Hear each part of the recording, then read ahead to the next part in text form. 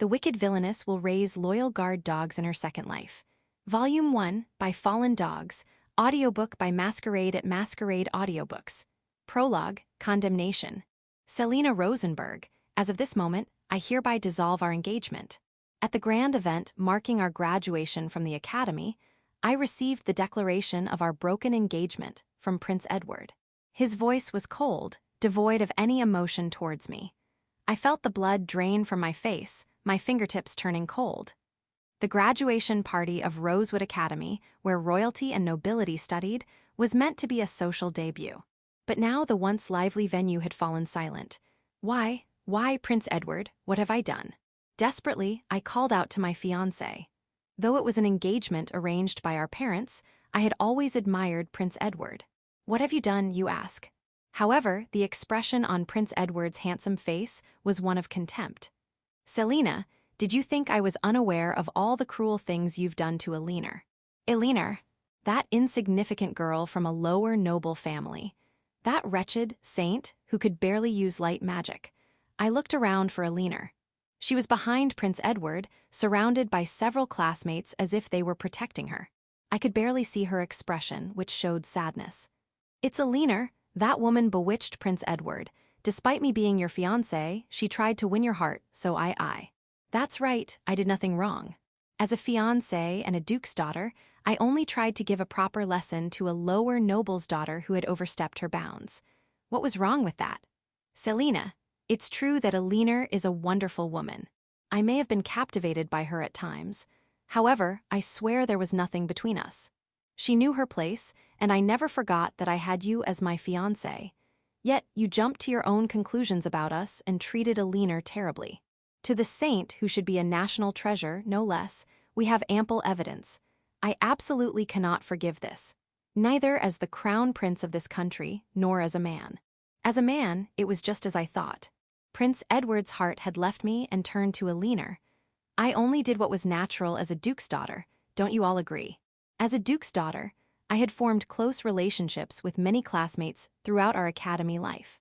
Unlike that upstart lower noble, surely most of the academy would take my side. However, the reaction from those around me was cold. When I tried to make eye contact, everyone averted their gaze. This included those who had tattled to me, saying, Eleanor intends to steal His Highness from Lady Selena. Not a single person took my side. Those who had been so friendly to me until yesterday were now awkwardly looking down. Even my attendants, sensing the grim atmosphere, were trying to distance themselves from me slightly. Your classmates know your crimes better than anyone. It's almost pitiful that not one of them defends you. Prince Edward gave instructions to the guards and then turned away. Prince Edward, no matter how much I cried and screamed, Prince Edward never looked back, and so I was dragged out of the party venue by the guards. Section. The king's judgment sentenced me to death. It was the result of my little pranks against the saint being greatly exaggerated. Dropping a potted plant on Eleanor's head from the second floor, trying to mix drugs into her tea, hiring thugs to attempt kidnapping her, pretending to accidentally run her over with a carriage, or sending assassins after her life. That's all I did. Since they were all just attempts that failed, I should be innocent. This judgment is too harsh. God is dead. And so I was ordered to die by poison. I was told condescendingly that it was a mercy due to my high status rather than hanging. As if dying by hanging or poison makes any difference, I don't want to die at all. When presented with the poisoned wine, I of course refused, as I am innocent. However, my body was restrained, my nose was pinched, and when I opened my mouth gasping for air, the wine was forcibly poured in. The wine that went directly down my throat, bypassing my tongue, tasted neither bad nor good, and slowly my consciousness began to fade. As memories from my childhood to the present flashed through my mind, I deeply reflected. What I had lacked were capable subordinates. Chapter 1, A Fresh Start. 1.1, Becoming a Good Child. When I opened my eyes, I found myself on a soft bed, not the hard bed in the prison tower where I had been confined. Thank goodness, what happened before was just a bad dream. Still, it was a terrible nightmare. My body felt hot and was drenched in sweat because of it. I tried to call for a maid, but instead, Waya, I cried out. Oh my, you're awake. A maid, who must have been nearby, immediately came and effortlessly lifted me up, cradling me against her shoulder. Am I small? A tiny hand came into view, resting on the maid's shoulder. It looked like a doll's hand. Thinking it couldn't be, I tried to move it and the small hand lifted. What? I desperately tried to turn my head to look around the room, but it didn't work as I intended. All the while, the maid kept gently soothing me. This was undoubtedly a room in the mansion where I used to live. It looked a bit cleaner, but there was no mistake. Over the maid's shoulder, I finally spotted a large mirror. What I saw reflected there was the image of a baby being held by the maid. Section. After that, I screamed and cried. The maid was flustered, but I couldn't care less about that. I thought I had died, only to find myself reborn as a baby. Of course I wanted to cry. Or rather, it seems babies are prone to crying easily due to their intense emotions. After crying for a while, I calmed down. To be specific, I fell asleep. A baby's body easily drifts off to sleep with just a bit of fatigue. When I woke up, I had regained my composure, but my tongue wouldn't work properly, so I couldn't speak clearly. Even though I wanted to talk to the maid, I couldn't communicate my thoughts. I don't think this maid was here when I was alive before. I probably have been reborn. I've read about this in books before. This is what they call the afterlife. For convenience's sake, my previous life where I was executed would be called the past life, and this new life I've been born into would be the present life. However, oddly enough, it seems I've been reborn in the same mansion. I wanted to know who exactly I had been reborn as. When I was alive before, there shouldn't have been anyone pregnant in the mansion. Perhaps many years have passed in this world. While I was pondering this, someone entered the room.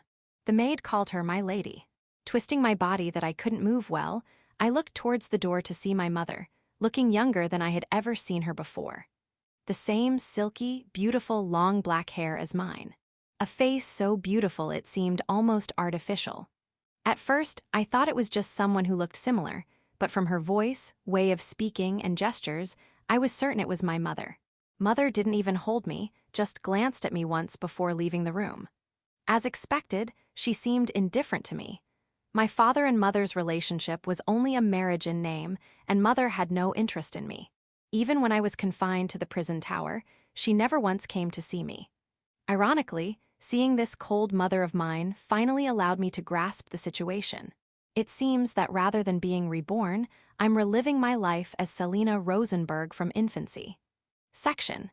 Even after understanding the situation, there wasn't much I could do. Babies are powerless creatures.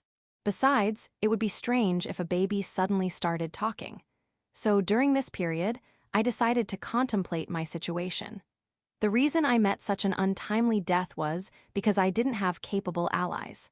If I had proper allies, Eleanor would have been dead long ago, and I would have become queen. My previous life was simply unfortunate in terms of the people around me. Therefore, what I need in this new life are loyal servants who will work as my hands and feet. The problem is how to gather them. But thanks to having plenty of time to think while being unable to move from my bed, I came up with an excellent plan during this period. To execute this plan, I need to act like a pure, righteous, and merciful child. Of course, I am inherently a wonderful person, but I need to make those around me think I'm a hypocritical saint like Eleanor. Thus, after my 3rd birthday, I started to act by thinking, what would that detestable Eleanor do? When a maid dropped and broke a vase, in my past life I would have said, that vase is worth more than you are. Shall we see if you break when dropped from the roof too? But in this life, I said things I didn't mean at all, like, are you all right? Are you hurt? Your body is more important than some vase. I said something unintelligent. If a maid spilled tea on my dress, in my past life I would have said, shall we wet your clothes too, with your blood? But in this life, I made a tasteless gesture of consideration by saying, this might not be a bad color to dye clothes with. I said, with a touch of bad taste. If a maid mistakenly conveyed my schedule, in my past life, I would have said something intelligent like, well, now your future schedule is blank too. But in this life, I wasn't in the mood for that appointment today anyway. Don't worry about it. I told a blatant lie. Thanks to this, my reputation in the Duke's household improved. Lady Selena is so merciful. Lady Selena possesses high virtue even at such a young age, and so on. Everyone must be out of their minds to fall for such an obvious act. There's no way anyone could be so considerate of others. However, this helped me understand how Elinor had cunningly won people's hearts. Surely Lord Edward must have been deceived by that venomous woman's act of playing the saint. Meanwhile, I also devoted myself to my studies. Etiquette and such weren't a problem, as I had already mastered them in my previous life. But to ensure I never meet such a death again, I needed to become strong myself. Namely, horseback riding, swordsmanship, and self-defense. Normally, these aren't things a duke's daughter would earnestly pursue, but being forcibly restrained in my past life had become a trauma for me. I wanted to train my body to prevent such disrespectful treatment. In this do-over life, I have no intention of allowing anyone to touch me at will, regardless of who they are. I also focused on studying magic.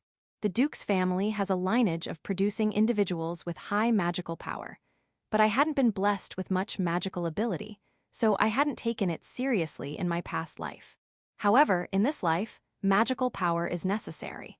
For this reason, I secretly engaged in training to enhance my magical power since infancy. Training to increase magical power consists of repeatedly chanting basic spells and image training, which can be done at any age as long as you have the knowledge. Moreover, I had more than enough time. This training during early childhood seemed very effective, and my magical power grew rapidly. Lady Selina has a talent for magic. My first magic tutor, who was assigned when I turned 6, exclaimed in admiration. Of course she would. I had been training since infancy. I was on a different level compared to other children. However, I possessed an uncanny amount of knowledge about magic, which puzzled even me. Was I this knowledgeable about magic before? Our house had an extensive collection of magic books, but there were several books whose contents I remembered well, despite not recalling having read them. Contrary to remembering books I didn't remember reading, I also felt like there were books that should have been there, but weren't. Despite feeling this sense of incongruity, my magical powers continued to grow steadily. By the time I was 8, I had mastered intermediate magic and received praise from those around me, but I wasn't satisfied with just this. When the time comes, I want enough magical power to incinerate that accursed Rosewood Academy entirely. I dedicated myself to studying magic, aiming to annihilate in one fell swoop the classmates and teachers who had abandoned me. 1.2. What I want. I turned 10 years old. A grand birthday party was held, but as usual, Mother remained indifferent. No matter how well-behaved I was, how good my grades were, or how much I improved in magic, that never changed. It was just like in my previous life. Mother was only interested in tea, spending her days savoring various kinds. I no longer expected anything from Mother. My target was Father. Father, there's something I want for my birthday.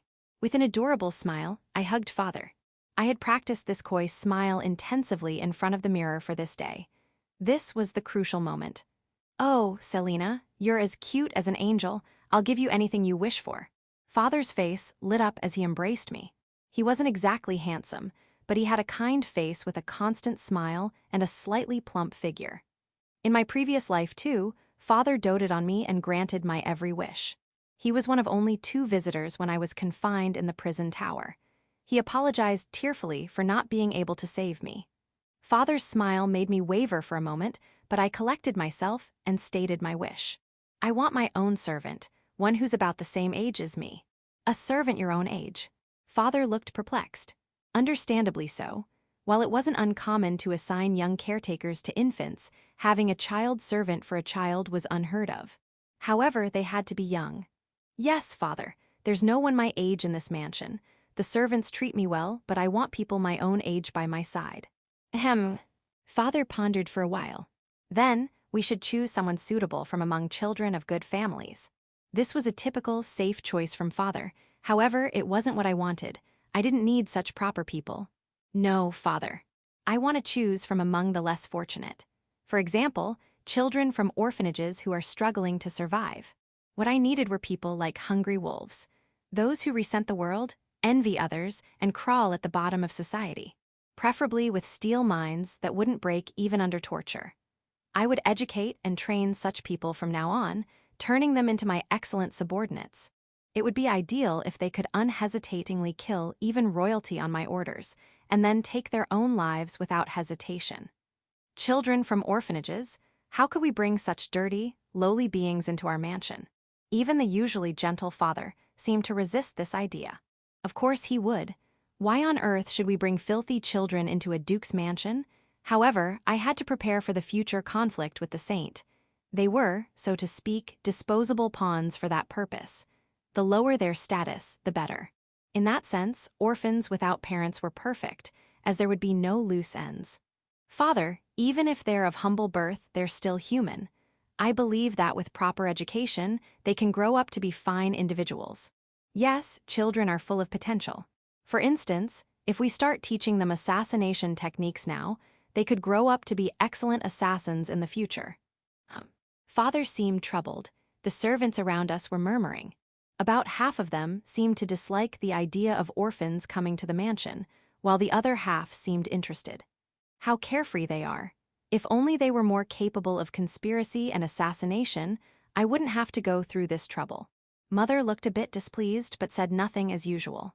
Father, please give me this opportunity to grow as a person. I may make mistakes, but I believe there's much to gain by walking through life with them. I must grow. To defeat that detestable saint this time, I must never become a miserable loser like in my previous life.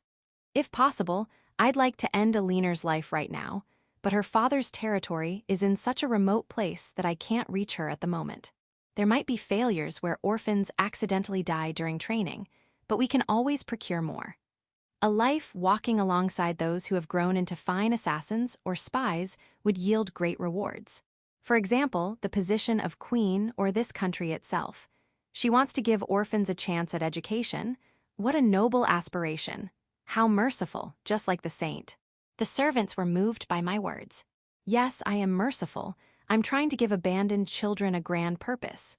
Selena, I didn't realize you had thought this through so carefully. All right, I'll make the arrangements. We'll take you to an orphanage, and you can choose as many children as you like. Thank you, Father. I hugged Father. I was truly happy. Finally, I could obtain my future forces.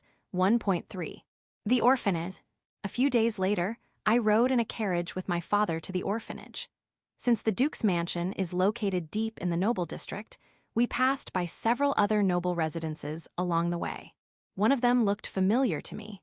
Of course, that's natural since I'd seen this scenery in my previous life. However, I couldn't remember at all whose mansion it was, despite recognizing it. It looked like an ordinary lower noble's residence that could be found anywhere. Father, whose mansion is that? I asked, pointing out the carriage window. That's Viscount Ravenwood's mansion. Their family is known for producing excellent magicians for generations. It was a name I'd never heard before. Was I mistaken about something?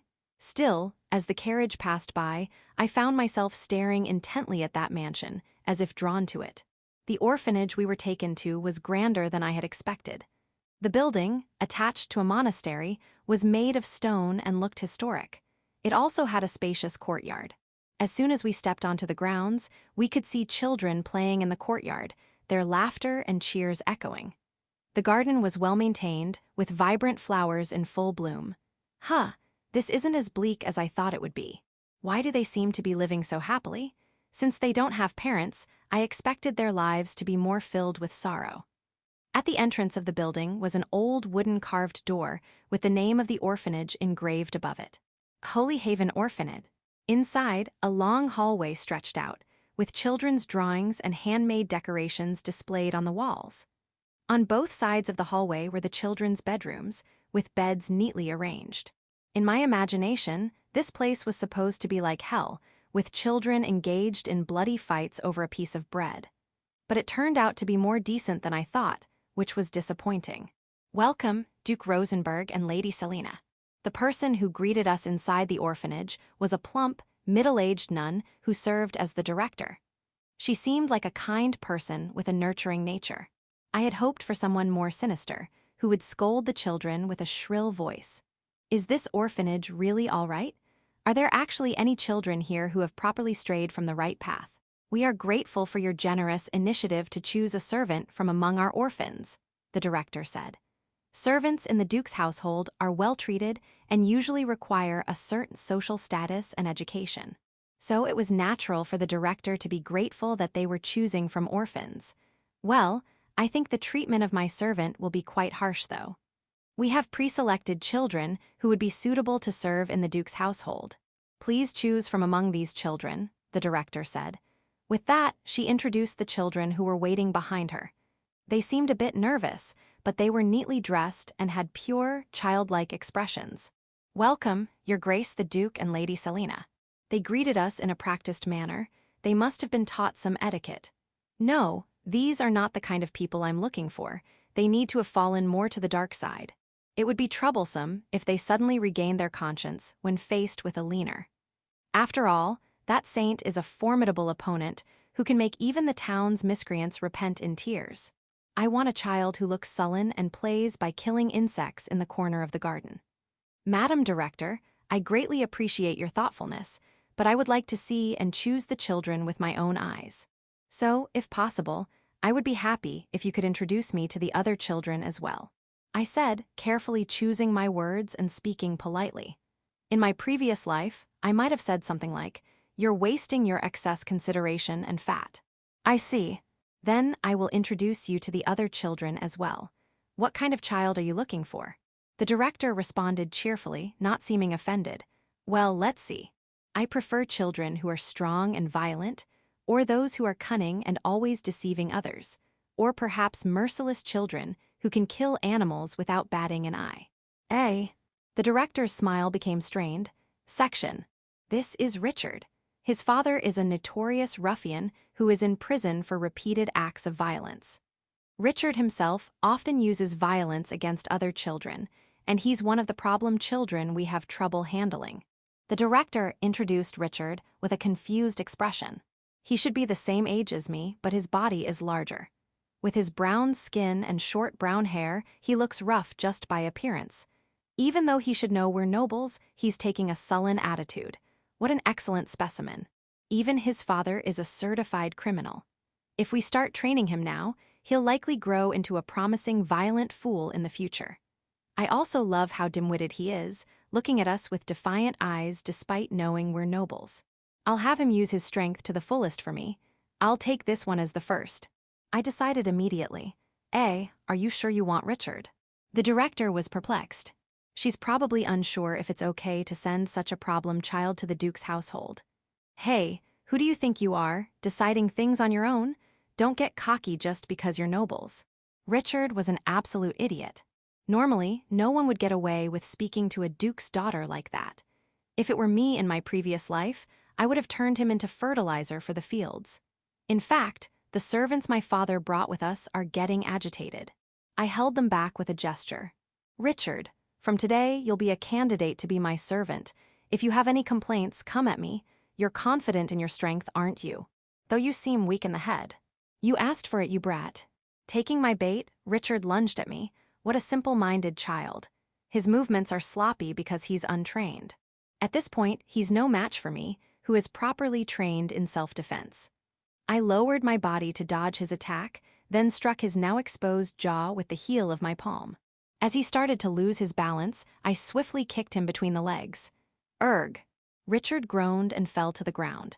Now do you understand who's superior? Since you lost, you'll have to do as I say, okay?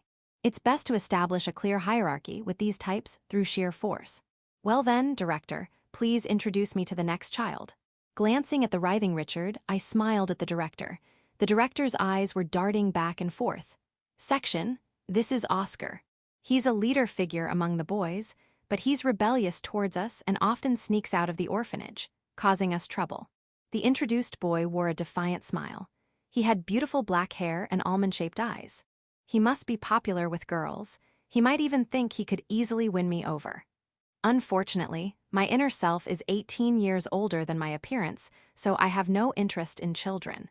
Though I say that, Edward is also a child at this point, but marrying the crown prince would bring status, honor, and power, so it's incomparable. The benefits are different. Are this child's parents con artists or something? He has an air about him that suggests he could smoothly deceive people with his good looks, so perhaps his parents are of that ilk. Hearing my question to the director, Oscar frowned in displeasure. No, his father is a nobleman and his mother is a commoner. Due to various circumstances, he ended up here. The director trailed off. I see it's a common story.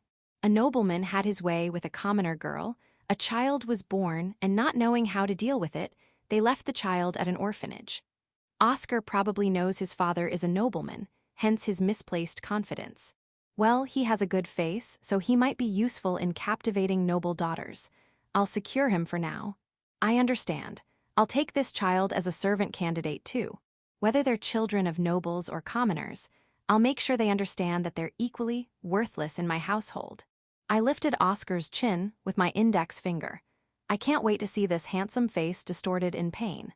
The thought made the corners of my mouth turn up involuntarily into a wicked expression. Perhaps because of my face, Oscar showed a frightened expression. How rude. I'll make sure he suffers later. Section. This is Louis. He lost his parents in an accident and came here. Due to the shock of the accident, Louis hasn't been able to open up. He hasn't made any friends and is always alone. Despite being introduced by the director, the boy kept his head down, refusing to look up. He's probably carrying emotional wounds. This is good. People carrying such darkness are easy to manipulate. Left alone, they're the type to seek salvation in religion or something similar. If I educate him properly now, he'll surely swear loyalty to me and jump into fire or water at my command. I understand. I'll take this child too. But this child hasn't done anything wrong. The director seems surprised. What is this person saying? I'm not looking for bad people. I'm just looking for talented individuals who can become excellent servants. Louis also seemed surprised, probably not expecting to become my servant. Don't worry, there's nothing to be concerned about. I need you. I gently placed my hand on Louis's shoulder. He gave a small nod. Good, the contract is sealed. It seems there's no problem. Let's move on to the next one. The director looked at Louis with what seemed like pity for some reason. Section. The next child is Isabel. Her mother was a prostitute who died from illness. She's a smart and pretty child, but she has a self-righteous streak and often sets up others to take the fall. Sometimes even adults fall victim. The child the director introduced was a girl with beautiful blue hair. At just 10 years old, she already exudes a bewitching aura. While pretending to be frightened, she was eyeing me with a probing gaze. She's a typical schemer, the type who likes to set people up and then watch from a safe distance. She might be smart, but she only uses it for malicious purposes. She's not a decent person, but she seems skilled at plotting. She could become a useful pawn. I'll take this child as a servant candidate too. When I told the director, Isabel's body trembled slightly. I don't think I'll be of any use. A face on the verge of tears, a voice barely above a whisper. Indeed, she doesn't seem capable of much. But it's all an act. Having lived as a woman for 18 years in my previous life and 10 years in this one, I can tell. This type of woman can shed tears at will to deceive people. Isabel has probably instinctively sensed danger and is trying to avoid becoming my servant candidate. Including this aspect, she has impeccable qualities. This is the kind of talent I've been looking for. Oh, does Isabel want to become a prostitute like her mother? What a wonderful dream for the future. At my words, Isabel's fragile expression from earlier instantly changed. Her face contorted, showing intense anger, a face that seemed to resent everything in this world. It sends chills down my spine. That's the face I wanted to see. What a lovely expression. Perfectly suited to be my servant. I leaned in close to Isabel's ear as she glared at me with a demonic expression. You're smart enough to understand this, I'm sure, but this is a done deal. You know what happens if you defy a ducal house, don't you? Children who are somewhat perceptive understand the meaning of power. She turned her face away in frustration at my threat. Director, please introduce the next child. The director was flustered, not quite understanding what was happening. Section. Over there is Emma. Where the director pointed, there was a girl clinging to the stone wall of the orphanage. She was climbing the wall as nimbly as a monkey. She's energetic, or rather, beyond that, she's always doing dangerous things. She's good at physical activities, but we're at a loss on how to handle her. I'll take her as my servant candidate. Another instant decision. Her athletic abilities are impressive. She'll likely be able to handle dangerous missions. And so, While Emma was still climbing the wall, she became mine. The director seemed to have given up on something, and without even informing Emma, she moved on to introduce the next child. Section, This is Alice. She likes books, but we're having trouble dealing with her. The director's explanations were becoming increasingly brief. It felt like she had started introducing children. She wanted the ducal house to take off her hands. Alice, with her reddish hair, seemed like a quiet child, but she was staring intently at me. Trouble? Why is that? The orphanage doesn't have many books, you see, so she tries to read anything with writing on it. For example, other people's letters, diaries, anything. I see that is troublesome. However, being eager to learn isn't a bad thing. Alice, would you like to study magic? Yes. Alice answered without emotion. I'm not sure if she's really motivated, but it wouldn't do to only gather physically capable individuals. We need this type of child too. It would be a bonus if she became a magician. Then I'll take this child too. Having grown tired of putting on airs, I decided to take Alice as a servant candidate as casually as if I were buying clothes. And so, I continued to designate the director's recommended problem children as my servant candidates one after another. In the end, a total of 6 children, Isabel, Alice, Emma, Richard, Oscar, and Louis, were decided as my servant candidates. Their own wishes were irrelevant. It's disappointing that so few of them are happy about becoming servant candidates for a ducal house. I stuffed them into a carriage I had chartered for this purpose and brought them back to the mansion. The director seemed to want to say something until the very end, but she also appeared relieved that all the problem children were gone without a single one left behind. 1.4. The facility. Upon returning to the mansion, I immediately lined up the orphans I had brought back in the garden and made a declaration. I am Selina, the Duke's daughter and your new master. From now on, you will only speak when spoken to. Though I am female, I will educate you far more strictly than any man. Therefore, when you address me, you must use sir before and after your words. Do you understand, you little worms? These words caused the 6 children to show shocked expressions. Moreover, none of them replied. I chanted a spell, conjuring a fireball in my palm. Do you understand? Sir, yes, sir. The 6 hurriedly responded. However, their voices were too quiet. What kind of voices are those? I can't hear them in my heart. Perhaps if I roast you a bit, you'll be able to croak with nice voices like toads. I made the flames flare up larger and turned my palm towards them. SIR, yes, SIR. The voices of the 6 echoed throughout the mansion's garden. That's more like it. If you can endure a long period of training, you may become my glorious servants. Your job description is simple. Dedicate your lives to me. That's all. However, until you become servants, you are no better than pebbles. You are the lowest beings in the world. You are not human. You're worth about as much as a speck of dog feces. You may come to hate my harshness. But hating me means you've grown that much. I am equally strict with everyone.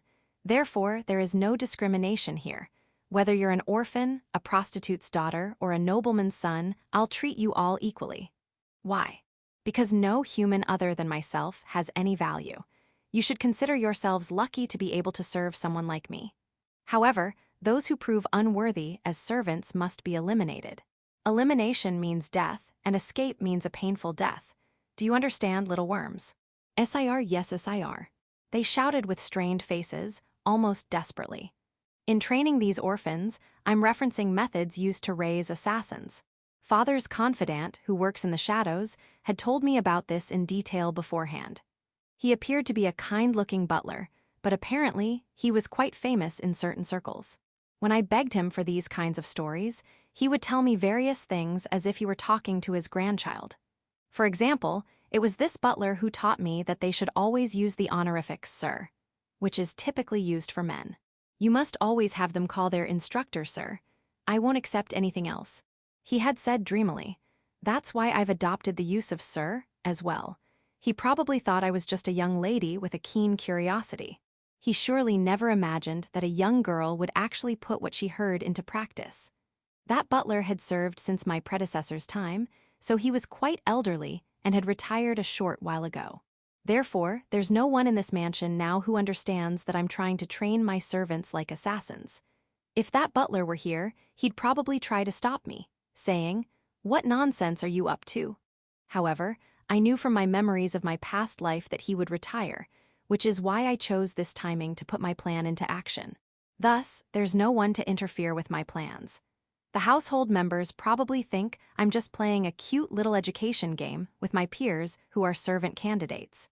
Now, according to what I heard, the key to raising good assassins is to continuously shower them with verbal abuse and stress.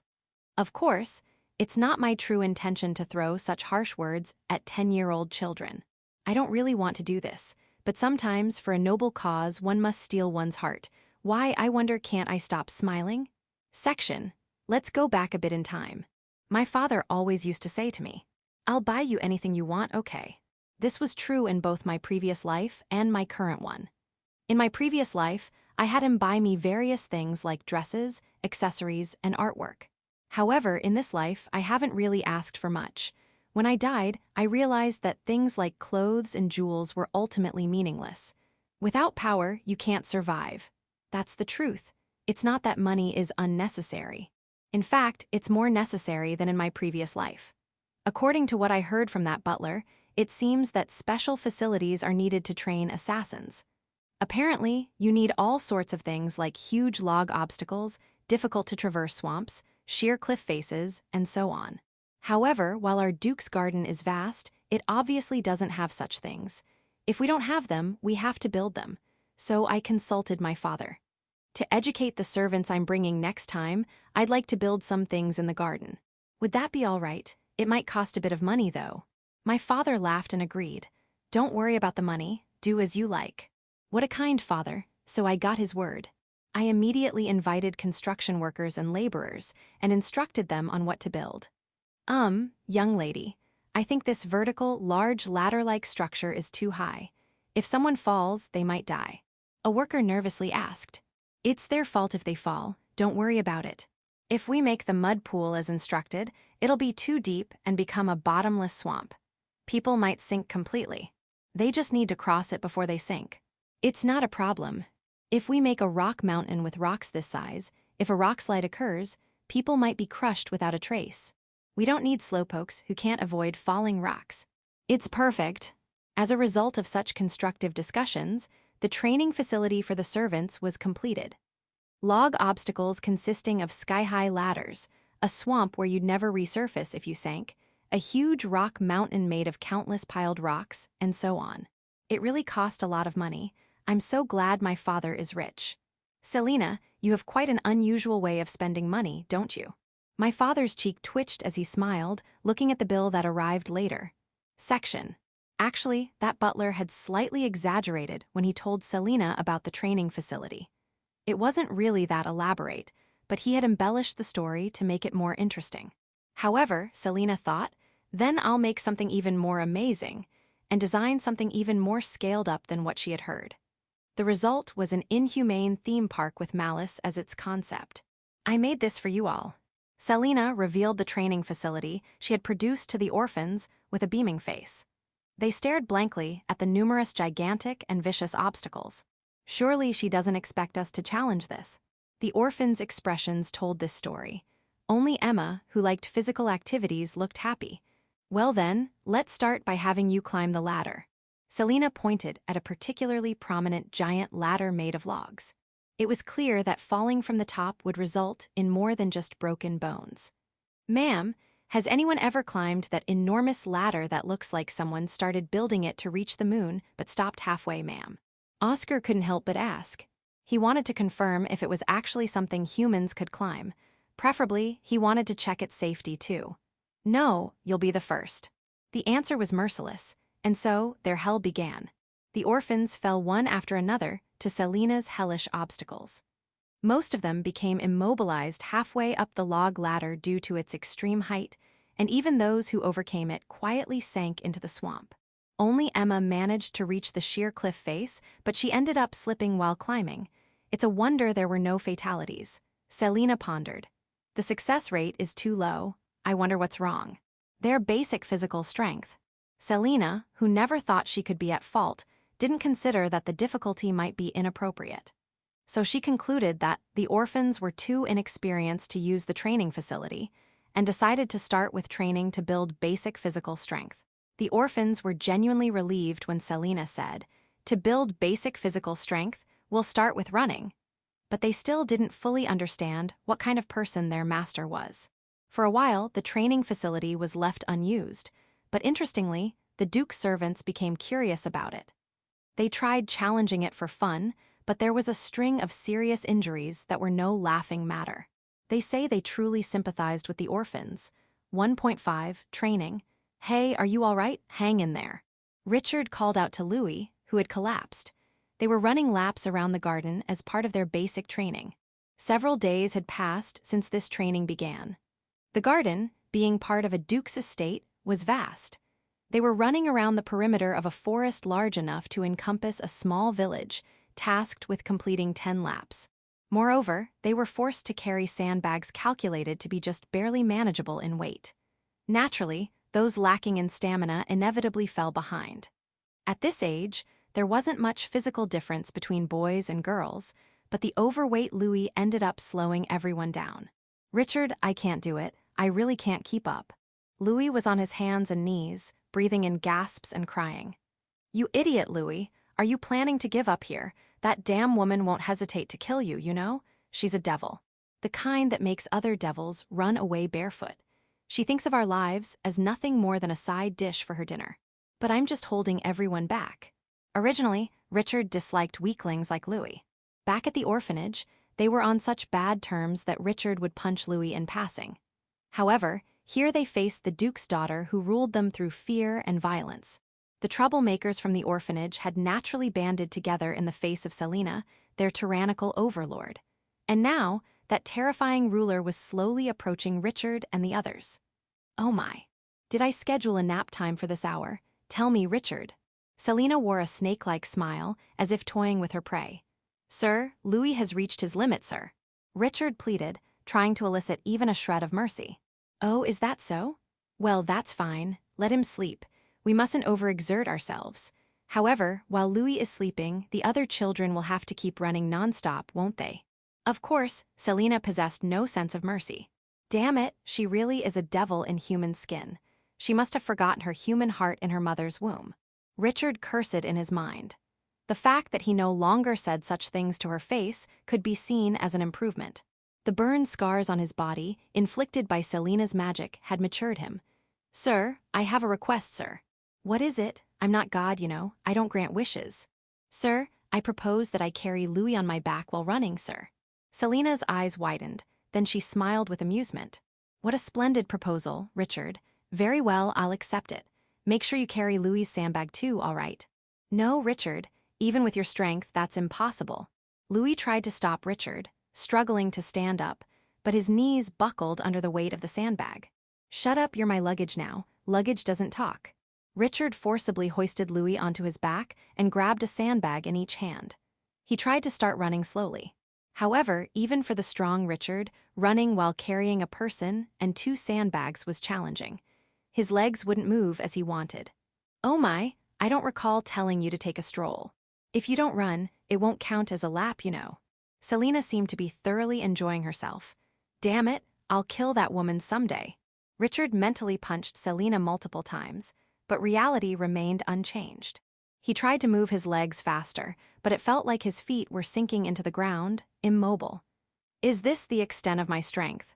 Just as Richard lamented his lack of power, Oscar and Emma, who were also running in the garden, approached. They each took one of the sandbags Richard was carrying under his arms. Although Oscar and Emma now each carried 2 sandbags, they managed to keep running without stopping.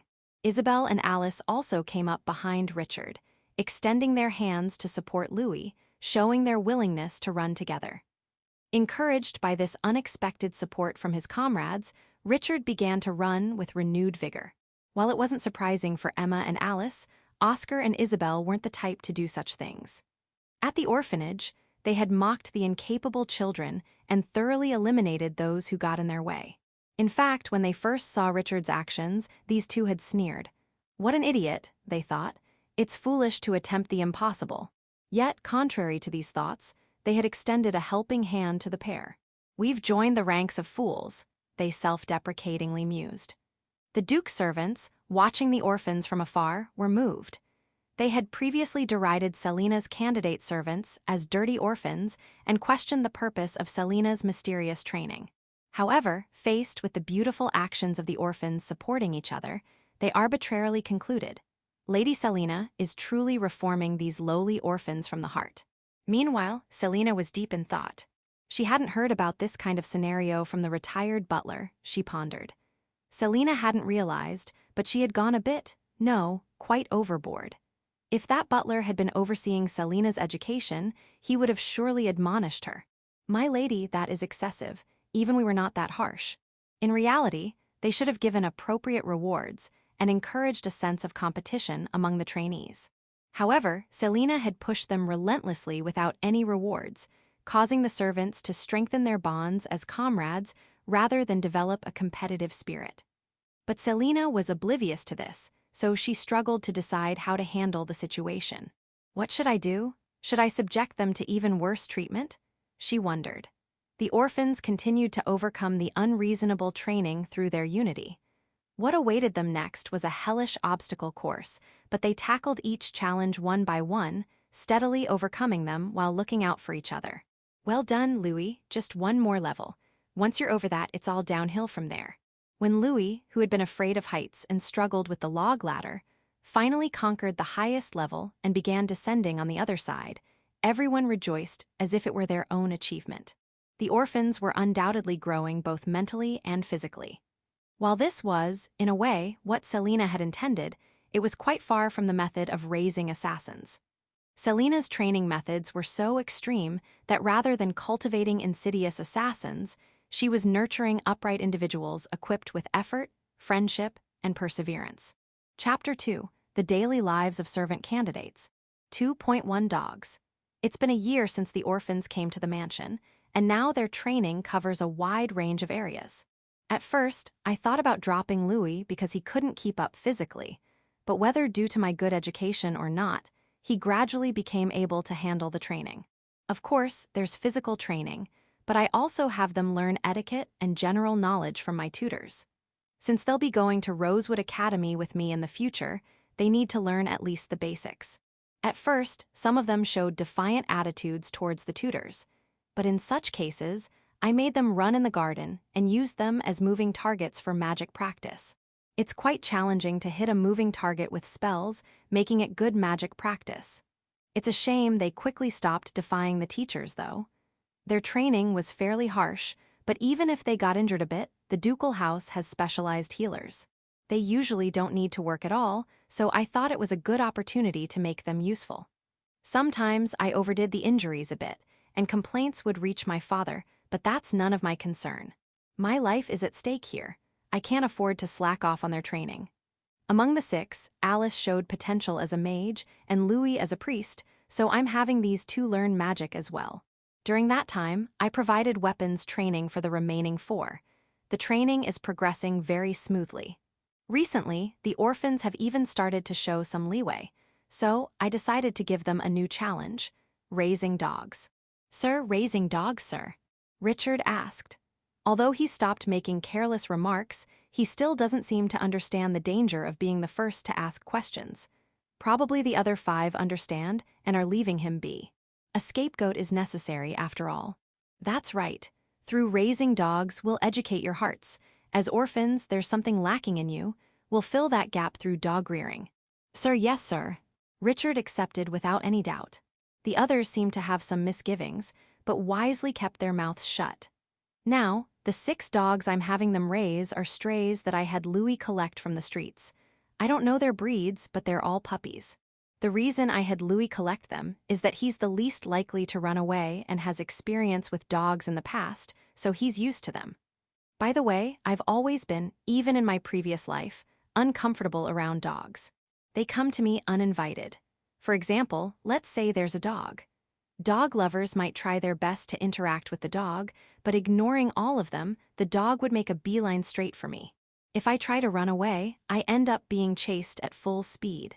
It's like a part of my constitution. However, I've never been bitten or injured by dogs. There are quite a few nobles who like keeping dogs, and they sometimes bring them to royal garden parties, but I've always been terrified of this.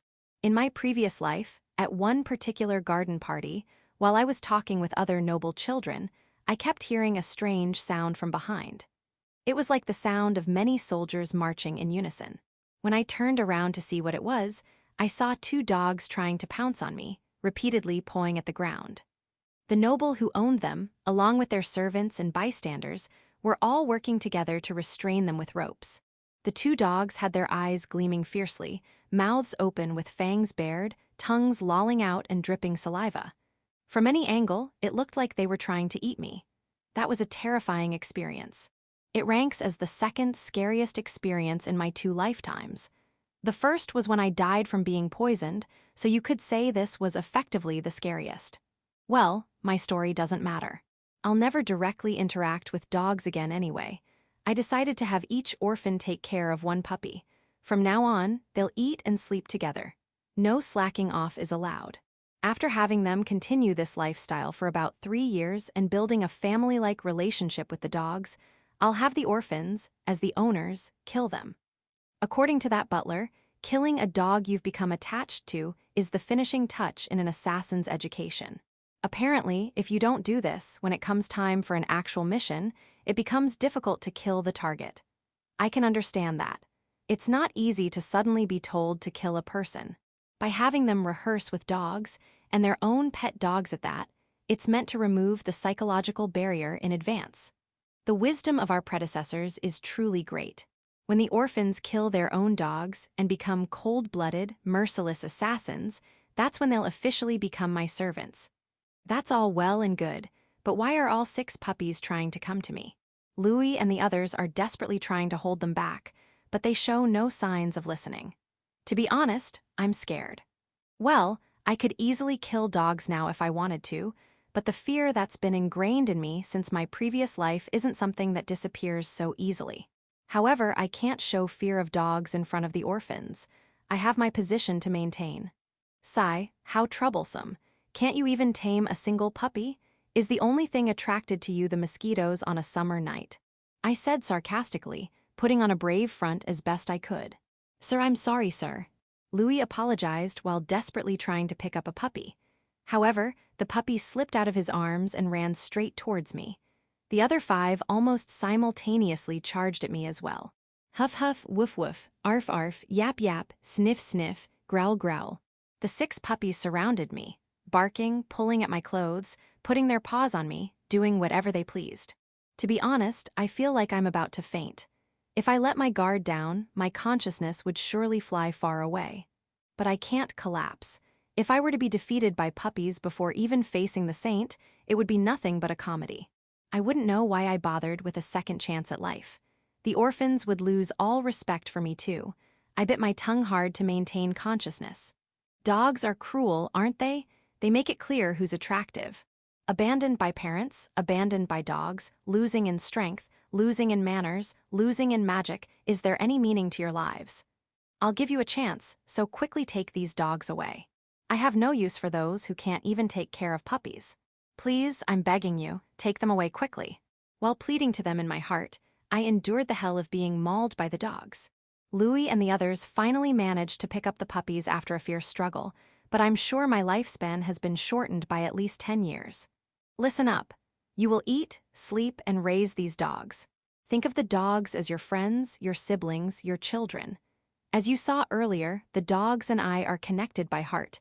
If you slack off, I'll know immediately. Do you understand? Sir, yes, sir. They responded with solemn expressions.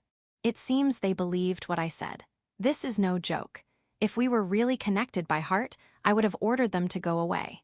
I had planned to give the orphans 3 years to become close with the dogs, but couldn't they finish in about 3 days?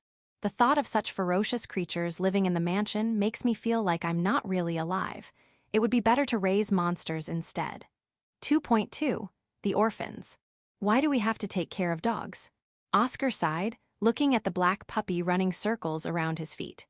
It wasn't the first time that devil had made them do incomprehensible things, but this was certainly the pinnacle. Before bedtime, the 6 of them gathered in one room to chat. It was their only moment of respite amidst the harsh training. It's just like I said, isn't it? I think she wants to teach us something by having us raise dogs. Louis answered while petting a brown puppy. He had always been fond of dogs and was eager to look after them. Teach. What could that demon teach us besides pain and suffering? The only subject left is death, right? Every day is full of surprises, and not in a good way. Oscar shrugged. You're right. It's amazing how she comes up with new torments every day.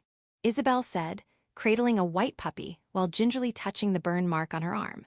It would fade soon, but she had always been proud of her fair, beautiful skin, so it bothered her. The burn was from a recent posture training exercise. It involved balancing a metal container filled with boiling water on their heads for 30 minutes without dropping it, a new form of torture disguised as training. Naturally, if they dropped the container, they had to start over from the beginning. Every time Isabel and the others dropped the container and winced in pain, Selina would double over with laughter. What kind of life must one lead to become such a monster? The Duke is such a kind person. The Duke was a gentle man with a perpetual smile who treated them, orphans, kindly. This was something that high-ranking nobles rarely did. The higher their status, the less likely nobles were to view commoners as equals. In that respect, the Duke was a decent person. It was hard to believe he was Selina's father. I've got it. She must be the result of the Duchess having an affair with a demon. That couple doesn't seem to get along very well. Oscar said. He occasionally got information about the household from the female servants. Though still boyish, his handsome features secretly attracted the attention of women. Moreover, his etiquette training had given him an elegant demeanor, making him stand out even more. I don't think Lady Selina is as bad as a demon. Louis timidly defended her. Wait a minute, Louis, did you misspeak just now? Not as bad as a demon, you mean worse than a demon, right? Isabel glared at Louis, with her beautiful face contorted in anger. She wouldn't tolerate any disagreement. But you know, all the puppies seem to like Lady Selina. It's rare to see someone so loved by dogs. They say people who are liked by dogs can't be bad people. So I thought maybe she's not as bad as we think. Louis explained. Louis, Richard, who had been playing with a slightly larger puppy, spoke up. If she's not a bad person, then there would be no evil people left in the world. Prisons would be empty, and guards would be out of jobs. My old man would be released too. Right. In Richard's mind, Selina was undoubtedly the world's most evil person. Richard's right, Louis. Being liked by dogs makes you a good person. Should we leave trials to dogs then? Acquit anyone a dog takes a liking to? That's nonsense. Wake up, Louis. You're being fooled by her appearance. Sure, she might be beautiful, but inside, she's like jam made from all the world's filth boiled down. Oscar grabbed Louis's shoulder and shook him. Louis could only manage a wry smile. Lady Selina is a very good person. An unexpected voice praised Selina. It was Alice, who had been silently engrossed in reading next to a tall stack of books. A reddish puppy sat quietly beside her. She lets me read so many books. There's no better master than her. Alice had already accepted Selina as her master for providing her with such a vast amount of books. Incidentally, all the books given to her were grimoires written in ancient languages. Alice had mastered these ancient languages in just 3 days to read the massive collection of grimoires. The teacher who had been instructing Alice in magic was reportedly terrified by her talent, calling her a monster. You're telling me that as long as you can read books, all the miserable experiences during the day don't matter. Richard was exasperated. Alice wasn't particularly strong either, so she always struggled with basic training like running drills. However, her memory was exceptional. When given textbooks, her ability was phenomenal. She had acquired knowledge of etiquette and manners that surpassed even her teachers. As long as I'm allowed to read books, those things are not a big deal. Alice replied nonchalantly, Not a big deal, huh? Oscar recalled a training session from a few days ago. After showing Oscar and the others 6 gems in her palm, Selina had thrown them down a cliff and ordered each of them to retrieve 1 gem. The area at the bottom of the cliff was a forest with some weak monsters. The 6 of them had stuck together. Even if someone found 1 gem, they didn't return, instead searching for all 6 gems together. They spent hours in the forest fighting monsters along the way. However, no matter how desperately they searched, they couldn't find the 6th gem. As dusk fell and the forest became more dangerous, they had no choice but to climb back up the cliff with 5 gems and beg Selina for forgiveness. But when Selina opened her palm, there was the 6th gem. You're not paying attention. I only threw 5 gems from the start. I kept one in my hand. She had said with an evil smile that Oscar couldn't forget. Alice, even you were on the verge of collapsing from exhaustion while searching for the gems then, right? But Lady Selena is correct. We need to pay attention to everything. No, that's just an after-the-fact justification. She just wanted to see us suffer. Indeed, since that day, Oscar and the others had become more observant of their surroundings. When they paid attention to people's actions, they began to notice things they hadn't before. However, Oscar didn't want to admit that it was thanks to that training. Oh, but I thought it was fun. I got to run around in the forest and climb lots of trees. Emma, who had been bustling around the room with a gray dog without joining the conversation, chimed in. As her energetic face, suntanned skin, and lithe body suggested, she seemed to be content as long as she could move around. Don't equate monkeys with humans, Isabel said coldly. Emma, you've had a hard time with etiquette lessons too, right? Emma and Alice were polar opposites. Emma excelled at physical training, while Alice was gifted in acquiring knowledge. The two of them averaged out to a good balance. I do hate studying, but you know, at the orphanage, every day was the same. Here, there's always something different happening, and it's interesting. Emma answered while hopping around with the puppy. When they first arrived, Isabel had tried to get Emma to calm down, but now she had given up and gotten used to it. Emma must be the only person in the world who can enjoy that ordeal. Oscar was dumbfounded. But you know, there's some truth to what Emma's saying. It means this place is better than the orphanage, Richard said with a sardonic smile. If we had stayed at the orphanage, I would have ended up in prison. Oscar might have become a con artist and Isabel a prostitute. Louis might have become a priest, but who knows what would have happened to Alice and Emma. The futures of those who left the orphanage at a certain age were often not bright. If they were lucky, they might enter a religious order and become monks or nuns, but even that required an aptitude for healing magic. Louis had discovered his aptitude for healing magic since coming here. Richard had been highly praised for his combat skills by Selena's tutors. And of course, the specialized Alice and Emma, as well as the well-rounded Oscar and Isabel, were all well regarded by the Duke's household members other than Selena. Even if they couldn't become attendants, they probably wouldn't have trouble finding work in the future. Perhaps understanding this, Oscar and Isabel made displeased faces. They didn't want to think that coming here had been fortunate. 2.3 The Director's Visit. The orphanage director is coming to our house. About a year after the orphans had arrived, Father informed me that the director of Holy Haven Orphanage would be visiting the mansion. That's right, Selena. It seems she wants to see if the orphans you brought back are being useful. Useful? They're still in training, aren't they? They were supposed to become full-fledged only after developing a deep bond with the dogs we were raising, and then killing them in tears. I was anxiously waiting for that day to come, living in fear of dog attacks every day. No, they're doing well.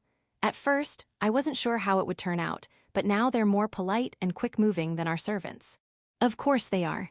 I punish them all collectively for any breach of manners, and if their movements are even slightly sluggish, I punish them all again.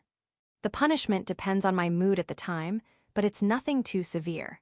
Things like making them swim across a river in full armor, or throwing them into the forest and not letting them return until they've defeated 10 monsters.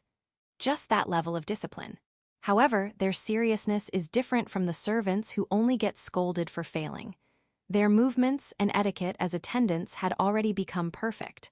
I don't mind, but it would be troublesome if they want to take them back now. I might have disciplined them a bit too harshly, so they might want to return to the orphanage. From what I heard from the former butler, the harsher the training, the more loyalty should develop, but I haven't seen any signs of that yet. It would be problematic if they begged to return to the orphanage. That won't happen. I know you've been working hard to educate the orphans. They probably won't say they want to leave here. Is that really true? Just recently, I had them cross a bridge over the river without handrails while I shot magic at them. If they fell into the river, they had to start over from the beginning. I enjoyed knocking the orphans down with magic over and over again, but I felt I might have gone a bit too far. Considering the power dynamics with the Duke's family, I don't think the orphanage could take them back, but it's still concerning if others learn about the kind of training I'm conducting. I need to make sure they understand the situation. Section. That morning, Selina lined up the orphans and began speaking as usual. Listen up, you maggots. Today, you'll have a visitor. It's the director from your dear old Holy Haven orphanage. Aren't you happy? Sir, yes, sir. The 6 of them answered in unison. They had learned that Selina didn't want any other response. In reality, if asked if they were happy, the answer would be ambiguous. They didn't particularly like the director. However, compared to Selina, any human being would seem like an angel. Do you want to go back to the kind director? Sir, no, sir. They couldn't say they wanted to go back even if their lives depended on it. If they said such a thing, they might be sent straight through the orphanage and into the ground. I see. I'm glad that you prefer to stay with Strict-Me rather than the kind director. Sir, yes, sir. All 6 of them questioned the adjective strict. It wasn't nearly strong enough. It should be replaced with hellish or demonic. But they answered without hesitation. If they paused even for a moment, who knows what would happen to them? I love you all, and you love me. This is a wonderful relationship, wouldn't you agree? Sir, yes, sir. If this was training born out of love, they all thought that the person loved by Selina must be the most unfortunate person in the world. Probably sacrificing their lives wouldn't be enough. They might have their very existence erased. If you betray this wonderful relationship, I would be very sad. You would surely be sad too.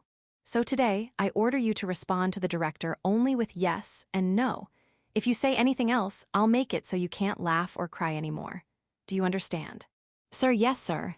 They couldn't even imagine what it meant to make them unable to laugh or cry. However, Selina was a person who did what she said she would do. Imagining themselves standing dazed with emotionless, doll-like faces sent chills down their spines. Section. The director who visited the Duke's family was deeply moved. The problem children she hadn't seen in a while had become more splendid than she could have imagined. They welcomed the director with proper appearance and etiquette. The director couldn't hide her surprise at how much people could change in just 1 year. Especially Isabel and Oscar, who used to argue back 10 times more when scolded. Now they only give the minimum necessary, yes or no answers to questions with gentle smiles. These were the same children who used to talk back at every opportunity. Isabel, are you doing well? Yes. Isabel answered with a smile. When she was at the orphanage, she would have said something like, doing well in an orphanage. That's a funny joke. It's like saying, how do you do, to a corpse in a coffin. She had always thought she was a pretty child. But with her appearance tidied up and having acquired elegant posture and movements, she looked just like a noble young lady. Oscar, is there anything troubling you about life here? No. Oscar bowed politely. Before, he would have said something like, is there any part of the orphanage that isn't a problem? First, I'd like rich parents. Then, the freedom to go out. Otherwise, this place is, to put it mildly, like a prison for children, causing trouble for the nuns. Now he carried himself with dignity, like a fine gentleman. He had always had a good face, but the childishness had disappeared, replaced by a captivating allure that made one want to stare. Richard, Louis, Emma, and Alice had also shown considerable growth.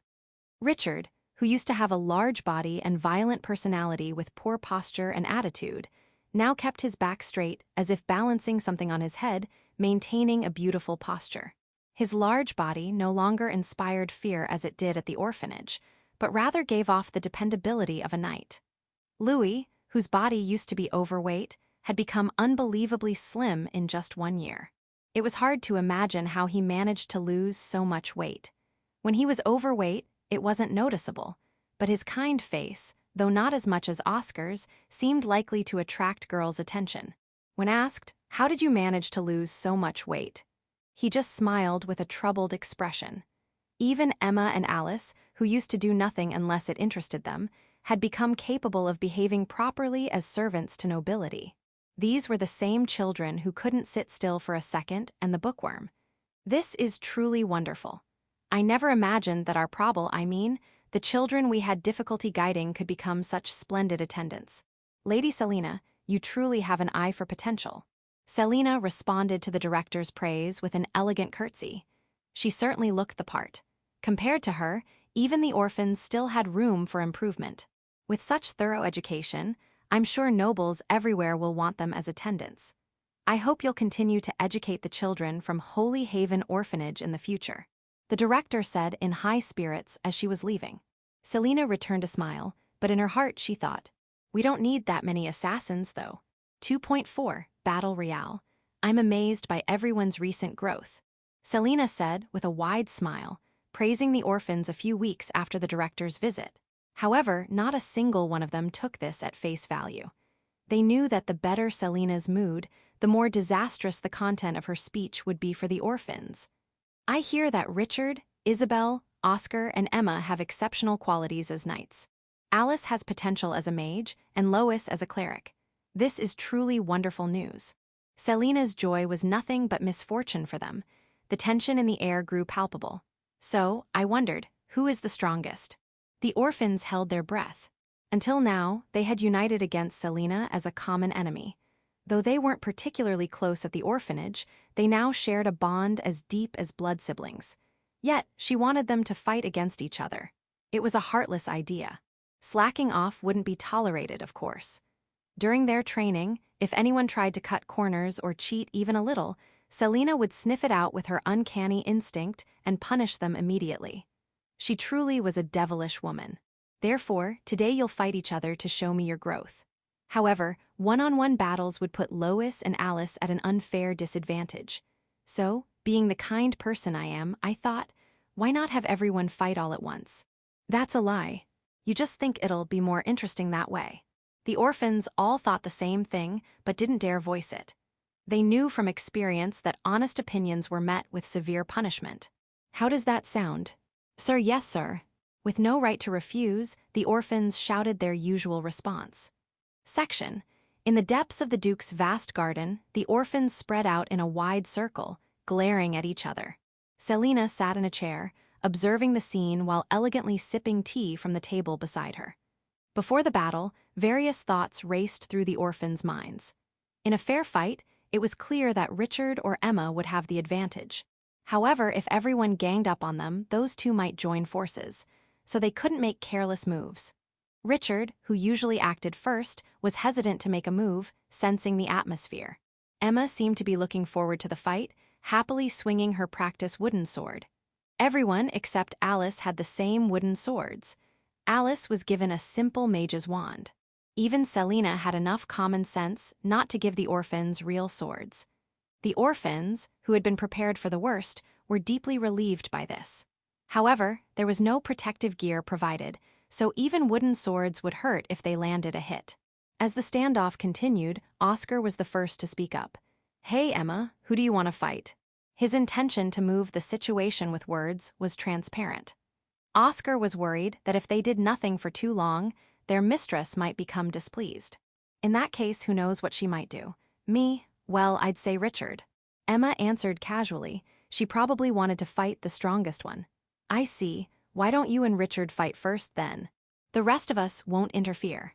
Everyone except Richard nodded in agreement with this suggestion. If the two strongest fought each other first, it would be advantageous for the others. Oscar, you bastard. Richard bared his teeth in a threatening manner, but Oscar didn't flinch at all. Okay, then let's do that. With those words, Emma moved.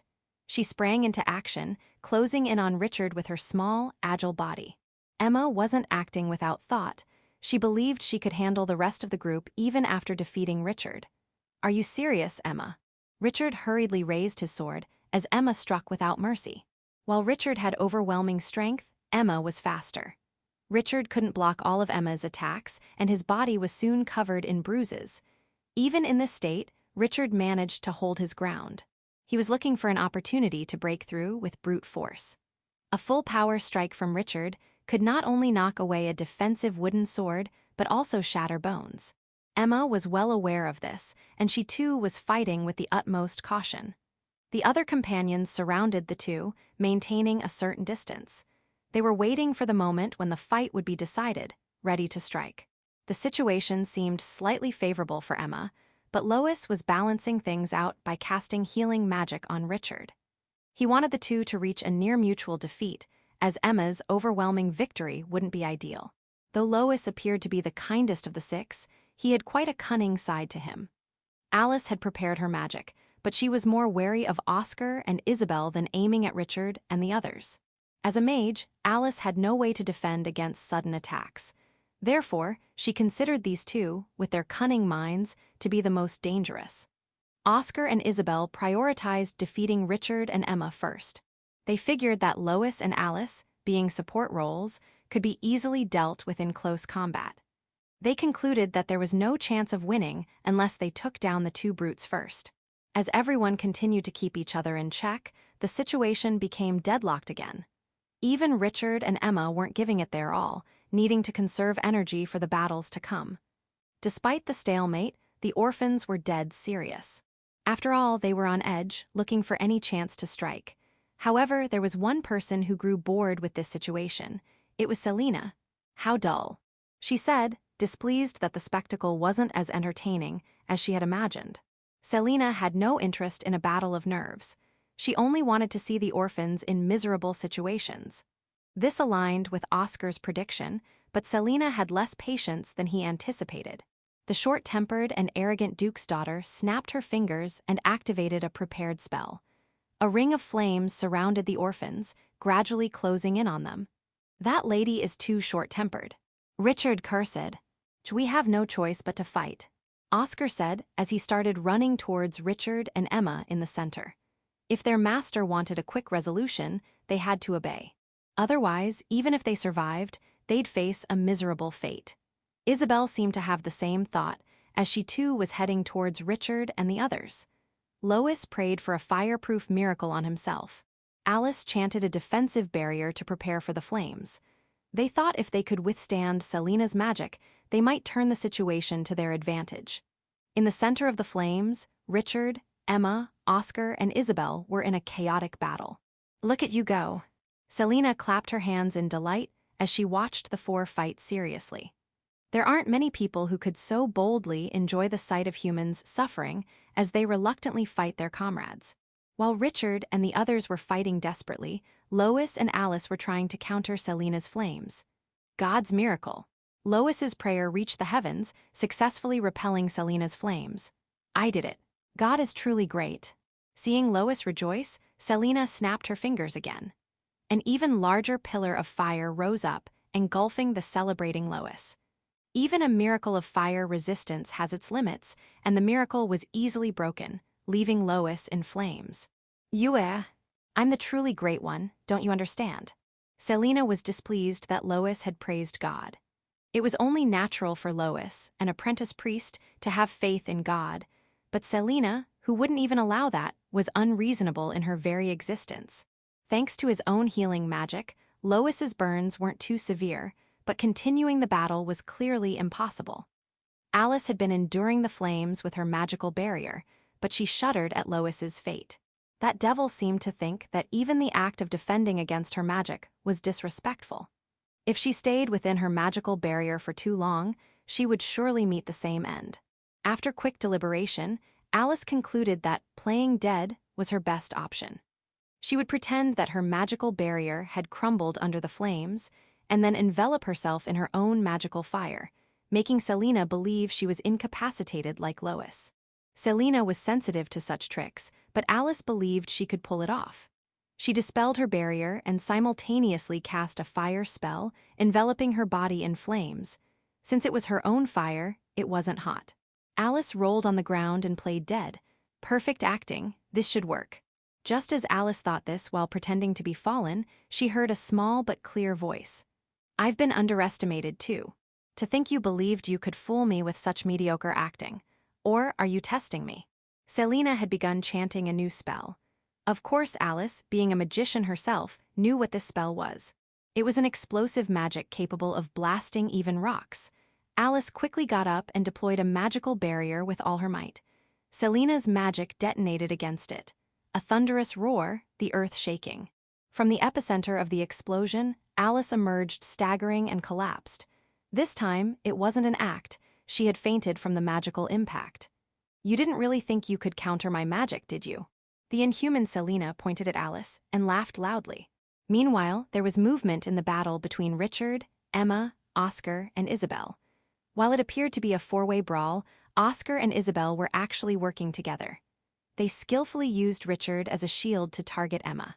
Richard was technically assisting these two against Emma, but he was taking the brunt of Emma's attacks. "Cut it out, fight properly." Richard shouted at Oscar and Isabel, but of course, they had no intention of heeding such complaints. Emma had noticed their intentions, but finding herself in a 1-against-3 situation, she was understandably on the defensive. At this point, she had no choice but to take Richard down first. "Hiya."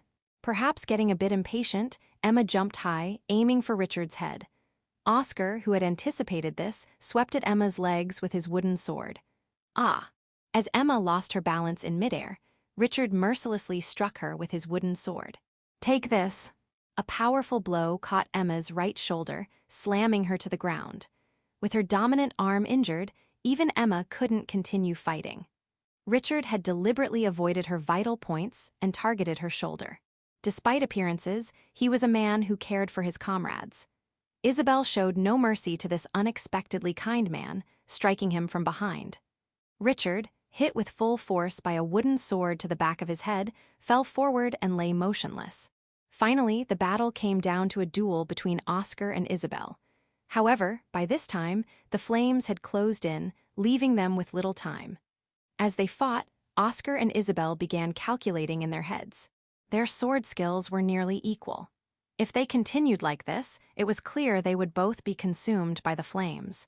They needed to end it quickly, but if they held back, that devil would immediately see through their ruse. The two exchanged a glance to communicate, and Oscar deliberately turned his back to block Selina's view. In that instant, Isabel knocked Oscar's sword from his hand. It was a small trick to naturally conceal their deception. With flames surrounding them, they were confident they wouldn't be easily discovered. Oscar knelt down, trying to look as frustrated as possible, and said, "I lose." "Well done, Isabel." Selina praised Isabel's victory, wearing a pleased smile. "We pulled it off." Isabel was certain their act had succeeded. "But you know, even I can't extinguish those flames. Good luck escaping," Selina added. "Huh." The expressions of Isabel and Oscar darkened. Even with their cunning, Selina's maliciousness exceeded their imagination. On this day, all 6 servant candidates ended up with burns and required full-power healing magic from the Duke's personal healers. 2.5. Real combat. One morning, Selina led the orphans into the Duke's armory. "I think you all lack real combat experience," she declared. It was typical for this young lady to say outlandish things. It would be far more frightening if she greeted them normally with a simple good morning. However, the orphans, who were taken in by Selina at age 10 and now around 12, were at an age where having combat experience would be unusual. In fact, as part of Selina's reckless training, they had already fought monsters several times, so they could be said to have more experience than the average adult. Pointing out such logical arguments would likely result in attack magic flying their way, so they reflexively gave their usual response. "Sir, yes, sir. Fortunately, monsters have appeared near the royal capital. This will be a good real combat experience. It's nothing short of God's will. Isn't that right, Louis?" "Sir, yes, sir."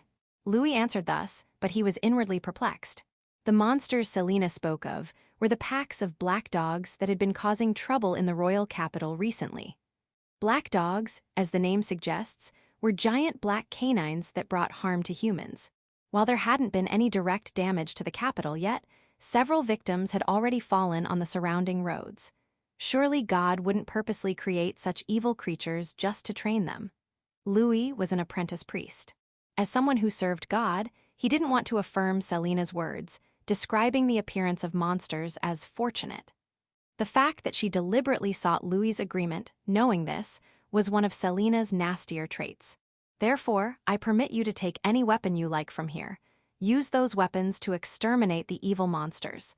That will be today's training." When she said evil monsters, the orphans couldn't help but stare at Selina, as if wondering whether the most evil monster they should exterminate wasn't right in front of them. However, even with weapons at hand, none of them could bring themselves to rebel against Selina. Her violence and the fear she instilled were so deeply ingrained in their hearts that even if they wanted to defy her, their bodies wouldn't obey. Moreover, unbelievably, some like Alice seemed to have sworn loyalty to Selina, making it difficult for everyone to unite in rebellion. After that momentary internal struggle, the orphans picked up their weapons. Isabel, Oscar, Louis, and Emma chose ordinary swords, while Richard selected a large two-handed sword. Alice, befitting a magician, picked up a staff. Once everyone had donned their chosen armor, Selena spoke again. "The monsters you'll be exterminating are black dogs. They're not particularly formidable creatures, but there seem to be quite a few of them. So I had an idea. Please don't think of anything else." The orphans all wished for the same thing in their hearts. I thought that whoever defeats the least number of black dogs might need some additional training. After all, it would be pitiful if only one person fell behind in training, right? So, in my mercy, I've devised a special training regimen. Look forward to it, won't you? With those words, the orphans resolved to hunt down every last black dog. Section, led by Selena, the orphans entered the forest along the road where black dogs were said to appear. They were still at an age that could be considered children. Naturally, monsters were scary. However, the Duke's daughter accompanying them was an even more terrifying presence, so they were driven into the forest. Black dogs are monsters that attack in groups. It's better to fight them together. Facing them separately is dangerous. Alice, who knew about black dogs from books, advised. The other orphans quietly complied. Richard and Emma formed the vanguard, Oscar and Isabel the rearguard, with Louis and Alice in between, and Selena tagging along as they advanced through the forest. The warriors protected the magic users and the Duke's daughter from the front and back.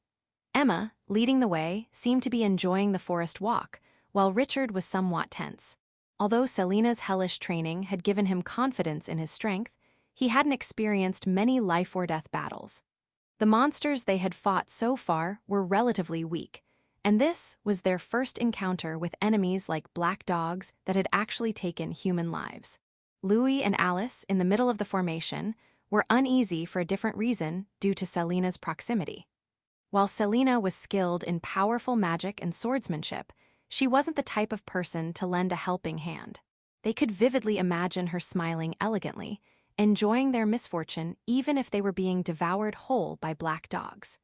Oscar and Isabel in the rear were on edge. The fact that the black dogs hadn't been subjugated by the kingdom yet meant they were somewhat intelligent creatures. In other words, there was a good chance they might attack from behind rather than head-on.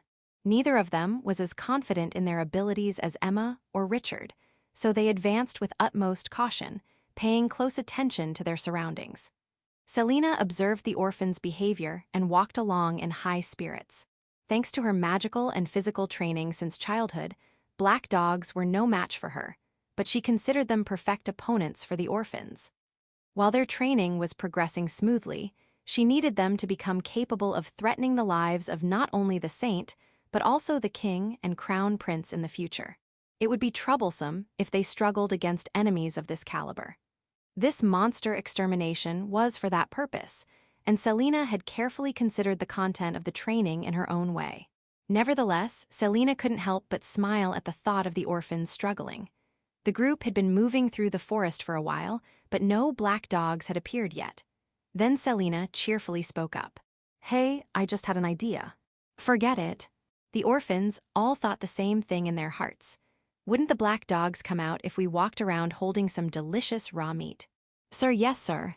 The orphans understood. Their mistress wasn't coming up with an amusing joke. She was dead serious. And they could easily imagine how unpleasant it would feel to hold warm, blood-dripping meat in their hands. They didn't want to add such an ordeal to their already challenging forest journey. "Sir, Lady Selena, since it's difficult to procure raw meat immediately, perhaps we should wait for a while and try raw meat if they don't appear." "Sir," Oscar suggested modestly. He just wanted to buy time. "All right, if they don't appear in 30 minutes, we'll use raw meat, okay?"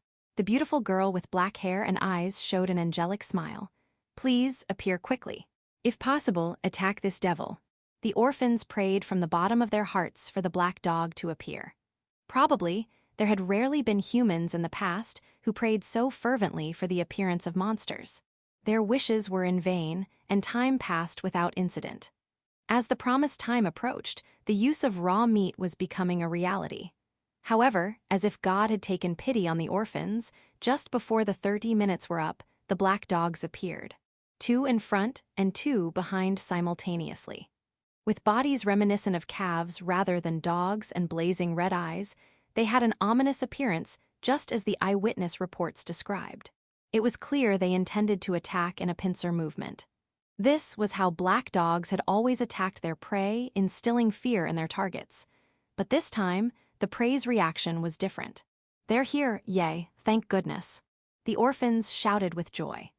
The humans, who were supposed to be prey, were not only unafraid of their sudden appearance, but actually rejoicing. Faced with this unexpected reaction from their prey, the black dogs were taken aback. That's when the orphans fiercely attacked.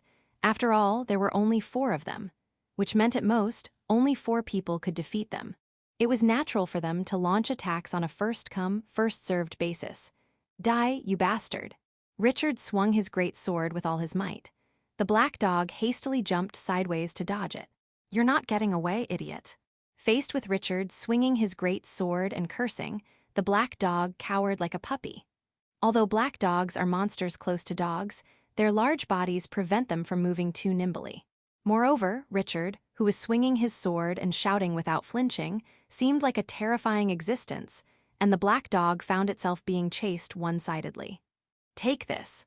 Emma was wielding her sword gracefully. The other black dog in front saw the petite Emma as an easy opponent. However, even when it bared its fangs and tried to bite, it couldn't even graze her. Instead, every time it tried to bite, it received a counterattack and ended up getting wounded. Emma's sword, which looked light, easily sliced through the black dog's black fur.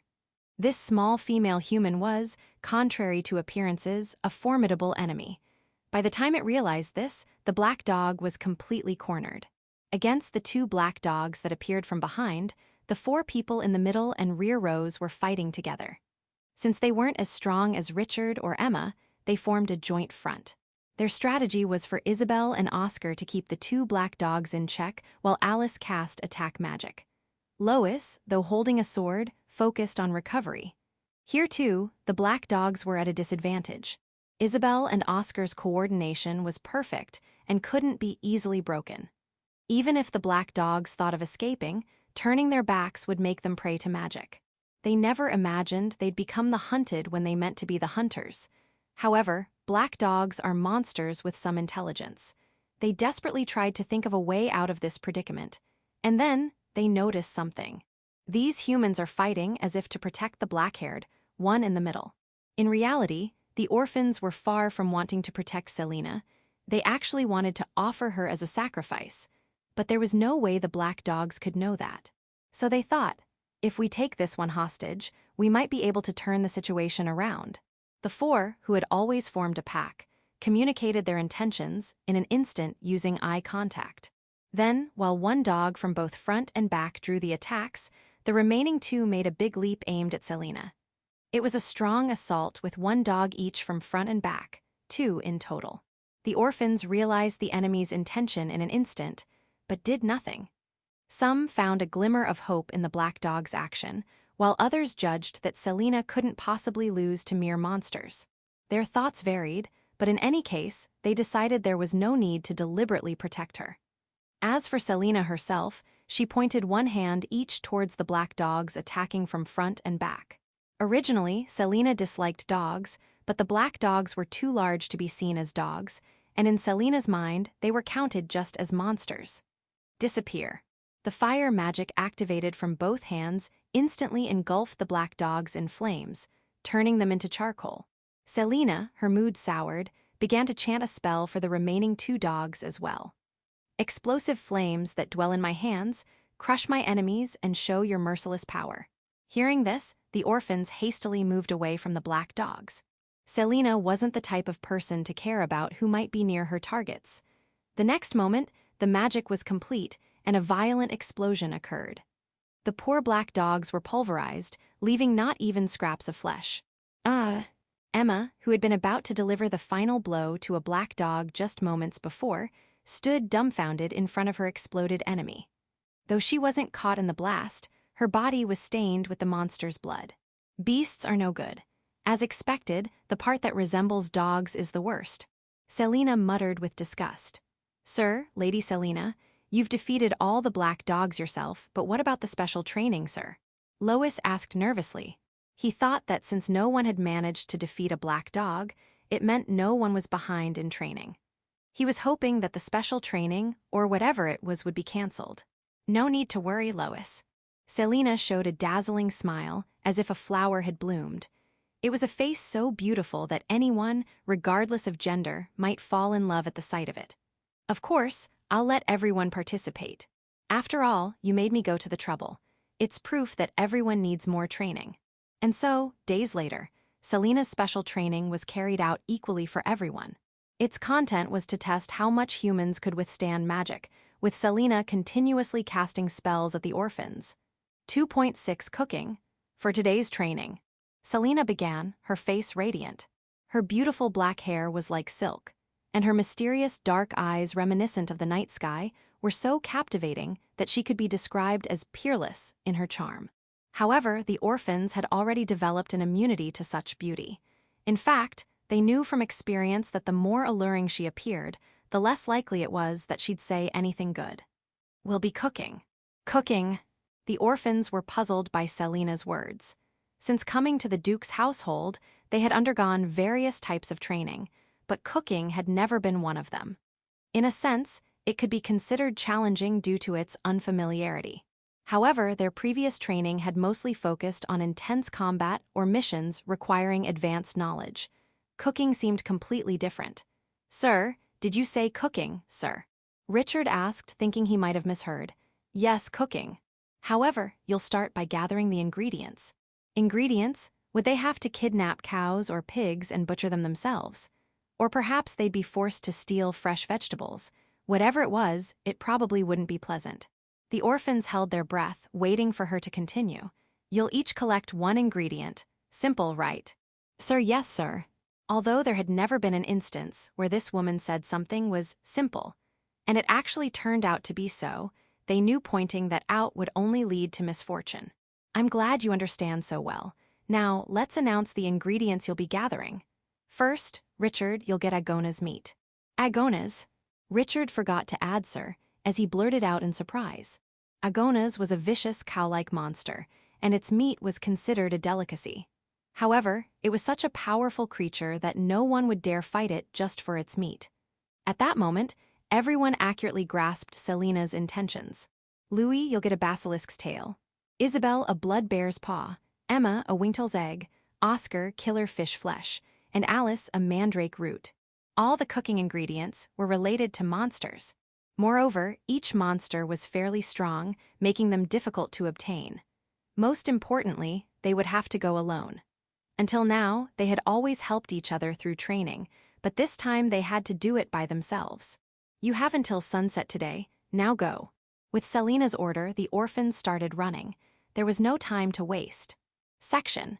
Richard was making his way through the mountain where Agona's was said to inhabit. Agona's is a giant bovine monster with massive horns and fiery red fur. Known for its ferocious nature among monsters, it's infamous for charging straight at humans on sight. Richard used his greatsword to cut through branches as he advanced. He had grown quite accustomed to Selina's unreasonable demands and didn't feel much futility. I've really changed, haven't I?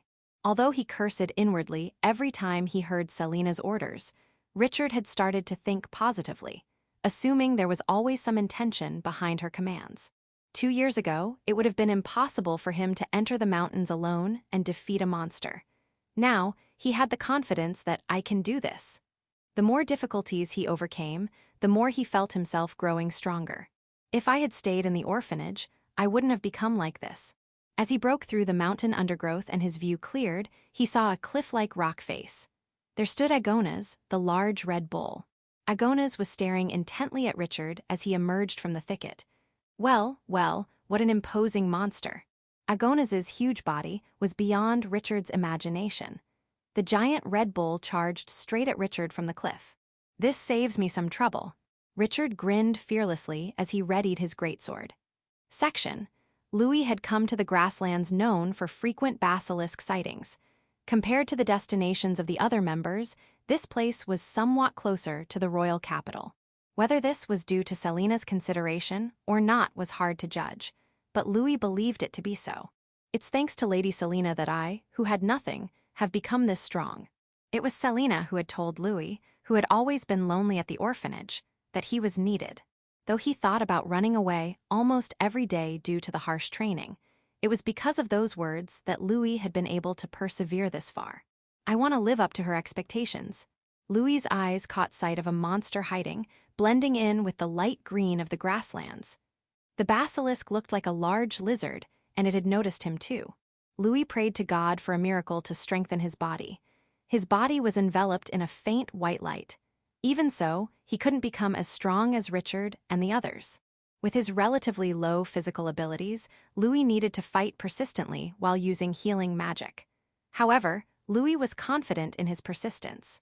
After all, he had been enduring unreasonable training almost every day. He took pride in believing that they were the most patient people in the world. If I can turn this into a battle of endurance, I should be able to win. Louis smiled as he readied his shield.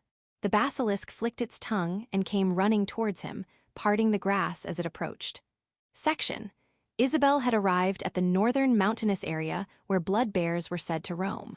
According to the information she had gathered, they often appeared at the foot of the mountains, so there was no need to climb.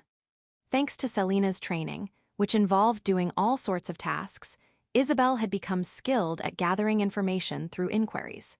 Although she used to feel uncomfortable around men who approached her because of her looks, she had now become accustomed to dealing with such situations. Compared to Lady Selina, most people are manageable. Nevertheless, Isabel didn't dislike Selina at all. Although the training was harsh, it had given her hope for her future, which she had been pessimistic about during her time at the orphanage. She thought, there probably isn't a worse environment than this. Moreover, she had acquired not only physical strength, but also etiquette and knowledge. With this much experience, she could probably be hired at most places, be it a noble's mansion or a merchant's house. And with the Duke's family's endorsement, no less. That is, if I survive. A black shadow rose sluggishly from the mountain thicket. It was a bear. Its fur was reddish-black, reminiscent of blood. It was a blood bear. Isabel drew her sword. It would be nice if I could just cut off its paws. But it wasn't an opponent that could be dealt with so easily. Blood bears were not monsters that even trained knights could fight alone. But we should be able to fight it. Selina's training had given Isabel a solid confidence. Section. Emma stood in front of a steep, rocky mountain. The wingtail she was after was a bird-like monster, and its nest was located on the treacherous rocky terrain. This was an almost vertical cliff, an ideal place for wingtails to build their nests, but not somewhere a person could easily climb. However, for the orphans, climbing wasn't that difficult. This was because in the Duke's garden, there was an artificial rocky mountain almost identical to this one, and they had been made to climb that steep cliff almost every day. Still, fighting monsters while climbing would significantly increase the difficulty, making it hard for anyone other than Emma to obtain the eggs. This looks fun. Emma gazed at the cliff with excitement. She possessed extraordinary physical abilities, and her eyesight was also exceptional. She could see the figure of a long-tailed black bird through the hazy upper part of the cliff. It was a wingtail. There was no doubt that its nest was here. Well then, shall I go? Emma began climbing the cliff as if she were flying. Instead of grasping the rocks, she kicked off them to ascend. Maintaining that momentum, she reached the top of the cliff in no time. Near the peak, she saw a large bird's nest made of tree branches. The size of the nest was far too big for an ordinary bird. It undoubtedly belonged to a wingtail. Inside, she could see eggs with a beautiful jade-like color. Found them. Without hesitation, Emma approached the nest, and two wingtails came closer to her. They were likely the parent birds guarding their nest. Their sharp beaks could deliver a fatal blow to a human with a single strike. That's more like it. Emma showed no signs of panic. Instead, she seemed to be enjoying herself. For her, Selina's orders were nothing but delightful games that provided fun experiences. Emma drew the sword from her back and began an aerial battle with the wingtails on the treacherous cliff. Section. Oscar stood by the lakeshore, bow in hand. His target, the killer fish, was said to inhabit this lake and attack people passing by in small boats. Oscar had placed a straw dummy on a small boat and sent it out onto the lake. He had borrowed the boat without permission from somewhere nearby, but Oscar felt no guilt about such things. Use whatever you can, he thought to himself. This was both Oscar's nature and Selina's influence. His master might be self-centered, but she produced results. Skilled with both sword and magic, excellent in academics, and refined in etiquette. Combined with her appearance, she was perfect as a human being in every aspect except for her personality. Perhaps because she's perfect, she demands perfection from us candidates to be her servants. As a logical thinker, Oscar had concluded that there must be some reason behind Selina's actions. Frankly, it was troublesome, and he felt nothing but pain at the fact that her method of training them stemmed from diabolical ideas. However, by completing this special training, they were gaining strength. Even here, Selina was producing results. Oscar was pondering these thoughts as he gazed at the calm surface of the lake. Suddenly, the mirror-like surface rippled. He readied his bow. In the next moment, a giant fish leaped out of the water, biting into the straw dummy. Oscar immediately released his arrow. Well, even if I missed, I had laced that dummy with poison anyway. Oscar thought, his mouth twisting into a smirk. The arrow had accurately struck the killer fish. Section: Alice had ventured deep into the forest. This time, she had brought along her dog. Her target, the mandrake, was a plant-type monster. It could move on root-like feet, but usually pretended to be a plant. Its body was said to have various medicinal effects and fetched a high price. However, it was rarely found, and when uprooted, it would let out a scream that could instantly kill its opponent. For Alice, a magic user who would find it difficult to fight alone, this was a relatively manageable opponent. Lady Selina is a good master. Alice liked Selina because she provided her with lots of books.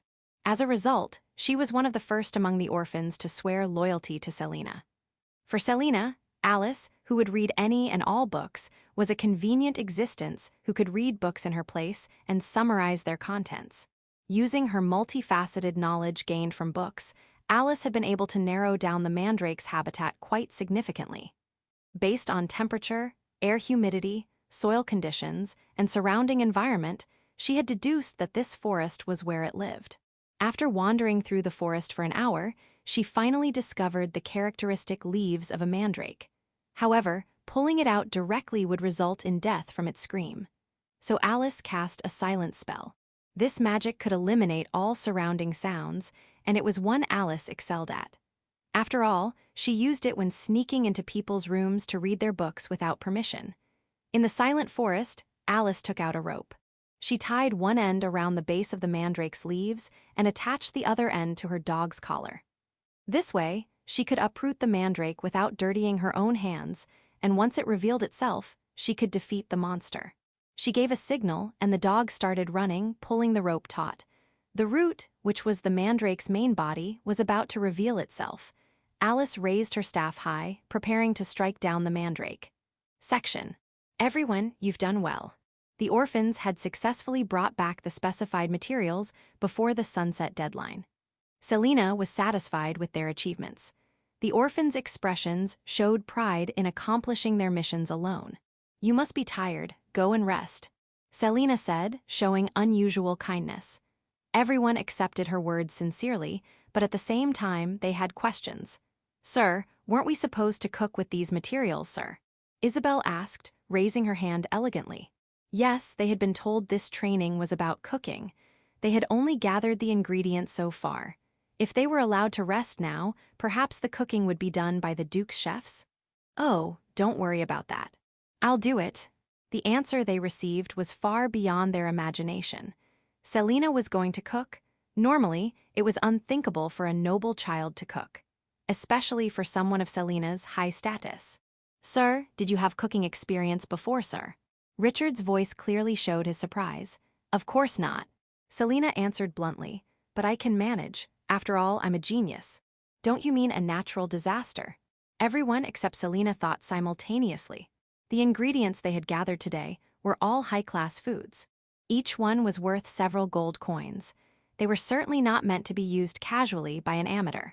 For the orphans, these were also the fruits of their first solo victories against monsters. Sir, I humbly suggest that we should at least receive guidance from a chef, sir. Oscar pleaded. He had struggled for an hour underwater to retrieve the killer fish he had shot down. "Sir, please let us help you, sir," Isabel said with tears in her eyes. The blood bear she had brought back turned out to be two bears, and she had defeated them both after a fierce battle. The bear's paw she brought back was a precious memento for her. "It's fine." Usually, Selena would punish unnecessary comments, but her mood was exceptionally good today. "After all, if someone helps me, it won't be my cooking anymore, right? This is a surprise to reward you all for your hard work today." Terrifyingly, Selena had no ill intentions at all. She was genuinely trying to cook and treat her servant candidates. There was nothing they could do to stop her now. A few hours later, the high-class ingredients they had brought back had transformed into something utterly grotesque. If one had to describe it, it looked like demon entrails. "Come on, everyone, eat up. This is my special dish that will enhance both your physical abilities and magical power." While Selena's cooking might increase their abilities due to the ingredients' effects, its appearance suggested it might shorten their lifespans. However, the creator herself was beaming with pride. The atmosphere made it impossible to say, "I don't want to eat it." "Sir, then I'll have a bite, sir." Richard, showing his manliness, scooped up some of the black sludge with a spoon and put it in his mouth. Immediately, Richard collapsed to his knees. "How is it? Delicious?" Selena asked with a smile, interpreting Richard's reaction favorably. "Sir, it's a taste that makes my legs give out, sir." Richard answered, his face pale, covering his mouth. "See, he says it's delicious." He didn't say it was delicious at all. The orphans all thought, but they couldn't say that to Selena, who was smiling beautifully. "Come on, don't be shy. Eat up." Selena's smile wasn't her usual devilish one, but for today only, it was as gentle as an angel's. However, the mission imposed on them was more grueling than ever before. One by one, the orphans challenged the demon entrails. Today, they had managed to overcome powerful monsters, but they all fell to their knees before this formidable foe. But they had no choice but to eat. They crawled up from the depths of the underworld to eat, fell back down, crawled up again, and fell once more. Incidentally, the effects of this dish were quite powerful, significantly increasing their stamina and magical power, but none of them reported this to Selena. Chapter 3, with the servants. 3.1 The servants. It had been nearly 3 years since I let the orphans keep dogs. Richard, Louis, Emma, and Alice quickly became friends with the dogs, but the more difficult Isabel and Oscar seemed to resist the idea of keeping dogs at first. However, even Isabel and the others, though awkward, eventually learned to communicate with the dogs over time. Now it seems they all think of the dogs as family. Little do they know they'll have to kill them with their own hands. How truly ridiculous. Eventually, the day will come when I can order the orphans to kill your dogs. That thought alone has kept me going until today. They were terrifying opponents. Somehow, they managed to sneak out of their owners' rooms, infiltrate my room, and even crawl into my bed. One morning, I woke up to find 6 beasts sleeping with me. I thought my heart would stop. I tried to burn them to death with magic right then and there, but when the dogs woke up and started barking at me, my legs gave out. Taking advantage of this, the beasts did as they pleased, licking me all over, gently biting my arms and legs and pressing their backsides against me. I had never experienced such humiliation in my life. I nearly met my eternal rest right there on the bed. To make matters worse, when the owners realized what happened and hurriedly came to retrieve them, they seemed to be desperately trying to hold back their laughter. So much for my dignity. But today, that hell comes to an end. By killing the very beings they've grown to love with their own hands, they will climb the final step to becoming my servants. I can't wait to hear what pitiful cries those hellish beasts will make in their final moments.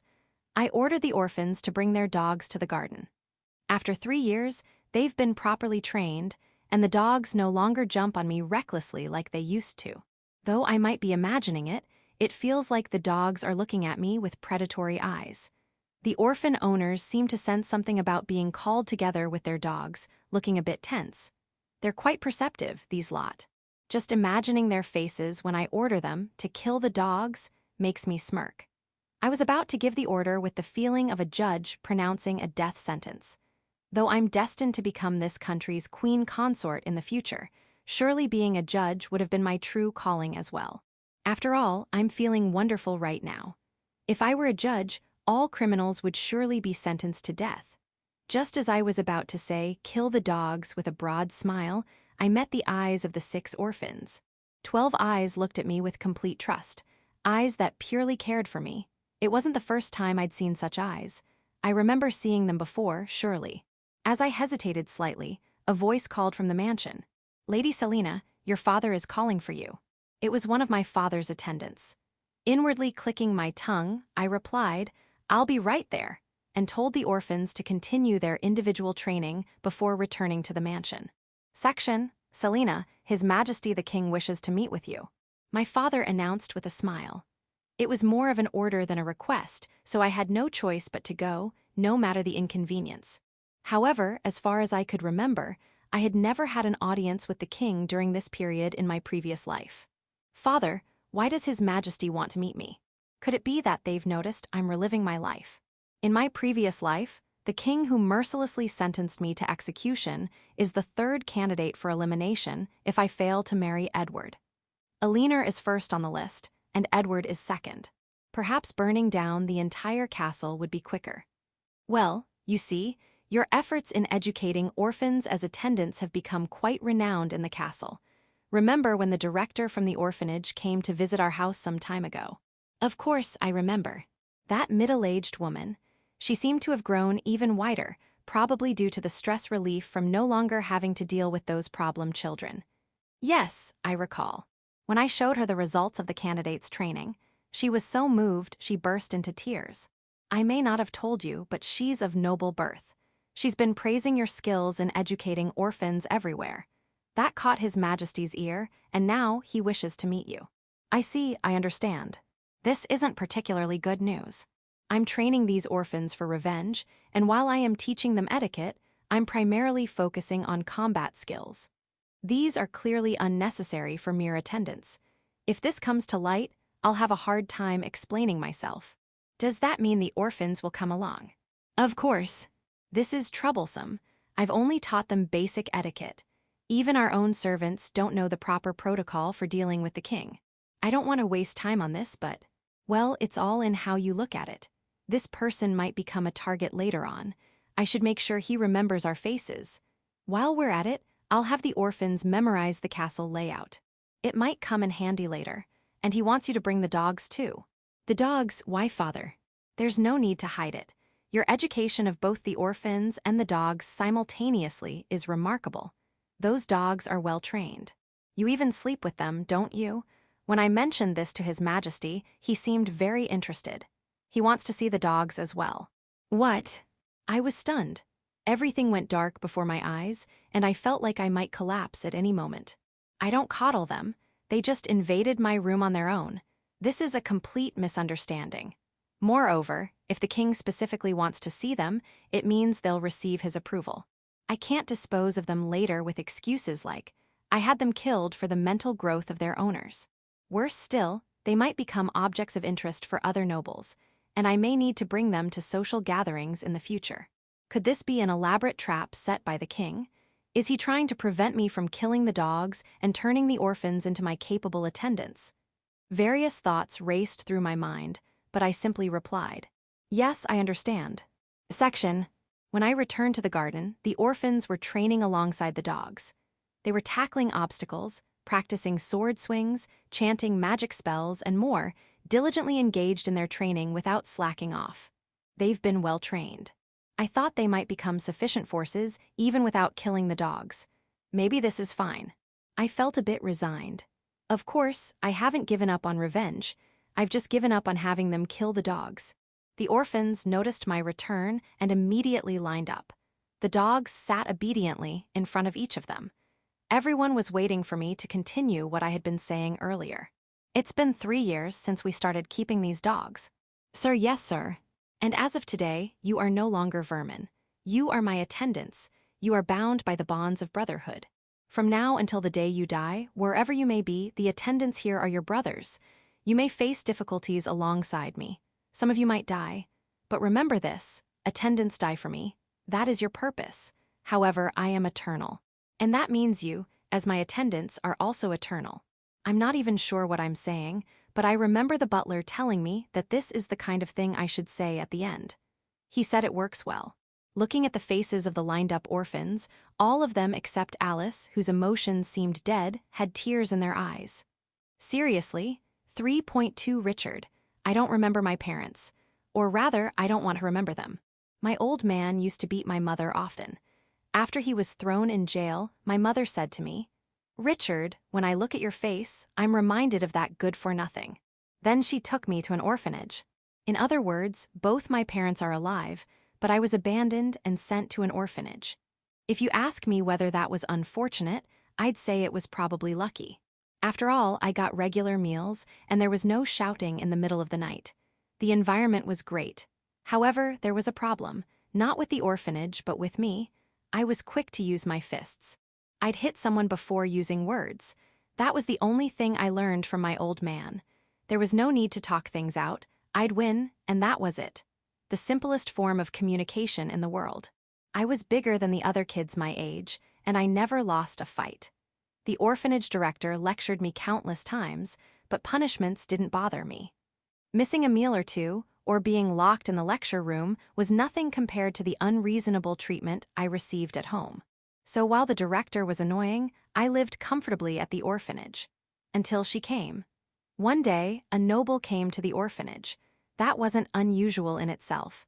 It wasn't uncommon for stuck-up nobles to come and pity abandoned children, maybe handing out some sweets. But I don't like being looked down on. On such occasions, I'd always glare at the noble's stupid face. As a result, they started locking me in my room whenever nobles visited. This time, too, I was locked in the lecture room beforehand. Apparently, some important noble brat was coming to choose a servant from among the orphans, and the well-behaved ones were being taught noble manners. I'm so merciful for letting poor orphans take care of me. Huh? What a sickening story. I was lying down in the lecture room as usual. I'm used to keeping quiet and waiting out unpleasant things. If I stay quiet, I might even get some leftover sweets. No big deal. Then the old hag of a director came to the lecture room. "I'm going to introduce you to the Duke's daughter." I thought she'd gone mad, but the director herself seemed confused. And there she was, waiting for me. There were other important-looking adults too, but I knew immediately that she was the one who came to see me. Long, silky black hair, skin so pale it seemed translucent, a face that could only have been made by a god playing favorites, and eyes full of malice. I could tell at a glance, this one's dangerous. She might look good, but she's trouble. If I became her servant, nothing good would come of it. I glared at her with all my might. I wanted nothing to do with her little game. But in the next moment, she crushed my hopes. I'll take this one as my first. Damn it, she really is dangerous. Any normal person would never choose me, so the fact that she did means she's not normal. Hey, who do you think you are? Don't get cocky just because you're a noble. I decided to resist. I might get hurt a bit, but that's better than becoming her toy. Richard, from today, you'll be a candidate to become my servant. If you have any complaints, come at me. You're only confident in your strength, right? You don't look too bright. She stopped the adults who were getting worked up, then provoked me by beckoning with her index finger. My body reacted on its own, and I lunged at her. I'd never lost a fight against other kids. I couldn't back down against a doll-like girl. But in the next instant, she vanished from my sight, and a powerful impact hit my jaw. Sparks flew in my head, and my feet wobbled. I hadn't let my guard down. By the time I realized, she's experienced. She had already delivered a powerful kick to my groin. No holding back at all. It was the hardest hit I'd ever taken in my life. This is why I hate women. They don't understand this pain. While I was writhing on the ground, she left. Of course, I wasn't let off. When she left, I was stuffed into a carriage along with other unfortunate bastards, shipped out of the orphanage like cattle or pigs. Besides me, Isabel, Alice, Emma, Oscar, and Louis were also chosen by her. Isabel and Oscar were well-known troublemakers. Alice, Emma, and Louis were also kids the orphanage had trouble handling. No matter how you looked at it, we weren't the kind of group a refined noble would prefer. I had no idea what this Selena, the Duke's daughter, was thinking. Section. The days after being taken to the Duke's house were, to put it mildly, hell. If I knew the real hell was like this, I'd become a saint tomorrow and aim for heaven. Well, it was that kind of place. We couldn't speak freely. If we resisted, we'd get magic blasted into our asses. We were made to run carrying sandbags. swim in rivers wearing armor, search for jewels thrown into the forest like pebbles, and so on. It made the home I was born in and the orphanage seem like heaven. On top of that, we were forced to learn letters and etiquette. If we couldn't learn, we'd be hung by a rope from the highest balcony in the mansion and made to read textbooks. Every 30 minutes we'd be pulled up and tested on the content. If we got it wrong, we'd be kicked back down. The Duke's daughter did the kicking herself. "It's the best place to read a book quietly, isn't it?" she'd say. Ah, it was indeed the best place, in the sense that there was nothing else to do. The rope marks remained on my body for a long time. I don't want to think it's thanks to that, but I was able to learn letters and etiquette quickly. Because we were trained like crazy every day, we also gained a lot of strength. Even if we got injured, the Duke's personal healer would fix us up. But it seems even an excellent healer couldn't fix the Duke's daughter's crazy head, and the content of our training escalated day by day. Then suddenly one day, we were even made to take care of puppies. It made absolutely no sense. According to Louis, taking care of dogs is a good experience for everyone. In an environment where your life might end tomorrow, taking care of a puppy is a good experience. Is taking care of a dog some kind of get-out-of-jail-free card that lets you into heaven after death? Unbelievable. Or so I thought. Dogs are cute. They healed my hardened heart. It hadn't hardened since coming to the Duke's house. It was probably from long before I entered the orphanage. This small creature gave me love. Love. Unbelievable. I had never used that word in my entire life. Even when they talked about God's love at the orphanage, I couldn't believe in the existence of such a thing. Of course, I was abandoned by my parents. Where would love come from for a child abandoned by their parents? For me, for us, love was nothing more than a fictional concept. You can't trust other people. No matter what they say in words, you never know what they're thinking inside. With the same mouth they use to spout pretty words, they easily hurt and betray people. But dogs are different. Without pretense, they bear their entire selves to me through their behavior. If you feed them, they're happy. If you play with them, they're happy. On the other hand, if you can't pay attention to them, they look sad, and if I'm irritated, they also look sad. It's simple, there's nothing complicated. They don't get attached to me just because I feed them. If you give them love, they return love. That damn Duke's daughter said, "You orphans are lacking something in your hearts." She was absolutely right. We were lacking something. We didn't have enough love. We were starving for it. But we, who had been betrayed by our parents, couldn't believe in human love. Isabel and Oscar were the same. Since we started keeping dogs, the harshness disappeared from their faces and attitudes. I'm sure it's the same for me. From the beginning, Lady Selina, had seen through us. Even with the deathly harsh training, knowing that the dogs were waiting made us want to return alive. Before we knew it, we had gained solid strength. The Duke praised us, saying we could become knights. Not just me.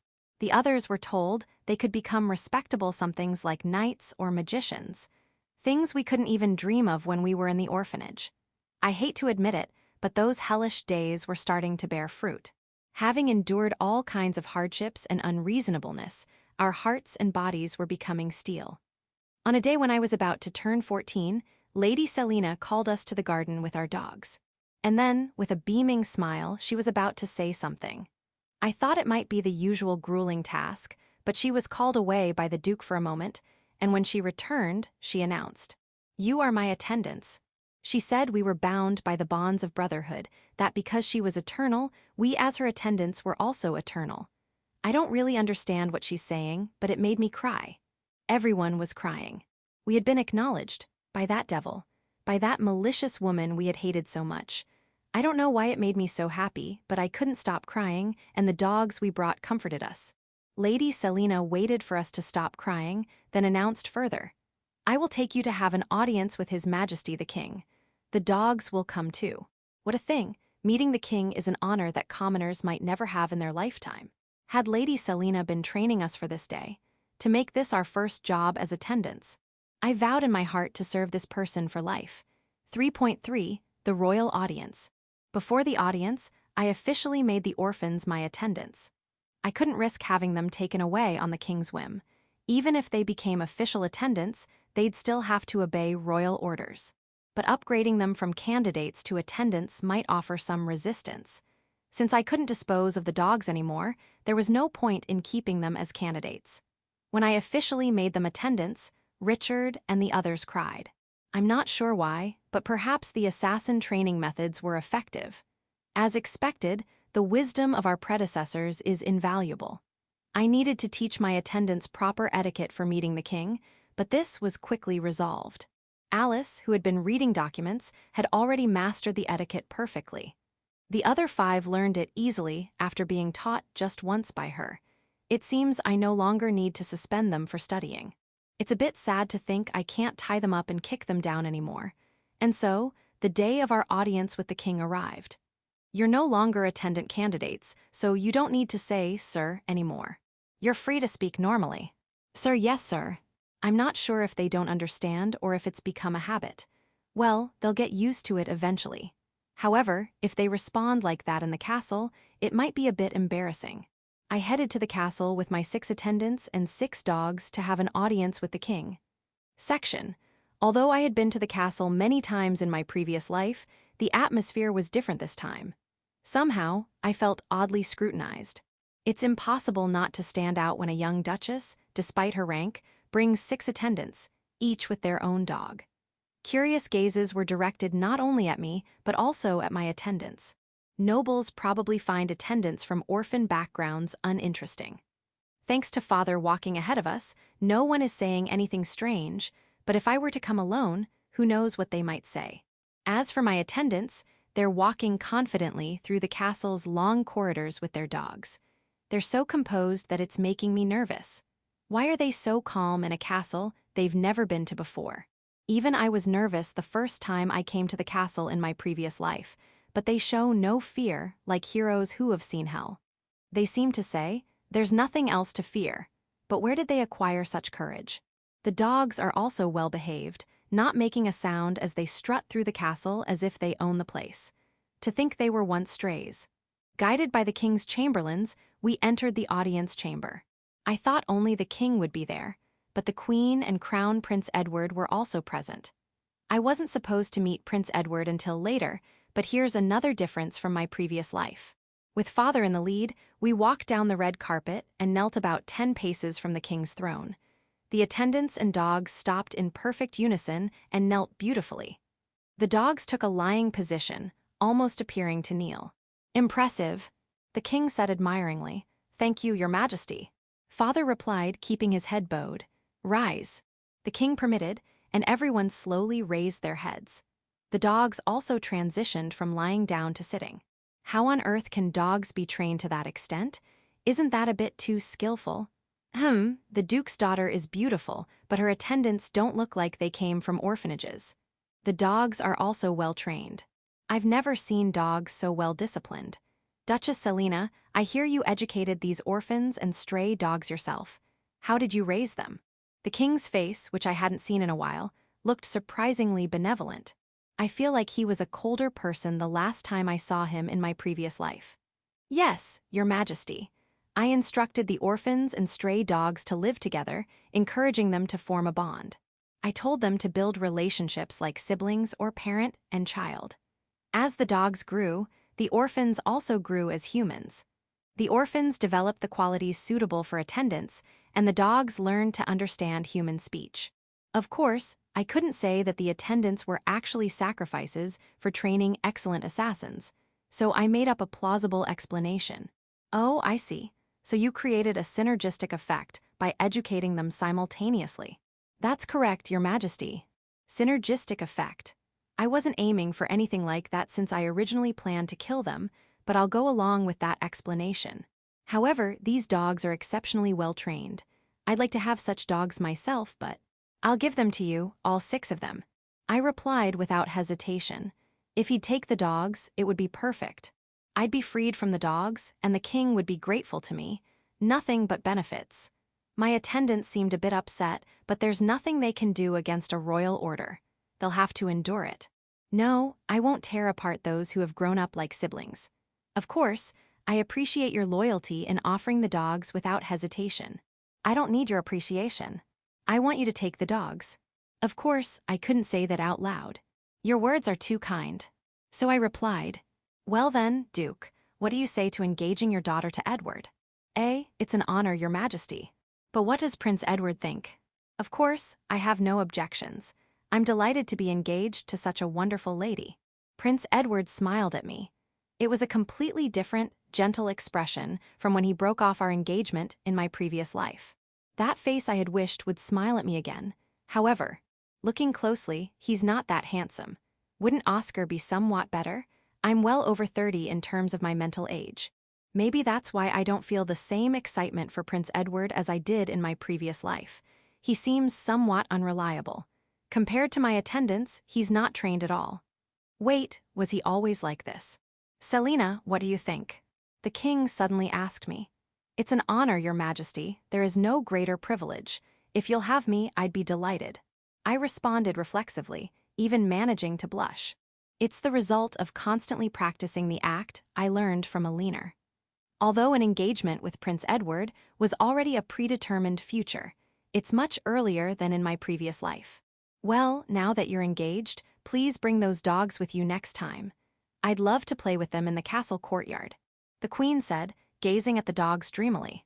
Yes, I'd like to interact with those dogs too. Prince Edward added, looking at the dogs with passionate eyes. I don't think I've ever been looked at like that in my previous life. Could this engagement be just for the dogs? Am I just an extra that comes with the dogs? Actually, my wife, Edward, and I all love dogs. We've kept it a secret because if we made it public, our subjects might send us too many dogs as gifts. But if Selina likes dogs too, that's different. Feel free to bring the dogs whenever you come to the castle. As you wish, Your Majesty. Wait a minute. I think I told Prince Edward in my previous life that I disliked dogs. Could it be that Prince Edward was hiding his love for dogs in front of me? On the other hand, I remember Alina liked dogs and often fed strays. Could dogs have been one of the reasons for the broken engagement? Is it because of the dogs? 3.4. Louis. My parents died when I was very young. The last memory I have of my mother is her motionless body holding me in an overturned carriage. With no relatives, I was sent to an orphanage. We had a dog at home, but I don't know what happened to it. At the orphanage, I had trouble fitting in with others. I was just so sad and wanted to see my mother and our dog, but saying such things made others dislike me. Everyone's lost someone, so you should just bear with it, Louis. An older child once scolded me. That's wrong. Just because everyone else is enduring it doesn't mean I should have to as well. After all, sad things are sad. That's unavoidable. So I kept withdrawing into my shell. The director and other nuns tried to help at first, but after a while, they left me alone. The orphanage had too many troubled children to spare time for a quiet problem child like me. Richard was big and strong and quick to use violence. He hit me a few times too, but it seemed more like his hands acted on their own without much malice behind them. It's those hands that are bad. If he didn't have hands, I think he'd be a good guy. Oscar, on the other hand, was truly bad. He was smart and good-looking, which he used to become the central figure among the boys in the orphanage, in a bad way. He looked down on others just because his father was a nobleman. He formed a gang and caused trouble. He often mocked me as a gloomy fatso and teased me. However, since he mainly rebelled against adults, I didn't suffer too badly. Isabel reigned at the top of the girls' group, but she seemed to try to bring some order among the orphans. Though somewhat self-righteous, she mediated disputes and troubles between children and punished the wrongdoers. So she often clashed with Richard and Oscar. Emma was a child who would climb anything, be it buildings or trees, like a cat or a monkey. Holy Haven Orphanage was quite a large, historic building, but she seemed to make it her mission to climb to its roof, repeatedly challenging herself and wearing down the nerves of the director and others, because she climbed to heights where a fall could be fatal. However, she rarely got hurt, so eventually they left her alone. Alice was a child who couldn't rest until she read anything with writing on it, and she had the special ability to never forget what she had read. Her obsession with text was so intense that she didn't hesitate to sneak into the director's or nuns' rooms. She would even read other people's letters without hesitation, so I think Alice was the one the director and others had to be most wary of. Everyone was unique, but I think at the core, we were all the same, starved for affection. I felt they were driven to extreme behavior because they wanted attention. But the director, while dealing with issues, never gave special treatment. She tried to treat all children as equally as possible. She understood that children are sensitive to anyone being treated specially and don't like it. The relationships among the orphanage children might have looked good from the outside, but in reality, they were balanced on a tightrope, and the director was good at discerning that. However, as years passed, the problem children's behavior escalated, so I think that period must have been quite difficult. That's when Lady Selina arrived. A duke's daughter came on a whim to choose servants from among the orphans. The director selected the most obedient children and taught them presentable manners in a short time. However, Lady Selina didn't choose these proper children, but instead picked troublemakers like Richard and Oscar. I was included among them too, but when Lady Selina chose me, she said, "It's all right, you don't need to worry about anything, because I need you." Need you? I had never heard such words since coming to the orphanage. I think most of the children there had never been told such a thing, but it was probably the words we most wanted to hear.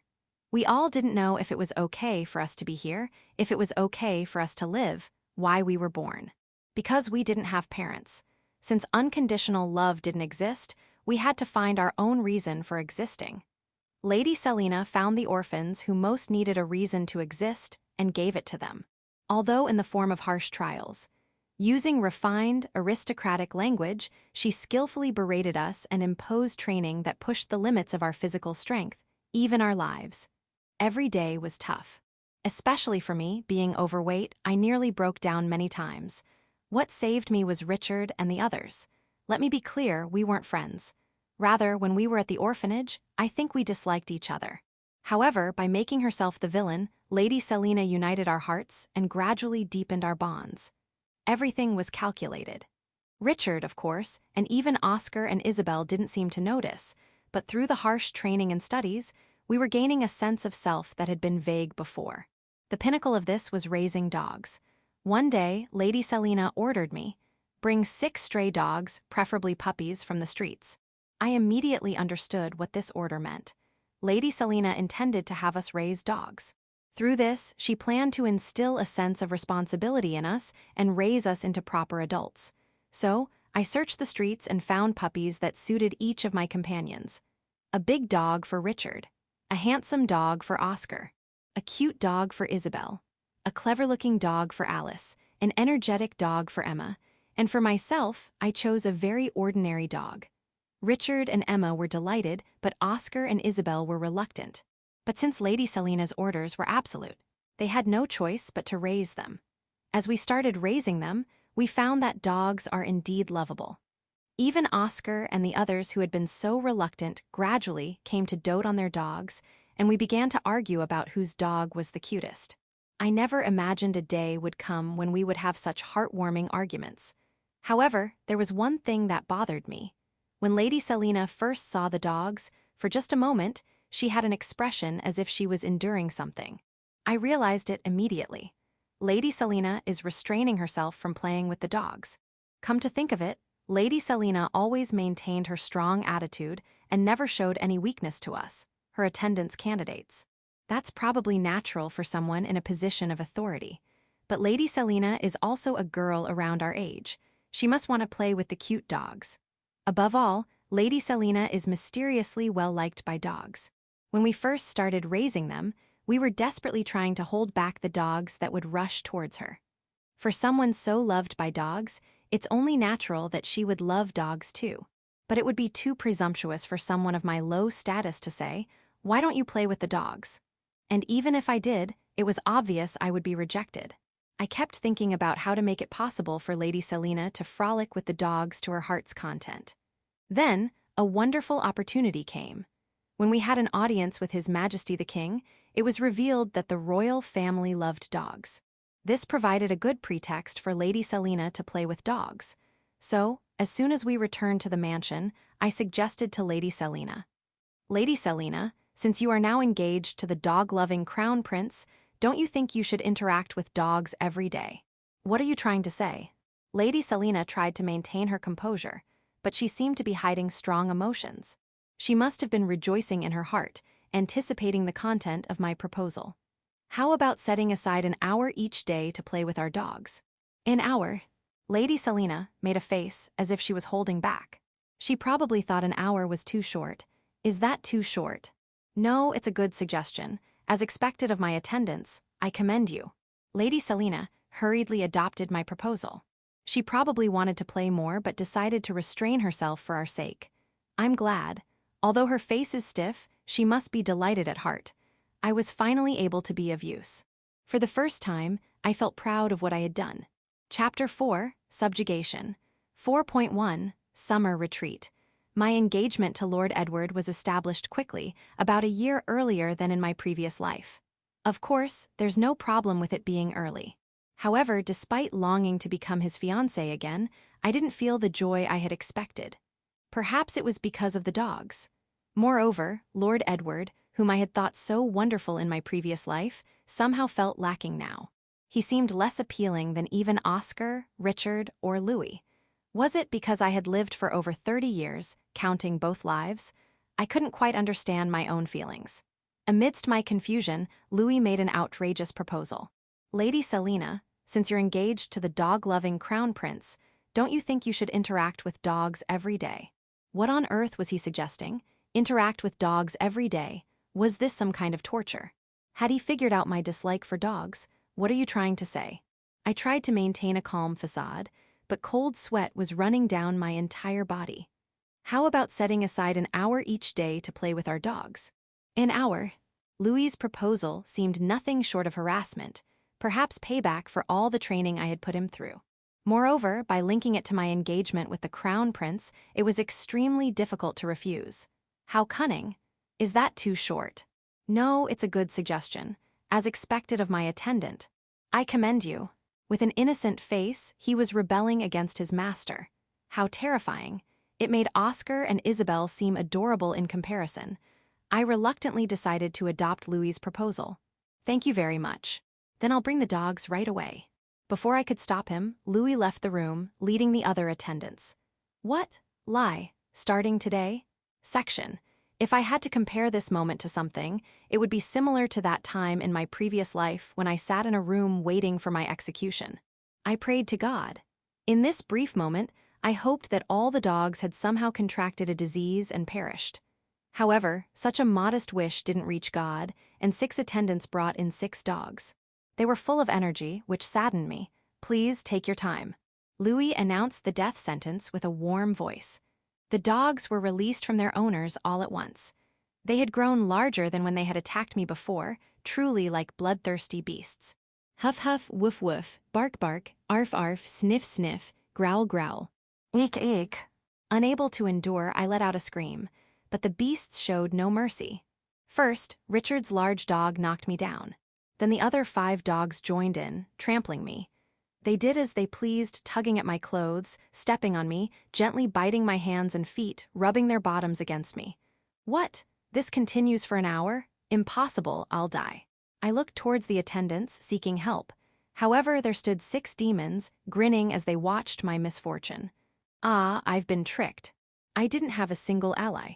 They must have been waiting for an opportunity to take revenge on me since they arrived at this mansion. However, I am Selena Rosenberg, the daughter of a duke's family. I'm also the person who will eventually rule this country as queen. It wouldn't do to succumb to this level of harassment. I stood up. I managed to stand even while being trampled by dogs. I want someone to praise this feat. I'd even like to have a statue made of my current state to be remembered for eternity. Selena Rosenberg facing the beasts. What a wonderful title for a statue. While distracting myself with such delusions, I forced a smile and dealt with the dogs, enduring the hour of torment while standing. My clothes were drenched in dog drool. How's that for the pride of a duke's daughter? I glared at my attendants. They were laughing. The meaning behind their laughter was clear. We'll let you off the hook for today. Yes, this hell would continue every day from tomorrow. I cried while taking a bath. Section. Setting aside the dogs for now, I had something to do. The engagement was established, but as things stood, it was obvious that it would be ruined by that Aliner, just like in my previous life. To prevent that, what I needed to do was to steal Aliner's achievement. In my previous life, when I turned 15, Aliner subdued a monster with her holy power, making her name known throughout the country. That's where the legend of the saint began. But if I defeat that monster first, that legend would end before it even starts. And this year, I turned 15. Finally, the time has come to show my power. Everyone attention. At Oscar's command, all the attendants lined up, ready to hear my voice. We will now head to Lake Elfin. Everyone be prepared. This summer, a giant snake monster is supposed to rampage at Lake Elfin. We're going there to defeat it before Alina does. Lady Selena, what business do we have there? Isabel raised her hand slightly and asked. A snake monster will appear at Lake Elfin. Our goal is to subjugate it. A snake monster at Lake Elfin. Isabel looked perplexed. Lake Elfin is famous as a summer retreat for nobles, and there have been no recent reports of monster appearances. Do you doubt my words? No, I apologize. There's no mistake in what Lady Selena says. Isabel saluted and apologized for her misconduct. The information about the snake monster is known only to me, so keep it confidential. Understood. Sir, yes, sir. The attendants responded in unison. They are tight-lipped, so there's no worry about the information leaking. This is not a battle for training like before. It will be the first real combat for both me and you. And in this battle, we need to make my existence known throughout the country. However, the opponent is a powerful monster. Never let your guard down. Make sure to prepare thoroughly without fail. Understood? Sir, yes, sir. I wonder when they'll stop with that response. Now, while I explained to the attendants that we would defeat the snake monster, I couldn't tell my father such a story. So I gave him a safe explanation. I'll be going to Lake Elfin for a summer retreat, I said. Of course, father smiled and gave his permission. Section. Selena, what is that? On the day we were to depart for Lake Elfin, father came to see us off. He pointed at the carriage loaded with luggage for our trip. Of course, it's the luggage for this summer retreat, father. The carriage was loaded with armor, helmets, shields, swords, spears, bows, and arrows, all gleaming ominously in the sunlight. There were also barrels filled with recovery potions. From any angle, it looked like a military carriage. That is, you say. I've heard that the roads have become dangerous recently. I haven't received any such reports. He didn't seem very convinced, but father shifted his gaze elsewhere. What are they doing? His gaze fell on my attendants. They were forming a circle and shouting something in preparation for the journey. Do we love Lady Selena? Oscar shouted. Everyone responded in unison. Lifelong loyalty. With our lives, loyalty, loyalty, loyalty. What nurtures us? Isabel shouted. Blood, blood, blood. What is our reason for existence? Richard shouted. Killing, killing, killing. The attendants resembled a band of battle-hardened mercenaries. Since this is their first trip far away as attendants, they're psyching themselves up like that. That's how I explained it. It's not a lie, though they might be a bit too zealous. They seem to be using rather violent language for attendants, don't they? Father's usual smile was strained. Indeed, I suppose some of the bad language from their orphanage days still remains. At this point, I decided to blame everything on the orphanage. Was the orphanage really like that? Father didn't seem entirely convinced. Of course, I pretended not to hear that. And so, leaving behind a perplexed father, we set off for Lake Elfin. 4.2. Isabel. My mother was a prostitute. I don't know anything about my father. He was probably one of her clients. I was born and raised in a brothel. There were a few other children in similar circumstances, and we were treated like siblings. Perhaps because of this, I don't have many memories of being cared for by my mother. She was likely popular as a prostitute. Taking care of children was the job of young girls before they started taking clients. As we grew up, girls became prostitutes and boys became attendants. That's the kind of place it was. It probably wasn't as bad as others might think. I believe we had our own kind of fun. However, as I grew older and began to understand where I was, and saw older kids crying when they started taking clients, my feelings gradually changed. The turning point was my mother's death. She died from a disease common among prostitutes, but seeing her in a delusional state just before she died filled me with fear. I thought, I don't want to end up like that. My mother's funeral was simple. She was buried in a communal graveyard, and that was it. However, next to that graveyard was the Holy Haven Orphanage. After the funeral, I slipped away and knocked on the orphanage door. When the director came out, I said to her, I don't want to be a prostitute. The director looked a bit troubled but then took me in. The people from the brothel seemed to have come looking for me at the orphanage, but the director firmly denied my presence, saying, "There's no such child here." Luckily, this orphanage was run with the support of nobles, so it was under the protection of powerful people. Because of this, even the tough men from the brothel couldn't force their way in to search the orphanage. Section. Life at the orphanage wasn't so bad, but compared to the brothel, there were many well-behaved children, so I, with my rough upbringing, probably stood out. However, being relatively athletic and a bit clever, I managed to gather the more mischievous kids around me and create my own place. As I began to influence other children, after a few years, I ended up leading the girls at the orphanage. That doesn't mean I did bad things. After all, I felt indebted to the director who had taken me in. What I did was give small punishments to those who misbehaved. We would ignore them, hide their things, somehow reduce their meal portions, or lock them in the supposedly haunted storage room. Making such examples pleased my followers and increased my influence. It was killing two birds with one stone. "Isabel, you must not punish others on your own." The director often warned me. "Why not? They did bad things, didn't they?" "Because God will punish them." God doesn't do anything. God never overlooks evil. Every person will face the consequences of their actions someday. "But director, if God existed, there wouldn't be any orphans, right?" God doesn't exist. When I argued against God's existence, the director looked sad. But I can't live my life assuming God exists. I've known since birth that relying on such a thing would make life impossible. In the end, power is needed to accomplish anything. It could be physical strength, numbers, authority, or various other forms. At the orphanage, Richard had the physical strength.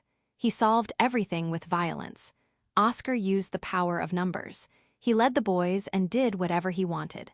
I was always in conflict with them, trying to bring order to the orphanage. Conflicts arise everywhere. Power is indeed necessary. However, my life at the orphanage came to a sudden end.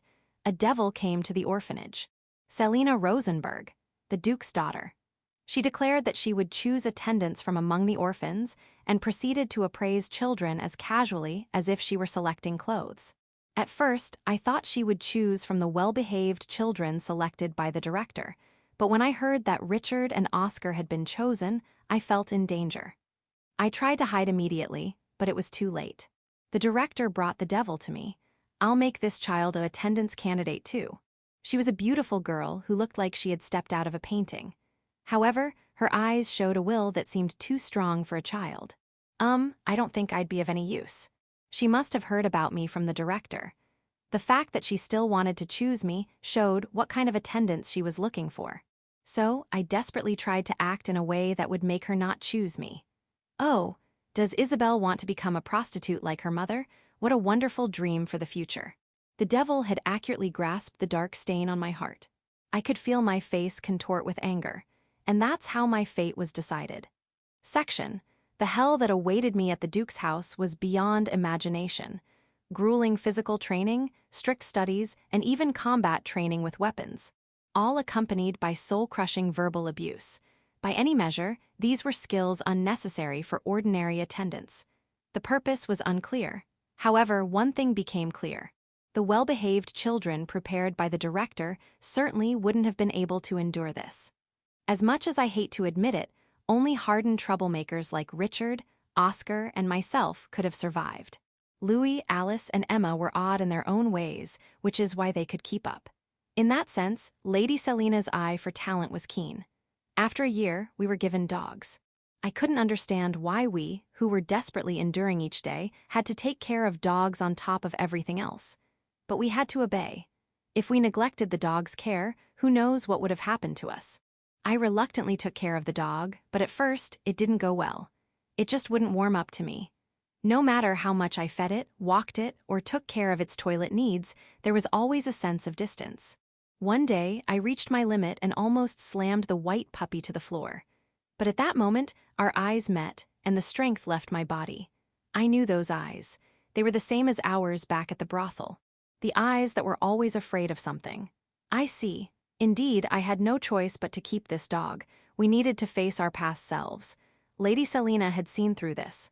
After the dogs came, many things started to make sense. Lady Selena was always watching us, and with unusual intensity. Why? Because there was love. To Lady Selena, we were special. We were the ones chosen by her. Lady Selena was giving us love as both a father and a mother.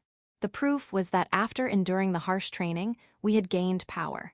Power that could make us knights or anything we wished to be. I'll never forget the day we became attendants. After all, we even got to have an audience with His Majesty the King. Me, the daughter of a prostitute, but I had only been seeing myself. After our audience with the king, Louis suggested to Lady Selena, "Why don't my lady set aside an hour each day to play with our dogs?" I hadn't realized it, but Lady Selena actually loved dogs too. Come to think of it, she's the kind of person who even brings dogs into her bed. Of course, she likes them. Lady Selena accepted Louis's proposal and immediately began playing with the dogs. She looked like an angel as she fell down with a dog in her arms, playing with all 6 dogs. Unfortunately, Lady Selena must have thought her appearance was undignified, as she quickly stood up and began interacting with the dogs while standing. But that was lovely too. We all watched Lady Selena playing with the dogs, burning the image into our memories. I truly feel fortunate to be able to serve her. This summer, we're going to Lake Elfin with Lady Selena. It's a famous summer resort, but according to Lady Selena, snake monsters will appear there. I've never heard of such a thing, but Lady Selena's words are absolute, and it's unthinkable to doubt them. Whether it's snakes or dragons, we will become Lady Selena's sword and shield and fight. Our lives are for Lady Selena. 4.3. The Serpent. Lake Elfin, located in the northern part of the kingdom, is a scenic place. Surrounded by mountains and forests, the scenery is beautiful. While it becomes extremely cold in winter, summer is cool, making it an ideal place to escape the heat. Spending summers by Lake Elfin has long been considered a status symbol, and powerful nobles have built vacation homes here. Naturally, our Rosenberg family also owns a large villa. Of course, the villa is adorned with paintings and sculptures, and while not as lavish as the mansion in the royal capital, it allows for an elegant lifestyle. This is how the authority of a ducal family is displayed. Into this prestigious place, weapons, armor, and other equipment were being brought in one after another. Although it should have been enough for just 7 people, we had prepared a large amount of spare equipment, resulting in luggage for dozens of people. The entrance of the villa quickly began to resemble a knight's headquarters. Lady Selena, what is all this about?" The elderly butler in charge of the villa asked nervously. "These are necessities for our summer retreat," I said. I couldn't tell him that this equipment was necessary to defeat the snake monster that would appear in the lake soon, so I decided to dodge the question. "But these don't seem necessary for a summer retreat. It's the latest trend in the royal capital. I've never heard of such dangerous items being trendy. This looks more like preparations for war, doesn't it?" I snapped my fingers. Richard immediately rushed over. "If Lady Selena says crows are white, we paint crows white. If she says blood is blue, we'll bleed blue. That's what our loyalty and devotion mean. Do you understand?" Richard glared at the butler with bloodshot eyes. He also cracked his knuckles for good measure. Though young, Richard was large and intimidating, with a rugged face that added to his imposing presence. "Yes, I understand." The butler agreed with a pale face. Mutual understanding is important. Section. We trained around the villa, preparing for the snake monster. Based on my vague memories from my previous life, I only knew it was a huge snake, so I had Alice investigate in advance to see if there were any similar monsters. Now we were holding a meeting in one of the villa's rooms to hear about her findings. From what I understand of Lady Selena's description, the monster is likely a serpent. It's a legendary monster said to be an incarnation of the devil, feared for harming humans. Its weakness seems to be light magic, but since it only appears once every 100 years or so, the details are unclear. In most cases, it's apparently subdued by the saint who appears in the country. One theory suggests it's highly intelligent and can understand human language, probably ancient tongues. Alice explained her findings matter-of-factly. Among the 6 of us, she was the calmest and rarely showed emotion. Based on this explanation, the serpent seemed to be merely a foil for the saint. Light magic as a weakness? What's that about? It sounds like it exists just to be defeated by the saint. Does nothing but light magic work against the serpent? I asked Alice for confirmation. As far as magic is concerned, that's correct. As I mentioned before, regarding weapons, it seems iron weapons can't penetrate the serpent's scales, but mithril weapons are effective. I had heard from Alice about mithril being effective before we came to the villa. That's why we had prepared a large number of mithril weapons. However, because knights and soldiers are reluctant to fight such a terrifying snake monster, there are few records of actual battles. Moreover, while it's said to cause harm, it tends to stay near water bodies, so there's no evidence of it causing significant damage. The kingdom typically leaves it alone until the saint arrives to defeat it. That's the usual course of events. However, since it has never been defeated by force in the past, it's certainly a powerful monster. It sounds like everyone is just working together to hype up the appearance of the saint. I felt anger bubbling up inside me. It's certainly difficult to fight in water, doesn't it come onto land? Oscar asked. It seems it can come on land, but it's primarily in the water. If we spread poison in the lake, could we lure it onto land? Isabel suggested. That's quite a good idea. This is a righteous battle. Some damage is unavoidable. Using women as bait would be effective in luring it out. The serpent is said to be fond of beautiful women. Weak to holy power and fond of women, how much more convenient for the saint could this creature be? Then, how about Isabel and I lure the serpent onto land, and then we cut off its escape route and attack? I'm the most beautiful in the world, and Isabel is quite attractive too. We'd be perfect as bait. That sounds good. Lady Selena and Isabel can lure it out, gradually drawing it away from the lake. Alice agreed. With Lady Selena as bait, any monster would surely be lured out. If it doesn't come out, I'll drag it out myself. Richard chimed in. With the general direction decided, we proceeded to work out the details for defeating the serpent. Section. I sense holy power in the distance. The serpent was awakening from the bottom of the lake. Generally, serpents are considered evil monsters, but in reality, they are messengers of God, tasked with guiding the saint. The serpent's purpose is to identify the saint and bring peace to the world. To summon the saint to this land, it needed to cause a bit of trouble, but the serpent enjoyed this job. Especially teasing beautiful human women was this monster's hobby. The serpent surfaced and poked its head above the lake. Well-dressed humans were relaxing on the shore. Not many beautiful women here. The serpent felt a bit disappointed, but decided to get on with its job anyway. As it crawled out of the lake, revealing its enormous body, the humans scattered like spiders. That felt good in its own way. Is this all? I hope the saint comes soon. Looking around, it saw two women still sitting in chairs, hugging each other and trembling as they watched. One had black hair, the other blue. They were young but both undeniably beautiful.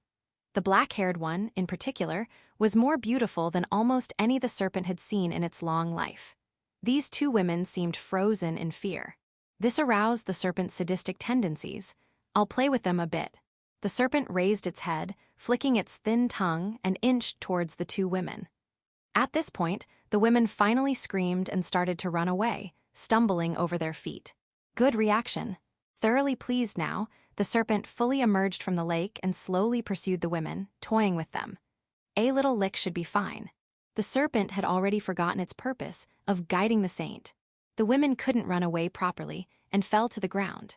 What an unsightly form, yet even that is beautiful. With its mouth slightly open, the serpent brought its head closer to the women. The screams of the two women were music to its ears. Now, how shall I toy with them? Just as the serpent was indulging in such fantasies, it suddenly felt pain in its tail. Turning around, it saw a human man in armor striking its tail with a sword. The serpent's scales were harder than iron and shouldn't easily yield to attacks, but the large sword the man was wielding emitted a silvery light. Mithril. Even the serpent's scales couldn't completely defend against a mithril sword.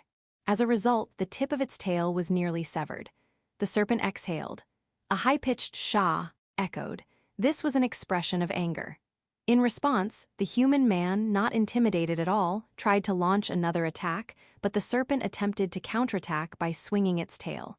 Then it felt an impact on the back of its head. It also felt heat. Was this from magic? When it turned its head back to where the women were, the black-haired woman was emanating magical residue. The frightened expression from earlier had vanished, replaced by a defiant smile. The blue-haired woman was now clad in armor and wielding a sword. She must have been wearing armor under her clothes. A trap. The serpent was shocked. No one should have known it would appear today. It had woken up on a whim. However, the humans were clearly prepared and ready to intercept it. Again, pain shot through its tail. Looking back, it saw that its tail had been completely severed. But it was just the very tip. Unforgivable. The serpent swung its tail. A direct hit from this attack should easily kill a human. Although the first strike was dodged, the human man wasn't that fast. It should be able to catch him soon. However, this time magic came flying from the side. Looking over, it saw a red-haired woman holding a staff in the distance. 2 magic users. The serpent had quite high resistance to magic. Its only weakness was light magic. But as an aquatic creature, it was relatively weak to fire magic, which these 2 magic users were exploiting. This was troublesome. As it pondered its next move, it felt another slight pain in its body. This time, an arrow had pierced its torso. The fact that it had penetrated the scales meant the arrowhead must be made of mithril. It spotted a black-haired archer. The humans weren't clustering in one place, but were spread out, launching attacks. It was annoying, extremely annoying. The serpent began to rampage in earnest. It lashed out with its tail like a whip at humans at a distance and lunged with its venomous fangs at those nearby. It was a divine beast. It couldn't possibly lose to mere humans. Indeed, it hadn't taken much damage from the humans' attacks. As the serpent grew frustrated with attacks that rarely hit their mark, it still believed it would ultimately win. Then something descended upon its head, and it lost its sight. 4.4. Emma, I don't remember anything before coming to the orphanage. When I became aware, I was already there. According to the director, I was abandoned in front of the orphanage when I was a baby. Well, it doesn't matter. I'm not interested in parents anyway. More importantly, I love to move my body. I enjoyed climbing buildings and trees. Running around wasn't bad either, but I often got scolded. Emma, stay still, they'd say. I was scolded by the director and even by Isabel, who came to the orphanage after me. The reason was that it's dangerous if I get hurt, but I've never been hurt much. Sometimes I fell from high places, but I think that's just part of the fun. I just want to challenge myself using my body. However, as my body grew bigger, I started to feel unsatisfied gradually. I had already climbed to the roof of the orphanage and conquered the tallest tree. I ran out of things to do. That's when Lady Selena appeared. Before I knew it, I had been nominated as a candidate for an attendance, but I didn't care about that, because the orphanage was already boring. At the Duke's mansion where I was taken, a dreamlike life awaited me.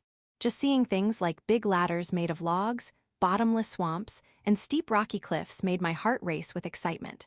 Then there were tasks like running while carrying heavy luggage, being thrown into the forest to search for small hidden gems, running on bridges while avoiding magic, balancing trays on my head. Every day was fun, like challenging the limits of my physical abilities. Moreover, because I was happily clearing the training, Lady Selena even prepared special training just for me. It involved running on a long cloth floating on water. This was difficult. As soon as I put my foot on the cloth, it would sink. I had to place the next foot before sinking. By doing this alternately and quickly, it became possible to run on the cloth. It took me a whole week to master this. Lady Selena was pleased when I finally did it. Amazing, Emma. Even I thought it was just a joke. I must have imagined the slight tension in Lady Selena's face. Also, Lady Selena gave me a dog, an energetic puppy. Exercising with the dog was fun too.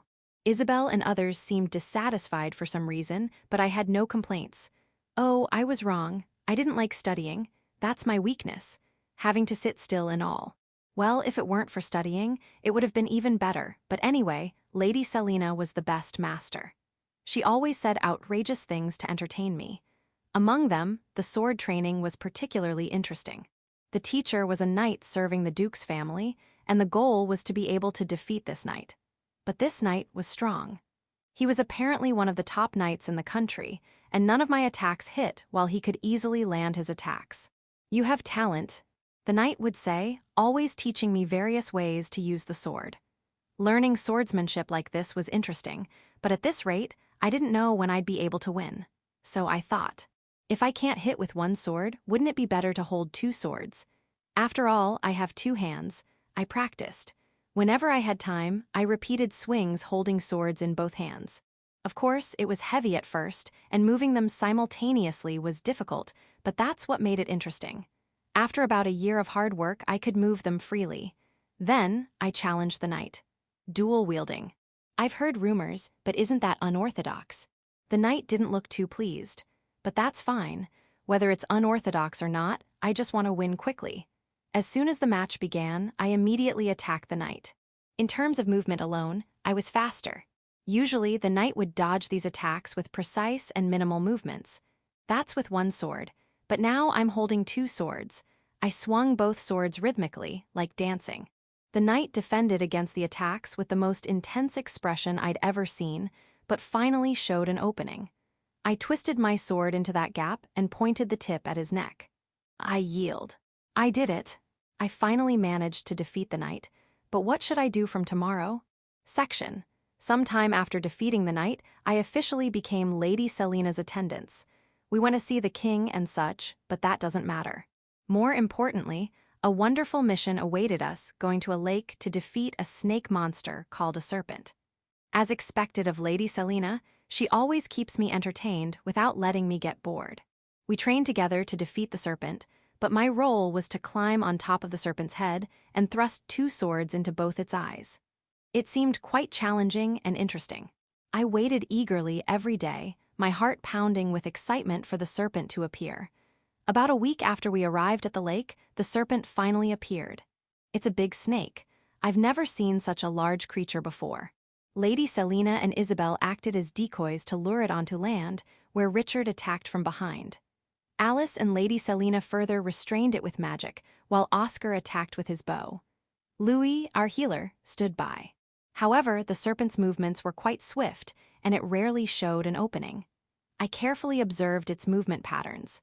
Then, Lady Selina's magic hit the serpent's face head-on. In the moment the serpent lost its vision due to the explosion, I ran. I jumped onto the serpent's body and hopped along its length towards the head. The armor I wore was minimal and made of mithril, so it was light. It didn't hinder my movements at all, which was great.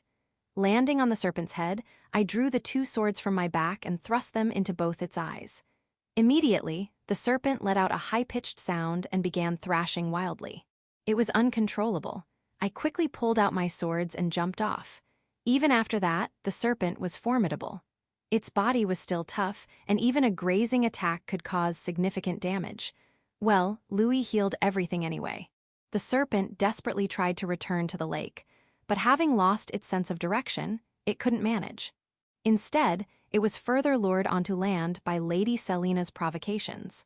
Just because you've grown too big to be loved by your own kind, you turn to human women? And you can only get excited by those with holy power. What a perverted taste. Shall I introduce you to a noble's brothel that caters to all requests? They might be able to provide you with earthworms at least. Lady Selina was impressive, even using ancient language to insult it. The enraged serpent was drawn to the land in the direction of Lady Selina's voice. However, our attacks weren't very effective either, but we're used to endurance contests. After all, every year we undergo Lady Selina's overnight endurance training that simultaneously drains our mental and physical strength. Considering that, continuing this battle isn't much. I kept fighting, but my weapons gave out first. The mithril swords, boasting higher strength than steel, became unusable after repeatedly slashing against the hard scales. I had to replace my swords many times. My companions also frequently changed their weapons and replaced damaged armor. If Lady Selina hadn't prepared a large amount of equipment in advance, we might have lost. Louis's healing wasn't enough, so we drank recovery potions like water from the barrels we brought. Little by little, the serpent's movements slowed down. After about half a day of fighting, the serpent finally exhausted its strength. According to Alice, the serpent's last words were, "Curse you, am a demon." Well, the serpent isn't wrong. Lady Selina is a demon. There's no other human as beautifully cruel and strong. That's why she must be a demon. Our precious demon lady whom we serve, 4.5, Holy Maiden. We succeeded in slaying the serpent. It took quite some time, but as a result, many nobles witnessed our victory. This spells the end for Alina. Having lost her sole identity as the Holy Maiden the Saintess, she'll now enter Rosewood Academy as nothing more than a daughter of a lower-ranking noble family. Once she's in the academy, I'll make sure to bully her thoroughly. As I was thinking such thoughts in front of the serpent's corpse, I spotted Alina herself among the surrounding crowd. She arrived surprisingly early. Perhaps she hurried here after learning of our battle. Her plain clothes prioritized ease of movement, resembling those of a commoner rather than a noble. Her golden hair, which would likely look impressive if grown out, was kept short enough not to get in the way. Her features weren't flashy, but upon closer inspection, they were well-proportioned. She was exactly as I remembered Alina from my previous life. Her expression couldn't hide her surprise. Finally, I've managed to get back at the Holy Maiden who was impervious to all harassment in my previous life. I'm eager to hear what Alina will say. Will it be, "Why did you kill it?" Or perhaps, "Don't act on your own"? She'll surely throw a fit with a ridiculous expression. Alina walked towards me. My attendants became slightly alert. "Lady Selina, it's a pleasure to meet you. I am Alina Hamilton. Thank you very much for defeating the serpent." Alina politely expressed her gratitude. "Huh. Why are you thanking me?" "Of course, it's because you defeated the serpent. But I didn't do it for your sake, you know. Actually, I recently became able to use light magic. Light magic is a special magic that only the Holy Maiden can use. It's practically proof of being the Holy Maiden. However, to be recognized as the Holy Maiden, one must accomplish some great feat, so it should have been problematic that I defeated the serpent." "Is that so? Should I have left the serpent to you then?" "Even I have to admit, that's a blatant lie." "No, Lady Selina, I was afraid." "Afraid of what?" "Of the serpent, of course. Even though I can use light magic now, I'm still just a 15-year-old girl. I didn't want to face such a terrifying monster." Alina glanced at the serpent's corpse in front of me, fear reflected in her eyes. "But the people from the church told me, it's the Holy Maiden's duty to defeat the serpent, so you must go." I was so scared until I got here. But when I arrived and found that you had already defeated it, I was truly relieved. I stared at Alina intently. She doesn't seem to be lying. Rather, she appears to be genuinely grateful. "I see. But if you didn't defeat the serpent, won't you lose your chance to prove yourself as the Holy Maiden?" "I don't need such a thing. The role of Holy Maiden was too much for me from the start. I would have been content just helping to prosper my father's domain with my family." Again, she doesn't seem to be lying. Or is she cleverly concealing her true feelings? "I understand. But I'm sorry for making you come all this way for nothing. You should head back carefully." "Yes, thank you very much." Alina bid farewell just as politely as before and left. I watched her figure intently as she departed. Section. When I returned to the mansion in the royal capital, the first to greet me wasn't my father or the mansion staff. It was 6 dogs. No sooner had I stepped down from the carriage than I was attacked and knocked over by 6 beasts. Lake Elfin was a nice place. At least there were no dogs there. While indulging in such sentiments, I desperately tried to regain my fading consciousness. After the attendants who owned the dogs managed to pull them away, I received words of praise from my father who had been waiting. "I heard you performed splendidly, Selina. His Majesty is pleased as well." "Thank you, father." Stealing the credit that should have belonged to the Holy Maiden and raising my own reputation. All according to plan. Next, I'll enter the academy and eliminate anyone who might get in my way. Then the position of the next queen will be mine. I'm also proud to hear that the attendants you trained worked admirably. "No, we just happened to encounter it while on vacation. Given how well-armed we were, it wasn't really a coincidence, but I let it slide. There's no need for modesty. I hear you fought for 3 days and nights to defeat the serpent. Bards are already composing poems about your battle. 3 days and nights? It was at most half a day, I think. The story seems to have grown quite a bit in the telling. His Majesty has high expectations for you.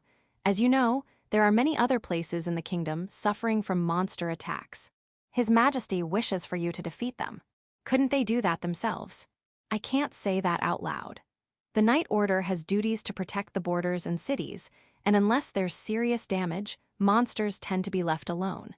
Such monsters are supposed to be dealt with by adventurers.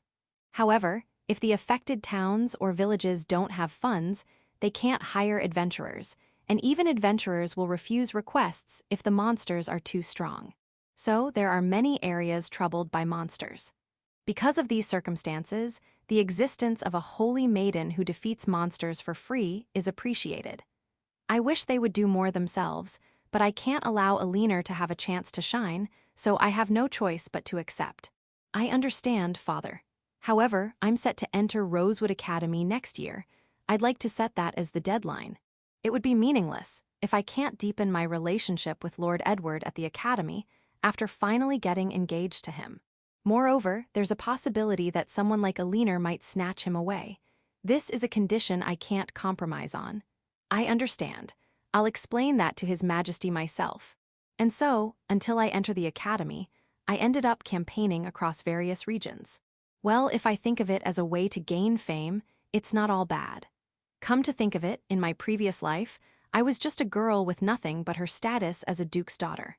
It's better to have suitable achievements to become the queen. Perhaps due to growing older, I had started to think in such ways. 4.6. The village of Trekkie. The carriage slowly traverses the mountain pass. I rarely left the royal capital, so the scenery of majestic mountains and forests enveloping the countryside should be novel. However, I grew bored within an hour. No matter how far the carriage traveled, the same scenery continued endlessly. After all, it's just trees and mountains. Despite minor changes, the view remains largely unchanged. It's boring. Isabel sits across from me, but being the serious type, she's not one for small talk. It's hard to strike up a conversation with her without a specific purpose. If it were my attendants from my previous life, I could casually say, "Tell me something fun to entertain me." But Isabel tends to read too deeply into my words. When we went to defeat the serpent at Lake Elfin, I told Isabel in the carriage, "Say something interesting." She responded with a straight face, detailing effective ways to inflict pain on people and how to exploit people's weaknesses. It wasn't fun at all. Apparently, she misunderstood that I wanted to hear such things. Well, it might be useful knowledge in the future, but I didn't want to discuss such violent topics to pass the time. So, it's a bit difficult to talk to Isabel. Alice sits next to Isabel, constantly reading a book.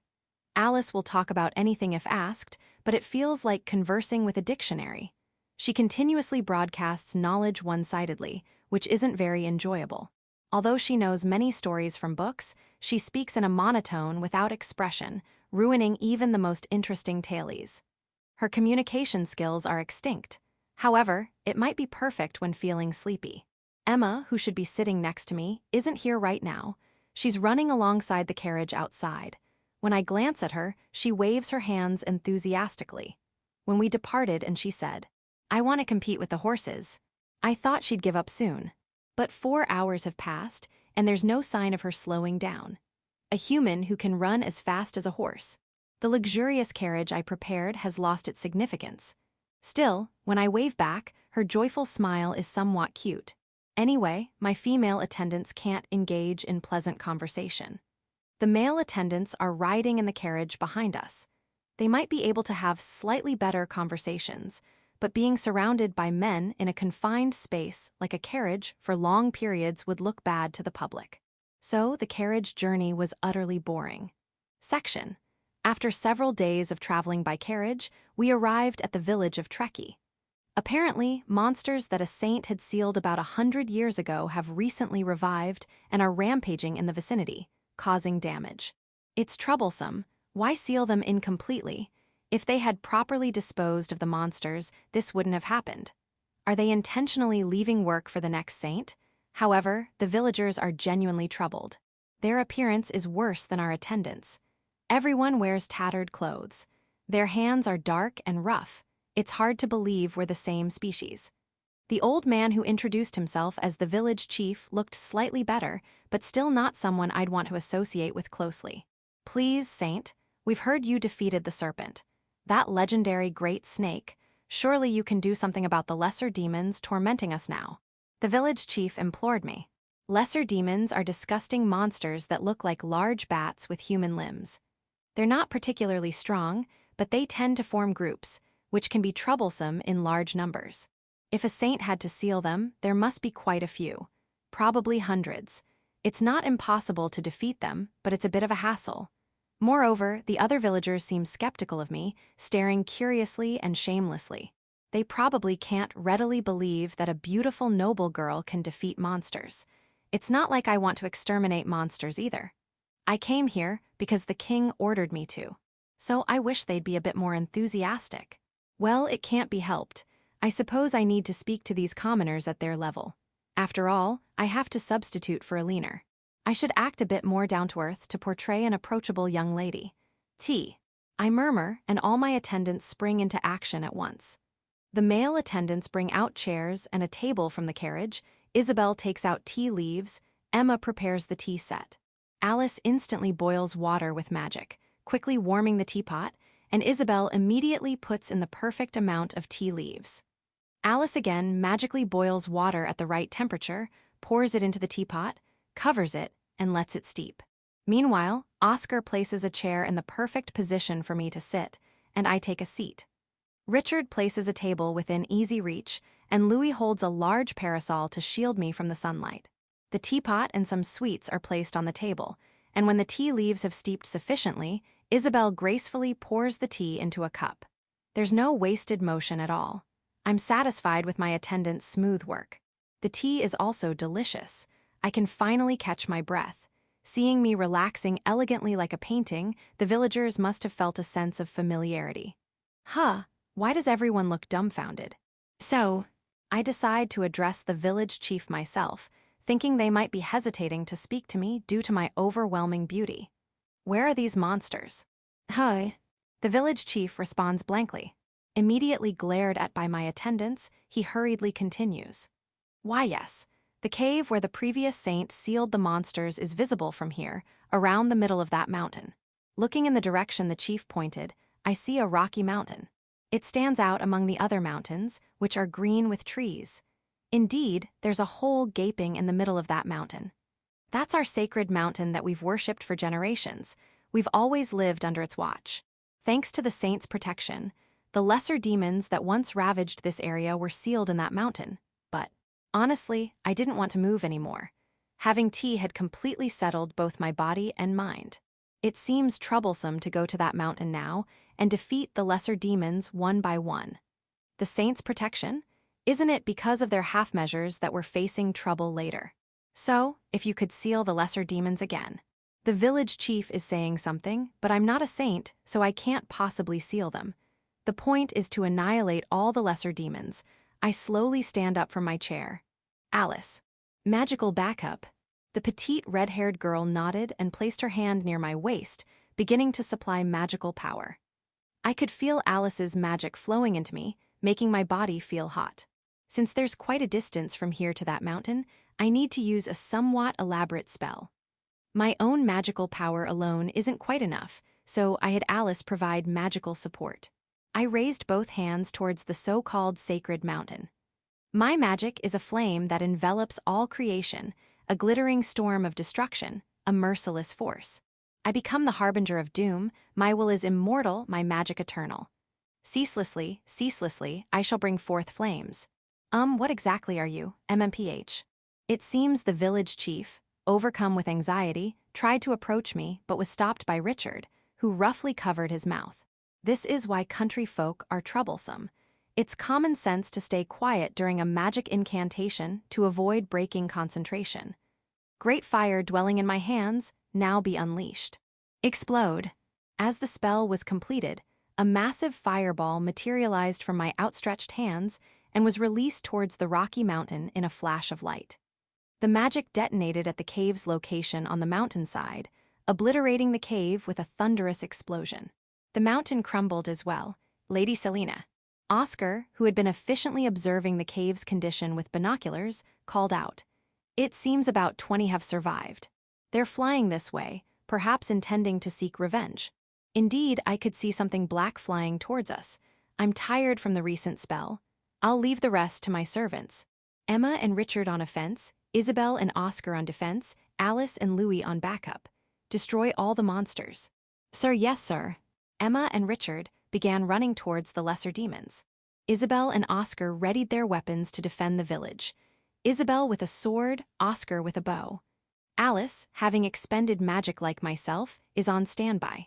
Louis is on recovery duty and my parasol bearer. As I repositioned myself in my chair and looked out, Emma had already engaged the lesser demons. The winged lesser demons were naturally flying through the air, but Emma was leaping even higher to strike them down. Was she a bird in her past life? Emma jumped off a lesser demon's corpse and leapt towards the next one. As always, it doesn't seem humanly possible. I wonder if she's not afraid of dying if she falls. As for Richard, unable to jump high like that, he was throwing stones. Projectiles. Though it seemed like a childish method of attack, the hurled stones whistled through the air and struck the lesser demons' heads directly. That must hurt. The lesser demons were falling one after another, their heads shattered by stones. Not bad at all. The results of leaving them in the forest and mountains for about 10 days, constantly fighting monsters, are showing. However, they still failed to take down a few, which were now approaching us. Oscar targeted those with his bow and arrow. He's skilled with various weapons, but he's especially good with the bow. Attacking the enemy from a distance, in an underhanded manner, seems to suit his disposition.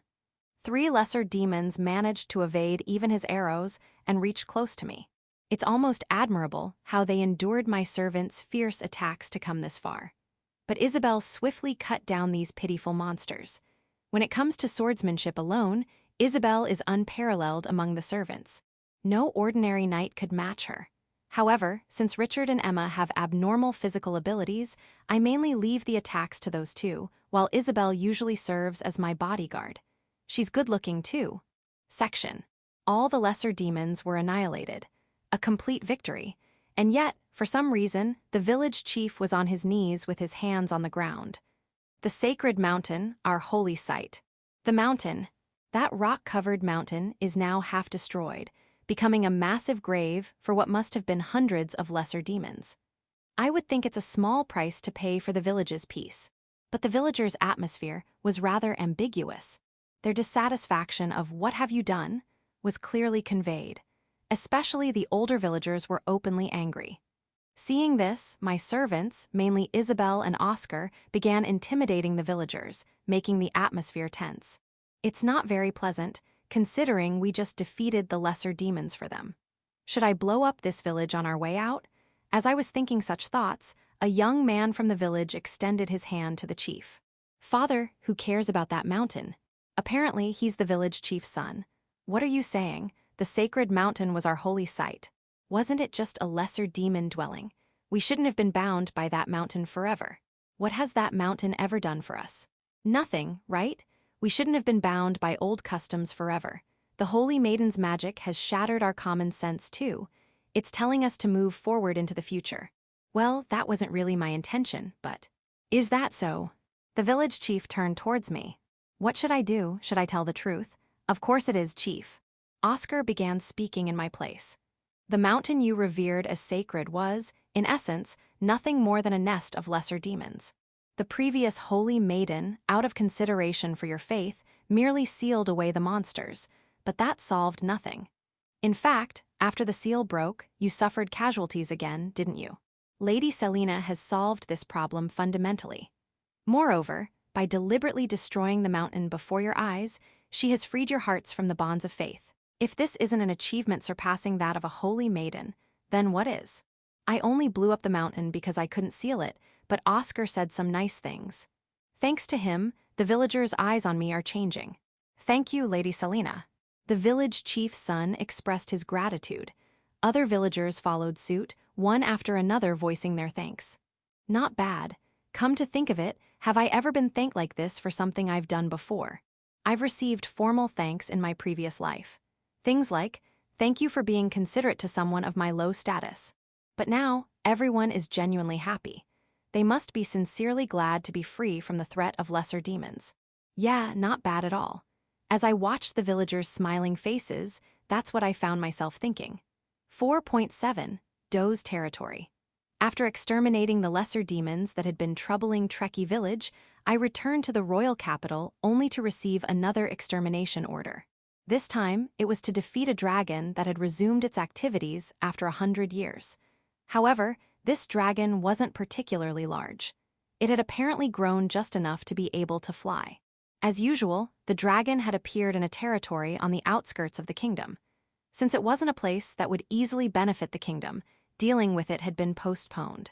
This dragon also had a story of being subdued by a saint 100 years ago. I heard that monsters subdued or sealed by successive saints existed all over the kingdom. Why did they go around doing such half measures? Thanks to that, I have to deal with unnecessary trouble. Saints don't have the power to defeat monsters. Alice answered when I was complaining about the saints in the carriage.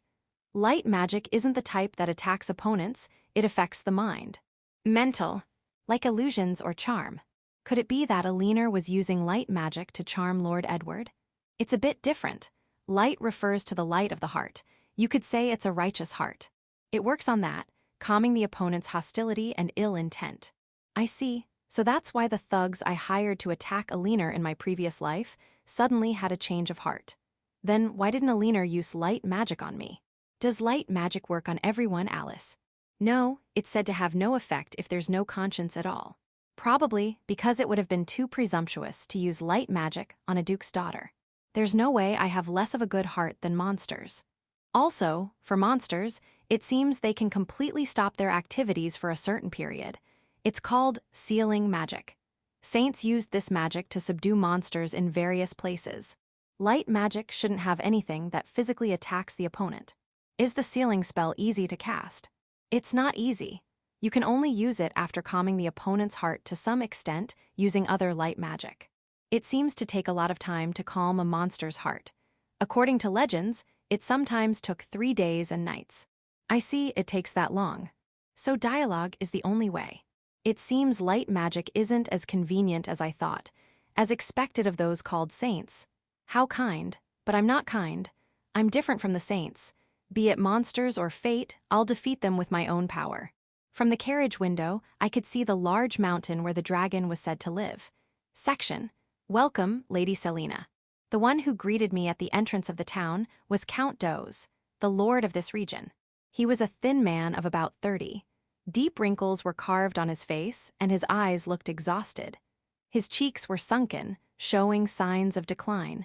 His hair was somewhat disheveled, suggesting he didn't have the luxury to groom himself. You seem to be quite troubled by the dragon, Count Duchess. Yes, honestly, it wouldn't be surprising if the town was attacked at any moment. Thinking about that, I can't even sleep. It's shameful. His words were too honest for a nobleman. But it's easier without tedious probing. So where is the dragon, that mountain? I pointed at the large mountain I saw from the carriage. Yes, that's right. However, we don't know exactly where on that mountain it is. It's completely different in size from the Rocky Mountain, where the lesser demons of Trekkie village lived. Even if I use magic, it would probably just scrape the mountainside a bit. In other words, I have to actually go to the mountain to defeat it. What? That steep mountain? I don't want to. Count Duchess, why do you think the dragon will attack this town? I hope it's just my imagination, so I can go home. It seems that dragon mainly feeds on animals, but humans are included among those animals. For the dragon, this town is an easy hunting ground. We've managed to drive it away by forming a defense squad with knights and soldiers, but that's only a matter of time. So far, the dragon seems to be attacking playfully, but even so, our defense squad is exhausted and reaching its limit. It could fall apart at any moment. Well, I suppose a town is like shouting, humans are here. At full volume, so it must be easy hunting for the dragon. Easier than dealing with animals in forests or plains where you don't know where they are. So, the dragon is attacking this town in search of food. Then, if we dangle bait in front of it, we can lure it out. I looked at Emma. Her healthy and supple body does look delicious, if I may say so. With her unnecessarily high physical abilities, she's perfect as bait. Count Duchess, where's a good place to fight around here? If that's the case, there's an open plain at the foot of the mountain where the dragon lives. How about that area? I don't want to go that far. Isn't there anywhere closer to town? Closer to town? Well, if possible, I'd prefer if you could fight away from the town. Count Duchess shrugged apologetically. What are you saying, Count Duchess? It was Isabel who rebuked him. Lady Selina is someone who wouldn't be fazed even if she had to fight in that mountain. If she's choosing to defeat it near the town, there must be a reason. A reason. Despite being spoken to so presumptuously by my servant, Count Doze didn't seem to mind much. I'm more nervous about it. It's to give the townspeople a sense of involvement. It's important for them to feel that peace is not easily obtained. Threats are not limited to dragons. We don't know what will happen in the future. However, if we defeat the dragon in a place they can't see or hear, they might misunderstand that peace can be easily obtained. Lady Selena is concerned about this complacency. She will certainly defeat the dragon. But in the end, it's necessary for them to have the spirit to protect their town themselves. Count Doze's face lit up at Isabel's words. The faces of the knights he brought also changed, and my expression probably changed too, because I hadn't thought of any of that, as expected of Isabel. Her way with words shows her experience in managing girls at the orphanage. I just didn't want to go all the way to the mountain. I understand. Indeed, we may have been thinking selfishly to let only young people like Lady Selena and her companions fight. We too should be prepared to fight when necessary. Let's lure the dragon to a place near the town. A light kindled in Count Doze's exhausted eyes. He's easily swayed. It must be hard for him to survive in noble society. The newly designated battlefield was a plain close to the town. That's not a significant distance to travel, so it's acceptable to me. Now, Emma, I want you to lure the dragon here. Understood. We're going to race with the dragon, aren't we? How exciting. Impressive, this girl. Even though her life is at stake in this race, she seems genuinely excited. Listen, Emma, take off your armor. It's better to wear as little clothing as possible. I ordered Emma to remove the armor she was wearing. Understood. Without hesitation, Emma removed her armor and took off her outer clothes, leaving her in something like underwear. I see. Dragon's breath would be hardly effective even with armor on. Rather than that, by removing the armor to become lighter, you're aiming to increase speed. Louis nodded repeatedly, looking impressed. Huh. Well, isn't it because the dragon will find exposed skin more appetizing? If she's wearing hard armor, the dragon might not come to eat her. Though she's not a well-developed child and lacks feminine charm, she should appear attractive as bait. I'm off then. Emma gave a crisp salute and dashed off towards the mountain as nimbly as a wild monkey. Section. I was drinking tea after moving to the plain that would become the battlefield. It was because I had time to kill until the dragon arrived.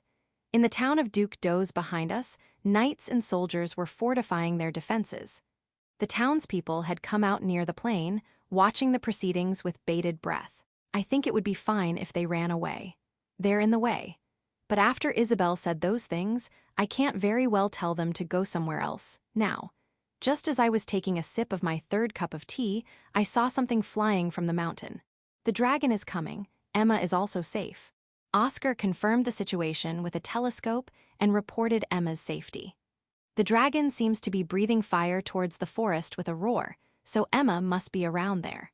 At this distance and that size, the dragon is fairly large.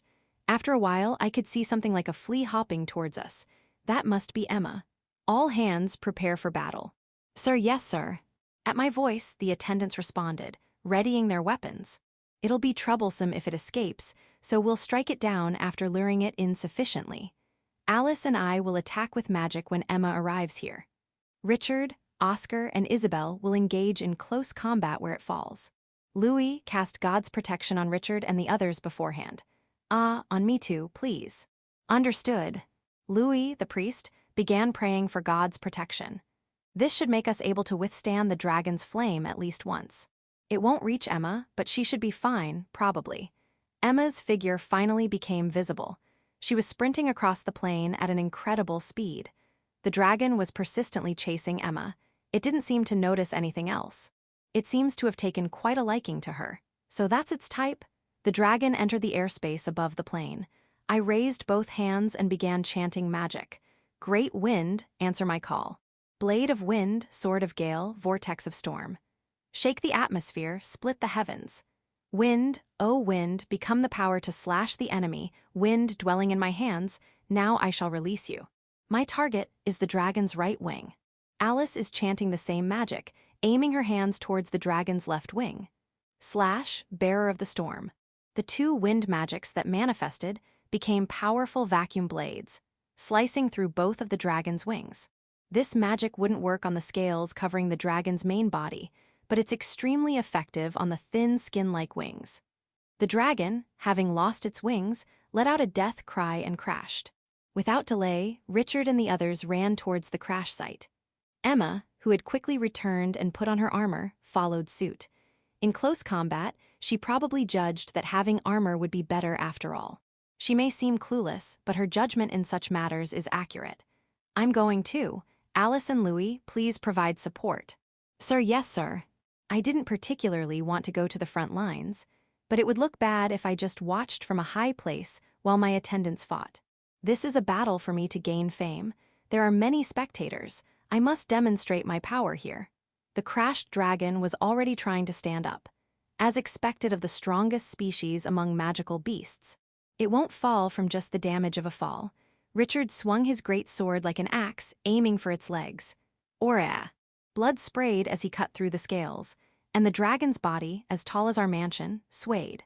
The ferocious monster opened its mouth, trying to aim its flame breath at Richard, but Oscar, who had circled around, cleverly attacked its tail, diverting the enemy's attention.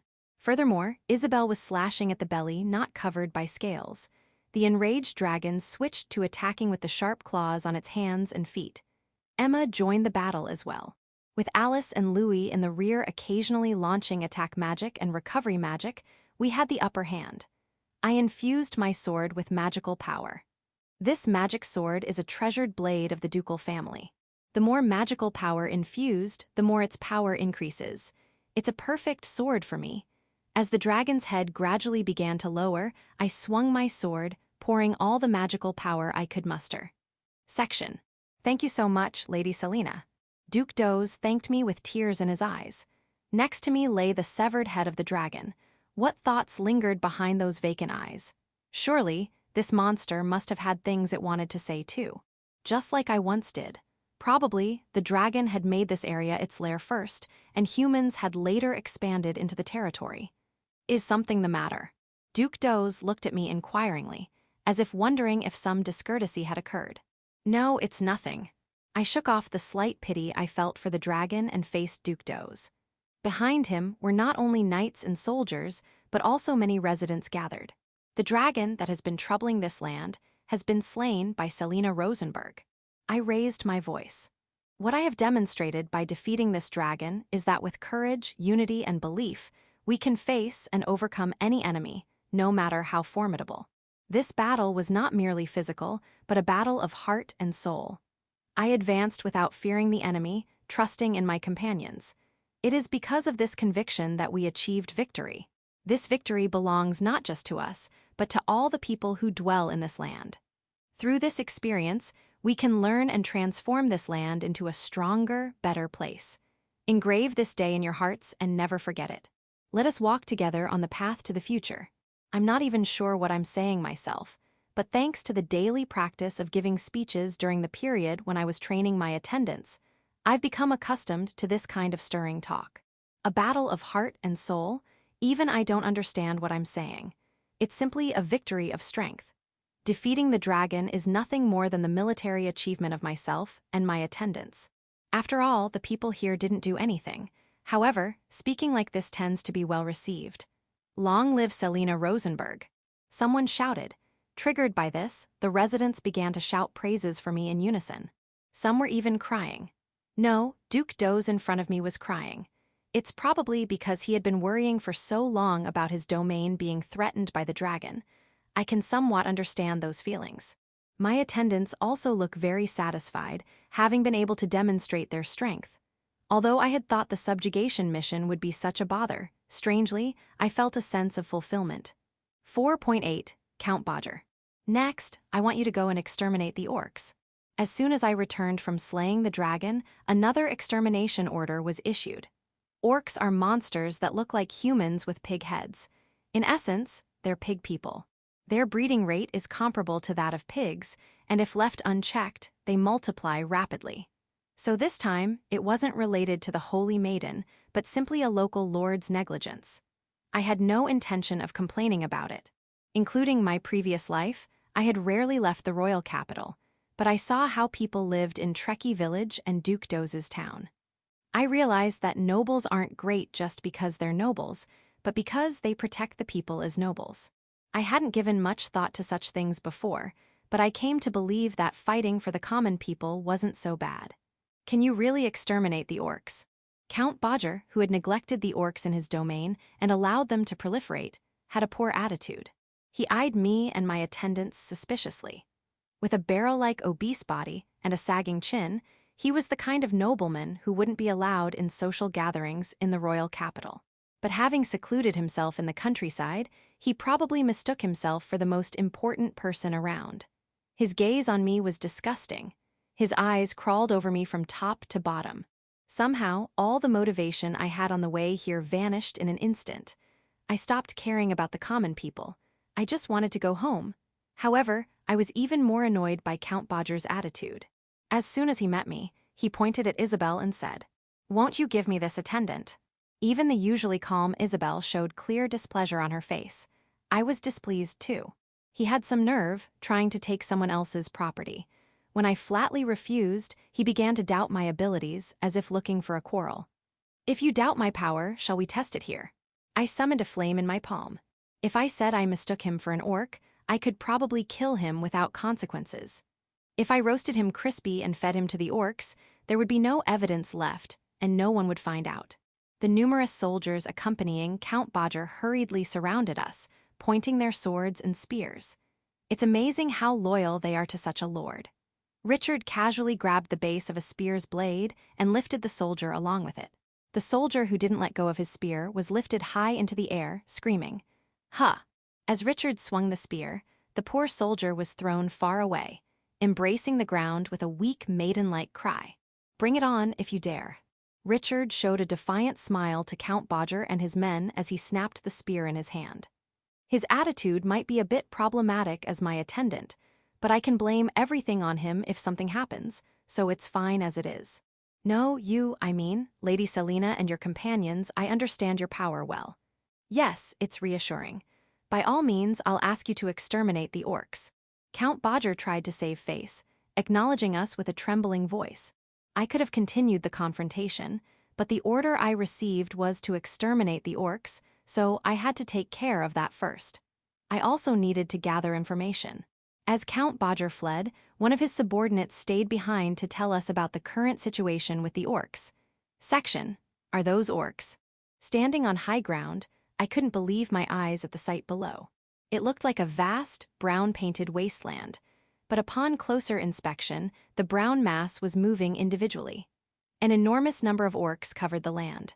According to Count Bodger's subordinate, the orcs had attacked the town many times before. At first, their numbers weren't significant, but fearing unnecessary losses, Count Bodger only drove them away without pursuing them. Orcs aren't stupid. They have at least pig-level intelligence. After repeatedly attacking the town and facing defeat, they chose to retreat to the mountains and forests, taking time to build up their forces. And they succeeded in gathering considerable numbers. At that point, there was still a chance of victory, apparently. The knight commander in charge of protecting this domain advised so. However, when the large horde of orcs approached again, Count Bodger, frightened, made peace by offering them food. And he did this multiple times.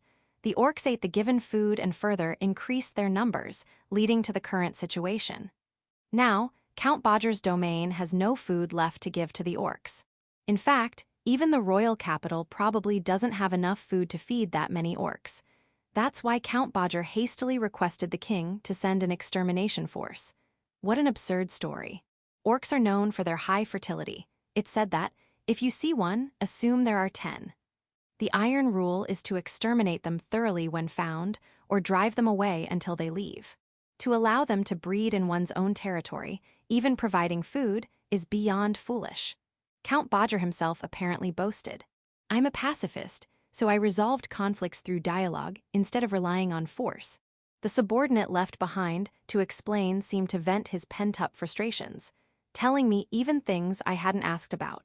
It seems this person didn't get along well with Count Bodger and was assigned the unpleasant role of explaining the situation to me. Thanks to that, I was able to obtain a lot of information. And now, a disgustingly large number of orcs are approaching. Should I burn them for now? As you wish. My 5 attendants followed my words. This time, Alice is on a separate mission. No matter how many there are, they're just orcs. It's not a problem even if 1 or 2 attendants are missing. Louis, back me up with magical power. Yes. Louis hesitantly touched my back and began supplying magical power. Louis is quite a powerful magic user too, though not as much as Alice. Well, I'm overwhelmingly the strongest, of course. Red flame's spirit, scorching heat that melts even rocks, hellfire, dwell in my hands, grant me power. I desire to burn the world to ashes. Fire spells are my specialty. I have a great affinity for them. Usually, it's difficult for me to use my full power because of this strong affinity, but this time, given the numbers, I can go all out. Fill the 3,000 worlds with crimson lotus flowers. Annihilate. As the spell was completed, fierce flames engulfed the orcs. It spread like a tsunami, swallowing the orcs one after another. The screams of the pigs echoed across the land. Heh. I have no particular grudge against them, but I can't help but smile. Orcs make surprisingly good sounds when they scream. Some of the orcs who barely escaped the flames spotted us on the high ground and raised their voices. Even pigs can apparently figure out who created this artistic flame. The enraged orcs rushed towards me en masse. Although I had burned most of them with magic, given their initial enormous numbers, there were still a considerable number of survivors. At least 100, I'd say. I'm tired, so I'll sit down. Can you take care of the rest? Sir, yes, sir. As I sat down in a chair, Richard and Emma took the lead. Richard's great sword, swung with a war cry, sliced through 3 or 4 orcs with each strike. Emma skillfully wielded 2 swords, accurately striking the enemy's vital points. Although the two had contrasting fighting styles, the number of surviving orcs rapidly diminished. Realizing their disadvantage, the orcs tried to flee, but Oscar and Isabel had already circled around to cut off their escape route. Those two are remarkably skilled at fighting dirty. After all, we can't let a single one escape. I don't make mistakes, and so the extermination of the orcs came to a swift end. Section. As expected of Lady Selena, I believed in you from the start. Count Bodger, who came to greet us, had completely changed his attitude from before, now acting subservient. He was even wringing his hands, making his intentions all too obvious. Many residents had gathered around us. They probably came out of curiosity to see those who had annihilated the vast horde of orcs. Silence, Count Bodger. You are to be escorted to the royal capital. I denounced Count Bodger in front of everyone. What's this all of a sudden? Count Bodger looked completely baffled. You are responsible for the massive outbreak of orcs. Do you know how many people suffered because of that? His Majesty the King will never forgive your crime. By the way, I hadn't received any such order from the King. This was a complete abuse of authority. However, the thought of working for someone like him made my blood boil, so I decided to take him in as a criminal. The massive outbreak of orcs wasn't my fault. There's no reason for me to be judged for that. Count Bodger protested, his fat body trembling. What he's saying isn't wrong. Sure, his handling of the situation was incorrect, but whether that alone constitutes a crime is debatable. But that doesn't matter. I simply don't like him. There are other charges as well. The numerous wrongdoings you've committed in your domain, we already have evidence of them. That's absurd. I know nothing about such things. Count Bodger's face turned pale. I don't know either. After all, I'm just making it up as I go. But with a face like that, it's hard to believe he's been governing well. Even his subordinates disliked him. The gathered residents, though silent, were clearly delighted at the Count's predicament, confirming my assumptions. Just then, Alice returned. Her expression was as blank as ever, but she gave a thumbs up. It seems she had gathered evidence. Alice has been a natural sneak thief since our orphanage days, always sneaking into people's rooms to rummage through books and letters. I had her use that talent to infiltrate Count Bodger's mansion and search for evidence of wrongdoing. Now, Alice, show us the evidence. Yes, there are double books for tax receipts, and the actual tax revenue differs from what was submitted to the country. I've also found letters proving that positions were decided through bribes. There are also letters detailing how wealthy merchants were falsely accused and their properties unjustly seized. Alice spread out several documents. Hey, seize that girl. This time, Count Bodger, his face now bright red, ordered the soldiers, but they just looked at each other, none willing to move. That's because Richard was cracking his knuckles menacingly. I'm truly delighted that Count Bodger had committed crimes befitting his appearance. Well, whether he was guilty or not wouldn't have changed what I was going to do. Now, if I can gather the support of the residents, I should be able to avoid any troublesome questions when I return to the royal capital. I address the crowd. People of this land, I am Selina Rosenberg. I have come here on His Majesty's orders to bring peace to this region. For that purpose, I have incinerated tens of thousands of orcs. Defeating the orcs was indeed necessary to establish peace in this land. However, the true enemies of this country are not just monsters. The lords who commit evil acts and injustices are also enemies who harm this country. They threaten the nation and its foundation, the people, and disturb the peace. We must unite against them and face them with courage. We are called upon to stand firm against lies and injustice, to face difficulties, and to act with bravery. That is the true peace that His Majesty the King seeks. And today, this land has been able to usher in the dawn of a new era. As usual, I'm just saying whatever comes to mind, but the residents responded with enthusiastic cheers. Many were even in tears. This is going well. Once you create a fait accompli, it's all in your favor. With this, everything I've done will be considered the king's orders. After all, it's the king's fault for dumping everything on me. He should at least let me cover my tracks this much. Amidst the thunderous applause, I threw the tied-up Count Bodger onto the back of a shabby cart. Other nobles and officials suspected of being involved in the wrongdoings were being caught one after another by the residents.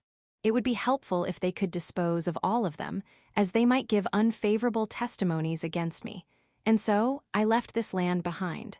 Section: Your Majesty, Father, I have brought peace to that land as per your orders. Later, back at the castle, I cheerfully reported. Ah yes, well done. Both their faces were twitching, but there was no particular reprimand.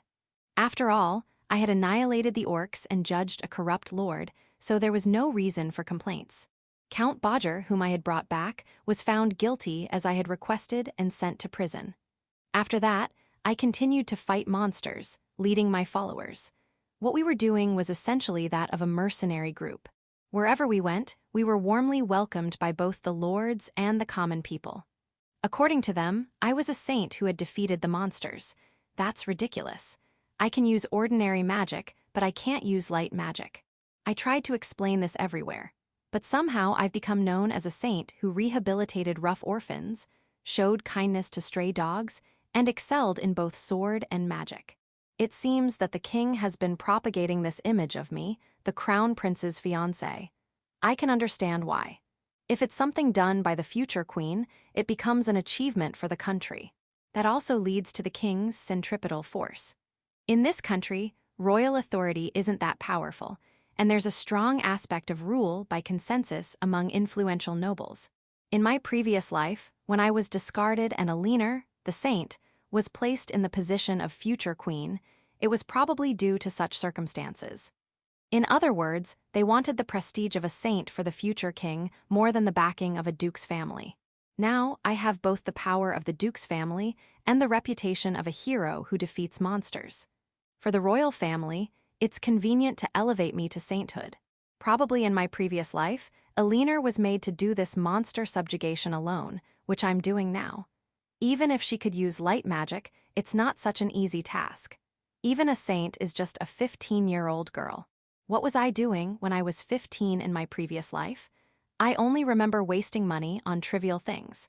Perhaps I was too ignorant of many things in my previous life. As I moved from battle to battle, covered in the blood of monsters, these thoughts crossed my mind. Section: Audiobook by Masquerade at Masquerade Audiobooks. Chapter 5, The Academy. 5.1, Return. Finally, the day came for me to enroll at Rosewood Academy. I had been occupied with monster subjugation right up until my enrollment. I was worried that my promise might be broken, but it seems my father had interceded with the king on my behalf. Oddly enough, while the king aims to strengthen royal power by having me, the crown prince's fiancé, fight, I'm still a member of the ducal family. So currently, this is increasing the influence of the Rosenberg ducal house. My father, always smiling and mild-mannered, isn't particularly suited for power struggles, but our ducal house has always been one of the more powerful noble families. Now, with my military accomplishments added to that, our reputation is growing both internally and externally. On the day of enrollment, I entered the academy, accompanied by my attendants. I had made my attendants study hard to be able to enter the academy, and they had also accumulated achievements, so there was no problem with their qualifications. After all, it's only natural for a noble lady to be accompanied by attendants. Those who said things like 6 is too many or orphans are a bit were silenced by the power of the ducal house and my physical strength. Now, after 16 years, I had been waiting for this moment. The time to bring down the hammer of revenge on the classmates and teachers who had abandoned me in my previous life. Come on, approach me like in my previous life. You classmates who tried to form superficial friendships to benefit from the ducal house's favor. Once you try to get close to me, I'll toy with you thoroughly and then discard you like garbage. Huh, no one's approaching. Not just the students, even the teachers aren't trying to get close to me. On the contrary, when I approach, everyone runs away as if frightened. As expected of Lady Selena. Richard said proudly. The difference in status as a person is so great that the academy folks are afraid to even approach. Is that really the case? Somehow, it doesn't feel like a difference in status, but rather that they're simply scared. As I was puzzling over the reactions of the academy people, one of the female students in my path noticed me and hurriedly tried to leave, tripping and blocking the way. I'm sorry. Please forgive my rudeness for blocking your path. The girl crawled and cried, apologizing. Moreover, her friends, presumably, also rushed out from the side and started apologizing together. We're so sorry. This girl is just clumsy, not intentional at all. Please spare her life at least. Come on, I wouldn't kill someone just for blocking the path, would I? Am I being mistaken for an ogre or a demon? Oscar helped that girl up. For now, since it was in the way, I left it to Oscar to handle. Oscar stepped forward smoothly and gently extended his hand to the fallen girl. Are you hurt, my lady? If my hand is acceptable, please use it to stand. The girl blushed at Oscar, who was wearing his public smile, and grabbed his hand. Oscar helped her up, unnecessarily close as if embracing her waist, and naturally guided her to the side of the corridor. The girl couldn't take her moist eyes off Oscar. As expected of a ladies' man, his good looks aren't for nothing. He's attracting heated gazes from other female students as well. Well, that doesn't matter. The problem is my reputation. What on earth is going on? Isabel. Yes. Gather information about my reputation within the academy. It's fine even if it's bad. As you wish. Isabel quietly left me to gather information. Section. To conclude, Lady Selena's reputation seems to be very good. Isabel reported as soon as she returned at noon. Even at this hour, my treatment hadn't changed, and no one approached me. Even during classes, there was an empty zone around me. In my previous life, people had gathered around me annoyingly, greeting me one after another. My reputation is good, but no one approaches me. They probably consider you unapproachable. However, several anecdotes about your monster subjugation have spread, and that might be the reason why they fear you. Anecdotes? What kind of anecdotes? Do you remember when you exterminated the goblins? I remember. Whether they had drifted in from another country or just happened to breed, a large number of goblins had appeared in a certain region of the kingdom. Because there were so many, I carried out a joint extermination operation with the lord of that land. At that time, in the forest where the goblins were hiding, didn't you burn everything indiscriminately? Saying things like, those who run are goblins, those who don't run are well-trained goblins. And in the end, you burned down the entire forest, didn't you? To make excuses, at first I was properly searching and defeating goblins. But halfway through, it became troublesome to confirm, so I just started burning everything that looked suspicious. In the end, I burned mountains and forests, turning half of that territory into a scorched plain. Moreover, even though I had exterminated every last one of them, the Lord said something sarcastic to me. Even if they're goblins, how can you kill women and children so easily? I got angry too and retorted. It's easy because they move slowly, but what about you, my lord? The Lord was fat and looked sluggish, so when I made a flame appear in my palm, he turned pale and ran away. That made me feel better at the time. Don't tell me the anecdote is. You don't mean my words from that extermination have spread. Yes, Lady Selena is reputed to show no mercy, even to women and children. I wonder how that could be considered a good reputation. Section, even after several days had passed, no one came near me. At this rate, even if I wanted to take revenge, I couldn't get started. However, I also noticed that a part of me was relieved by this situation. 16 years was a long time to hold a grudge. My inner age had reached the mid-30s. The passion to rush ahead without thinking, like in the old days, was fading. By distancing myself from other students, I was able to view the academy from a bird's-eye perspective. There, students who were still children were engaged in petty power struggles, as if playing at being adults in a miniature garden.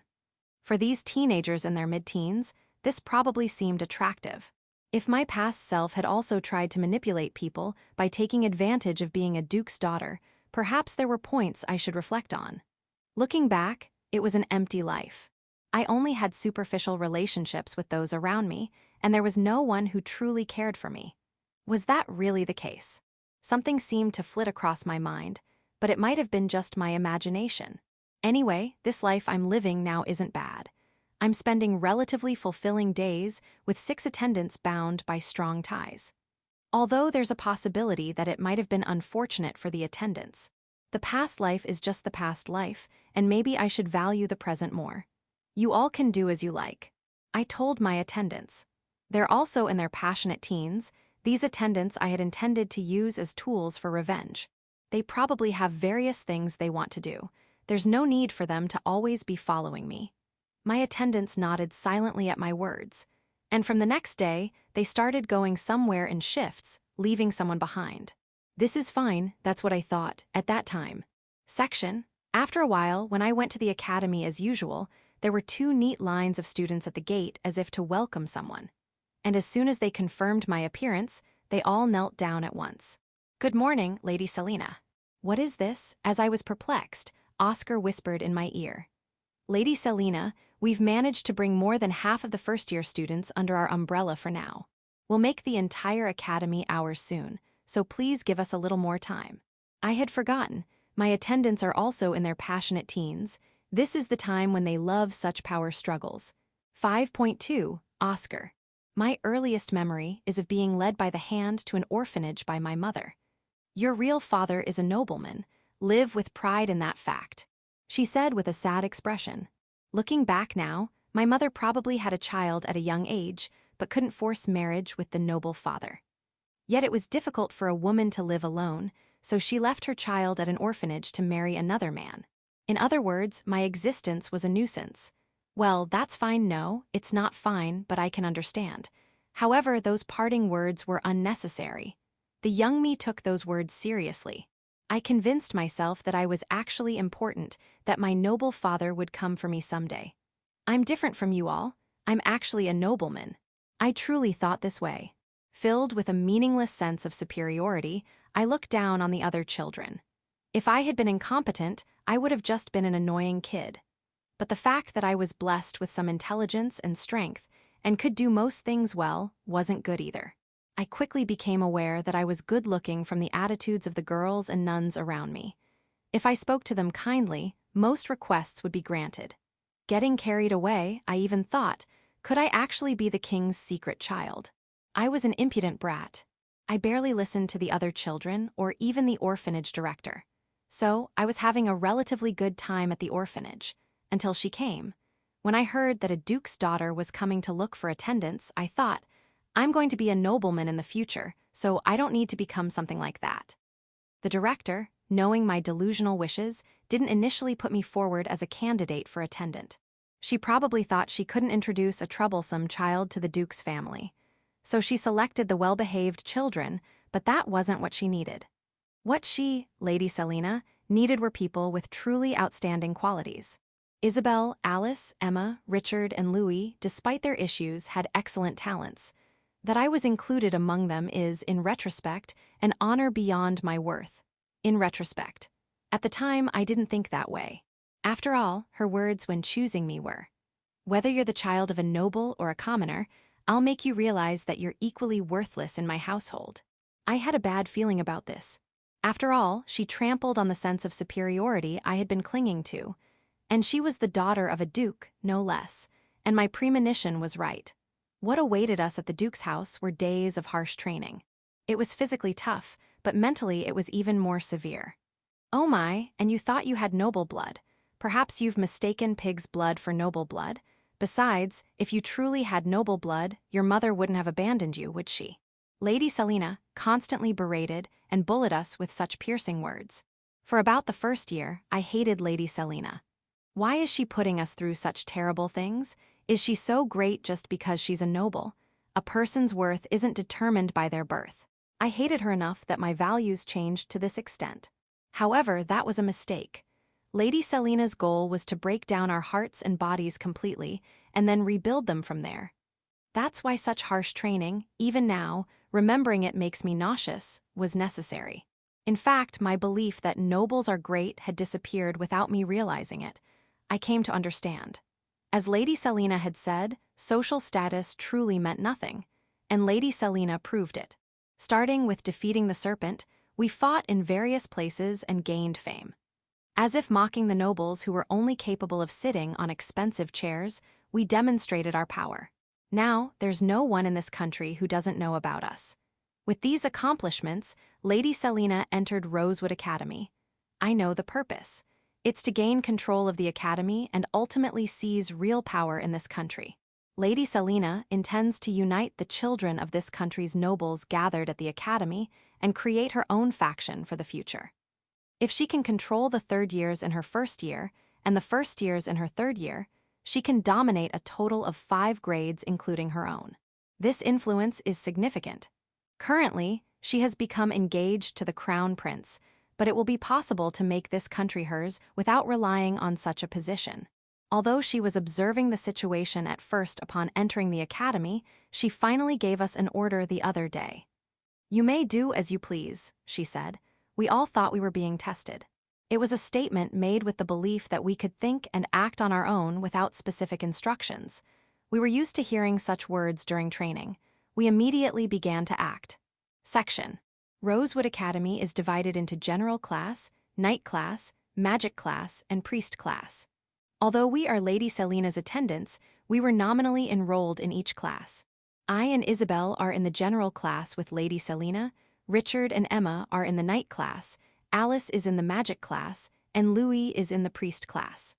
The General Class might sound like a place where ordinary students study, but in reality, it's an upper-class course where children of nobles gather. Isabel and I, based on information we had gathered in advance, strategically approached groups that were already forming. It's no different from what we did at the orphanage. Understand what the other person wants, what they desire, what they want to hear, and slowly bring them under our influence. Social status doesn't matter. They're all just humans. In fact, those who rely on their status, like I used to, have nothing else to cling to. If you make them realize that they have nothing but their status, it's easy to take advantage of them. Really, nobles other than Lady Selina are all vulgar. It didn't take long for Isabel and me to create a huge faction with Lady Selina at the top. What Richard and Emma did was even simpler. They demonstrated their power, that's all.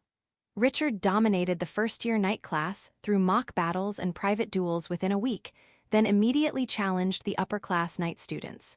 I won't say one-on-one. Come at me as many as you like, seniors. Provoked by Richard, the upper-class students weighed their pride and face and shamefully decided to gang up on him. But they chose the wrong opponent. Richard possesses monstrous strength. Moreover, despite his large build, he moves quickly. The great sword Richard wields can neither be blocked nor deflected, crushing opponents along with their swords and shields.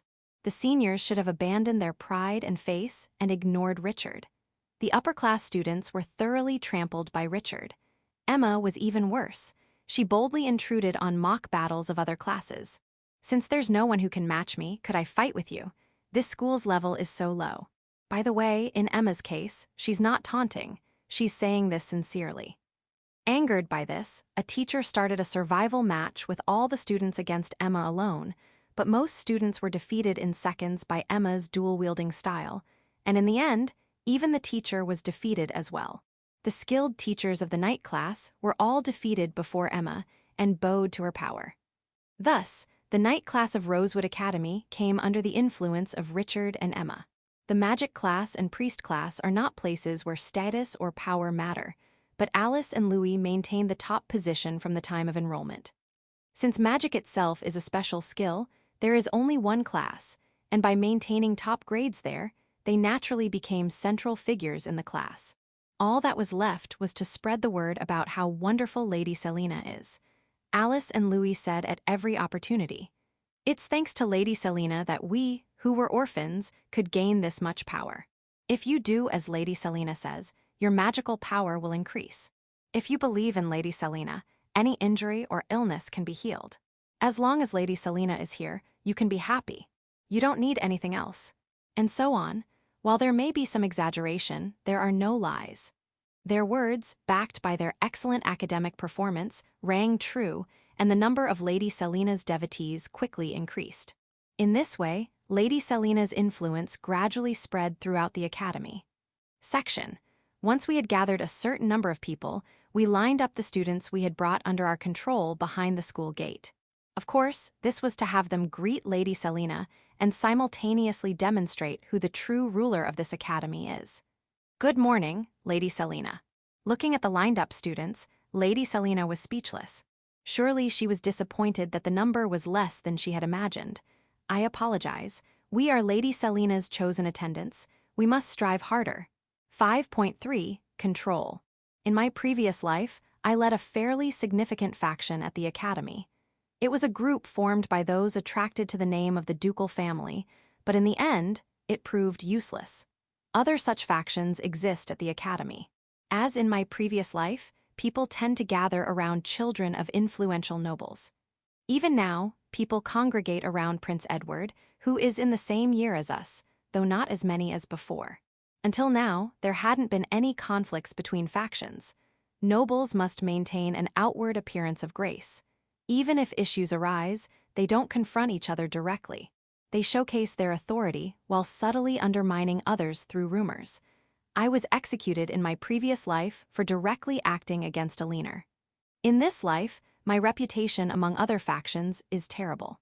After all, Richard and Emma are violently expanding their influence. Isabel and Oscar are plotting schemes, and Alice and Louis are increasing their supporters, or rather followers. There's no way to compete using traditional noble methods. If I were in their position, I'd find it extremely unpleasant.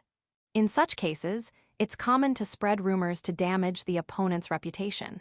In my case, people say things like, "It seems the servants of Lady Selina of the Rosenberg ducal family are poorly educated." Of course, since I've trained my servants as assassins, it's natural that they lack a conventional education. I have no particular objection to this. However, my servants wouldn't let it slide.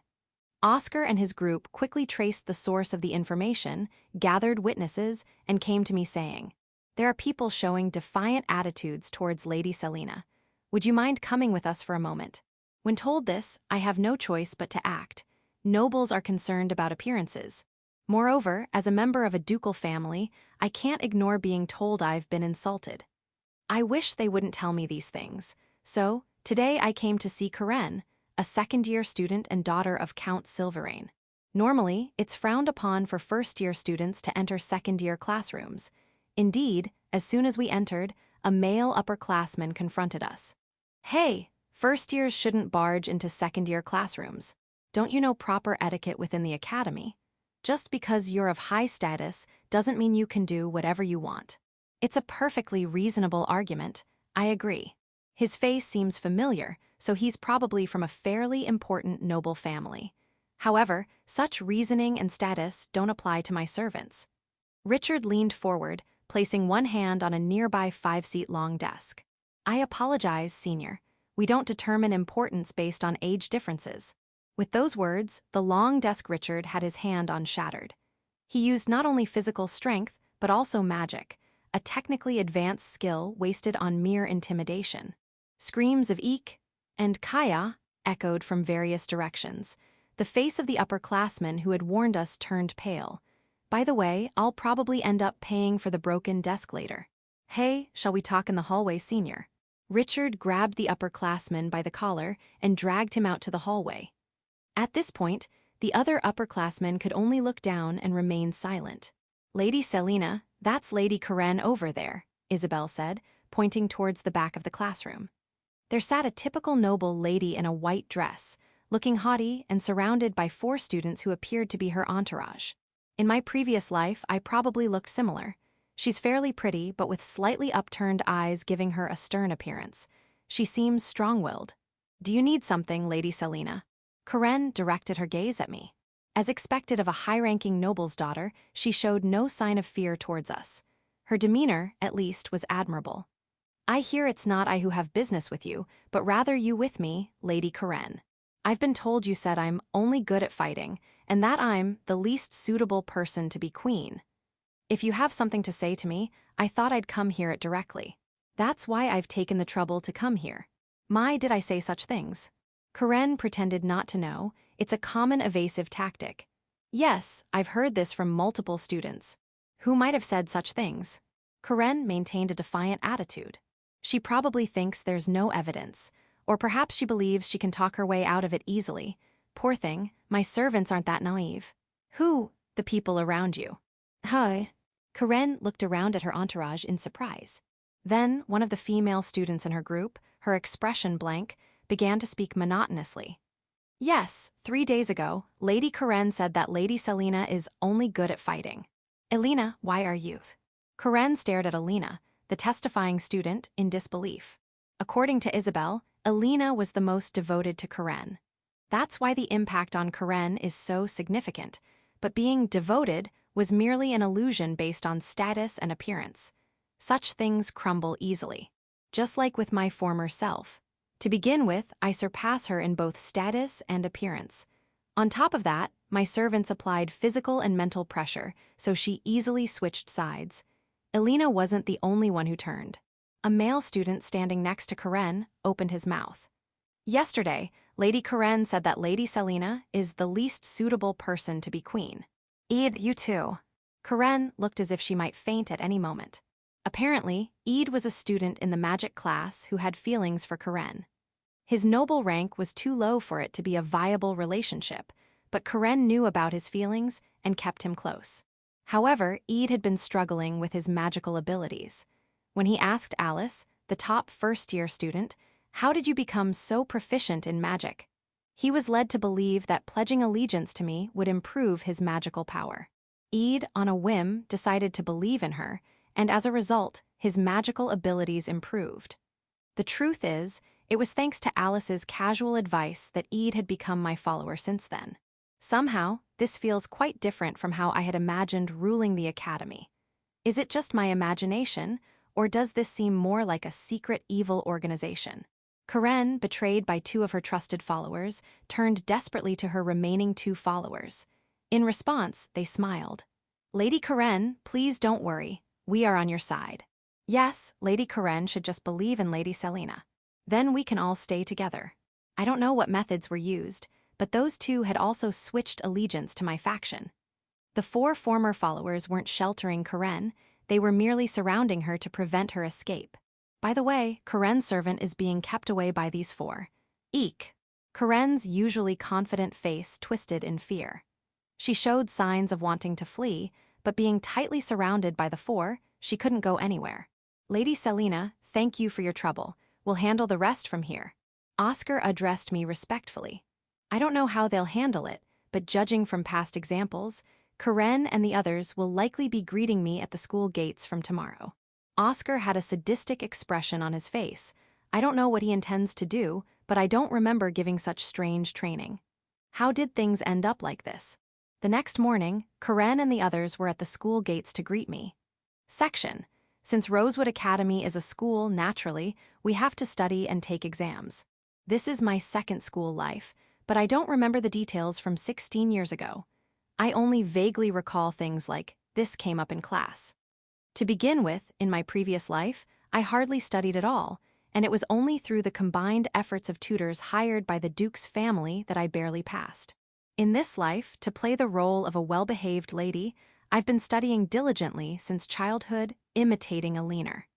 Eleanor was not only a saint, but also excelled academically, ranking first in her previous life. In this life, I'm the top student, with a leaner second. It's only natural, given that I've had the memories of an 18-year-old since childhood and have been studying from there. Oscar and Isabel follow after a leaner. Those two are quite good academically as well. Alice and Louis are in different classes, so their exams are different, but both of them are top in the magic and priest classes respectively. Richard and Emma aren't academically gifted, but receive high evaluations in practical skills. After all, they're stronger than the instructors in the night class. No matter how bad their behavior, their evaluations can't help but be high. So, we stand out in various ways. It's common for those who stand out to attract envy. In my case, several factions secretly united under the banner of Defeat Selena. The secretly part was just their sentiment. Oscar and Isabel were fully aware. These two created spies, disguised as collaborators, everywhere by exploiting others' weaknesses, gathering information. The Defeat Selena alliance targeted Richard. After all, he was big in both body and attitude. They probably thought that if they could just get rid of the obviously strong Richard, they could handle the rest. What foolish people. Oscar laughed. When Lady Selena is the truly dangerous one. Hey, isn't it a bit much to call your master a dangerous person? The Alliance's plan was to lure Richard out alone and ambush him with 10 people. However, real swords were apparently prepared as weapons. This was dangerous for the attackers. With real swords, I won't be able to hold back, Richard said with a wry smile when he heard about it. We've fought monsters many times. Honestly, students are no match for us, even with swords. However, when faced with real swords, he naturally can't hold back either. Richard is a man who can knock down monsters with his bare hands. If he gets serious, he could kill his opponents. That would be problematic. Annihilate the enemy peacefully before you kill them. That was the order I gave. Section. The 10 students from the night class gathered by the Defeat Selena alliance had assembled in the designated warehouse. That's where they were supposed to receive the swords. The warehouse was in a corner of the academy grounds, usually storing wooden swords and armor used for training. It was dimly lit inside, with a unique smell and dampness. The gathered students looked around the warehouse. However, the promised swords were nowhere to be seen. As they wondered what was going on, the sound of the back entrance door closing echoed through the warehouse. When the students turned around, they saw Richard standing there, blocking the door. Hey, I didn't mind if you guys used swords, but Lady Selena was worried I might not be able to hold back and end up killing you. You should be grateful to the kind Lady Selena. Oh, you can use wooden swords if you want. I'll give you that much of a handicap. Richard slowly advanced, cracking his knuckles. The students frantically grabbed wooden swords, but the outcome was already decided. Meanwhile, the upper echelons of the alliance, consisting of noble children, were being dismantled by Oscar and Isabel. Isabel kidnapped one of the male students and whispered in his ear. Lady Selena is merciful, so if you join her side now, I think she'll forgive you. Oh yes, I picked up something like this in the warehouse earlier. Is it yours? What Isabel showed the male student were the student ids of the 10 night class students who were supposed to attack Richard. They were covered in blood. The male student, the heir to a marquis family who usually had a big attitude, could only turn pale and nod his head repeatedly. By the way, Oscar was doing the same thing to the female students, successfully causing one after another to defect from the alliance. Thus, the Defeat Selena alliance was annihilated within days of its formation. From then on, any forces opposing Selena were thoroughly eliminated. 5.4. Mortal Combat. My deadly battle with dogs continued even after I entered the academy. After all, I had to get used to dogs since I needed to bring them along when meeting the crown prince and the queen. However, no matter how many times I fought, I was always one-sidedly trampled, and I couldn't find a way to win. I couldn't keep facing dogs without a strategy. Knowing your enemy is a golden rule in battle. So, before today's fight, I decided to invite Louis, who knows dogs best, to my room for consultation. Louis, you had a dog before becoming an orphan, and you seem good at dealing with dogs now. Is there any trick to it? I'm not as good as Lady Selena. Shut up. In my case, dogs just come to me on their own, without me doing anything. It's not the same for you, is it? Ah, I see. Indeed, dogs approach Lady Selena without you doing anything. It's almost mysterious. That's extremely troublesome. Yes. So, how should I put it? I don't know the proper way to handle dogs. But when it comes to dealing with the royal family's dogs, I can't just leave it like this, can I? You're right, that might be a problem. I understand. If you don't mind, I'll teach you how to handle dogs. I'll bring my dog, so please wait a moment. Louis left his seat and soon returned with a dog. Louis's dog had no particular features and could be called a standard type. Recently, dogs stopped coming to me on their own, but I still felt an intense gaze from Louis's dog. Its breathing seemed a bit rough. As expected, it seems a bit excited when seeing Lady Selena. Louis smiled as he observed the dog's behavior. Please, I want that excitement to stop. Well, to get along with dogs, the first step would be to talk to them gently. Talk to them. Is there a dog language? No, there's no such thing. Human language is enough. However, it's important to speak gently with feeling. Speaking gently to something that doesn't understand language. Is it okay to say things like, I'll roast you and feed you to other dogs while smiling? Dogs are sensitive to human emotions, so please be gentle not only in attitude, but also in words, okay? Louis looked a bit troubled. He's so particular. Fine, I'll try talking to that dog. I faced the dog and took a light breath. Aren't you cute? Woof woof. The creature, literally turned into a beast, pounced on me without a moment's delay. This isn't what we agreed on. The dog that jumped on me tried to lick my face, so I desperately avoided it. As expected of Lady Selena, the effect is outstanding. Louis praised me. No, that's not it. I don't want such a passionate relationship. I want to start as friends first. With Louis's help, I somehow managed to pry the dog off. Well, isn't it impossible when you're liked this much? Louis started saying irresponsible things. Is there any other way? The general method is to train them with food. First, you hold food in your hand and teach them to sit, but winning them over with food. It's an effective method for humans too.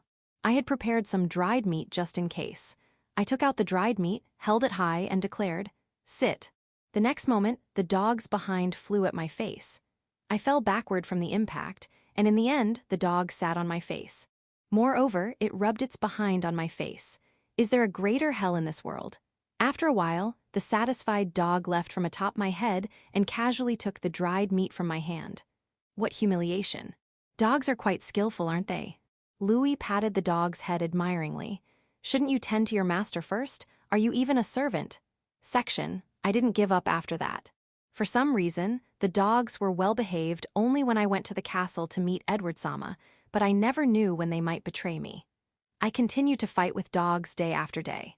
And finally, I reached a certain state of mind. Humans are wonderful, because we can communicate with words. Why had I been so hostile towards Alina and my classmates? They are humans. We can understand each other if we talk. Unlike those beasts that wouldn't listen to a single thing I said, whether I ordered or begged. That alone makes them precious. I became able to forgive people. Compared to dogs, everything else is trivial. In fact, I'm getting a chance to redo my life. Isn't that enough? However, even so, I continue to spend time with dogs. I had successfully defeated numerous monsters. I couldn't let myself remain defeated by mere dogs. Besides, the dogs were not as energetic as they used to be. Since they were originally strays, we don't know their exact age, but they're probably approaching old age for dogs.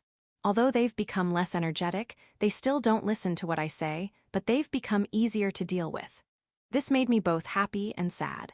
As I had known, the dogs never had any ill will towards me, rather only goodwill. I just disliked their intense displays of affection. If they had kept a little more distance, I might have liked them more. I've come to think that way. Section. At the academy, the number of students greeting me at the gate increased day by day. Looking closely, there were quite a few children of high-ranking nobles. Why don't the teachers warn them? The teachers turn their faces away as soon as I look at them, never making eye contact. Do they think they'll turn to stone if they see my face? I wish they would fulfill their duties as teachers a bit more. Even the king doesn't make his subjects greet him so extravagantly, so it's a bit embarrassing. Speaking of royalty, my fiancé Edward Sama is in the same year, but for some reason, he has a weak presence. I think he was more prominent and dazzling in my previous life, and it seems like he has fewer followers now. When I asked Oscar about the situation, of course, When there's a truly noble person in this academy, people won't gather around someone whose only charm is their status. Well, that person whose only charm is their status is my fiancé, you know. And isn't status important? In my previous life, I thought status was everything. However, contrary to my thoughts, Edward Sama became less and less noticeable. At first, he acted like a proper fiancé, occasionally having tea with me, but gradually we grew distant.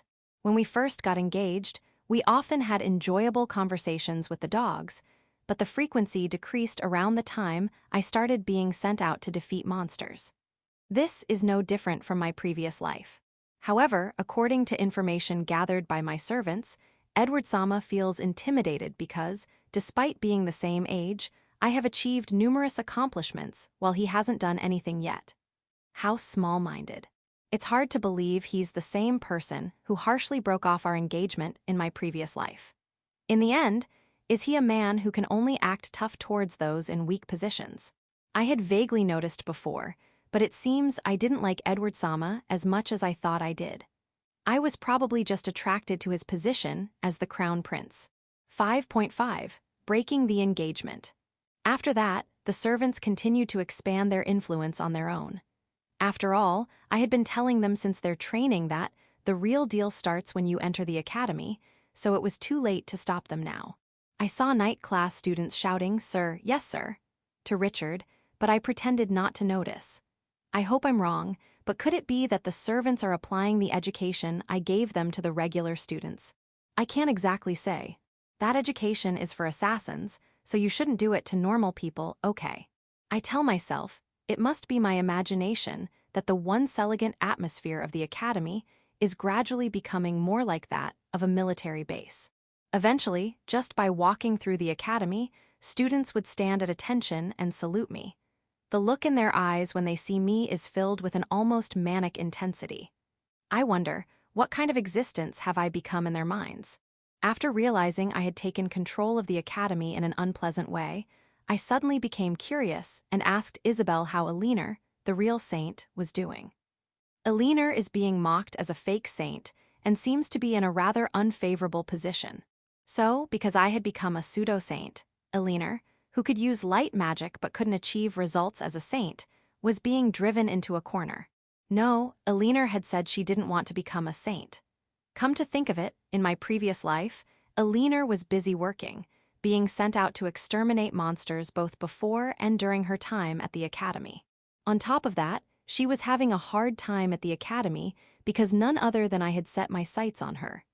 Perhaps the current situation in this life is better for Aliner. Eliminate those who harass Aliner. Are you sure about this? Apparently, from an outsider's perspective, the relationship between me, who had been elevated to sainthood, and Aliner, the real saint, didn't seem very good.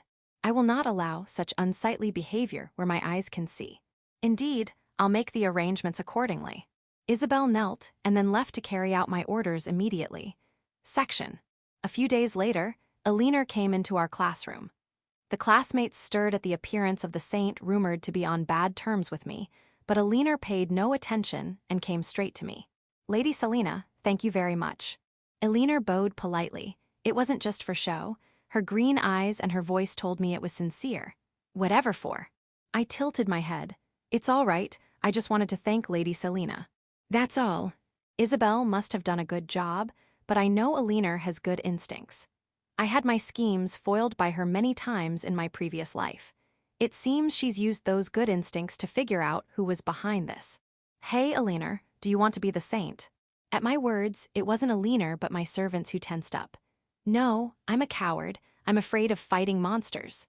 Aliner smiled faintly. I leaned in to whisper in her ear. "I see. But be prepared. When you graduate from the academy, you'll be the one to serve as the saint, okay?" "Lady Selena." Aliner's face showed bewilderment. "Enjoy your academy life, Aliner." I waved my hand to signal the end of the conversation. It's not like I wanted to be a saint when I decided to redo my life. I came back to fight Aliner, but if she has no intention of fighting, there's no need to force a battle. A woman in her mid-30s fighting a teenage girl. It seems ridiculous now that I think about it. Aliner left the classroom. I had completely taken control of the academy and taken the position of saint from Aliner. I probably wouldn't lose my position as the fiancé either.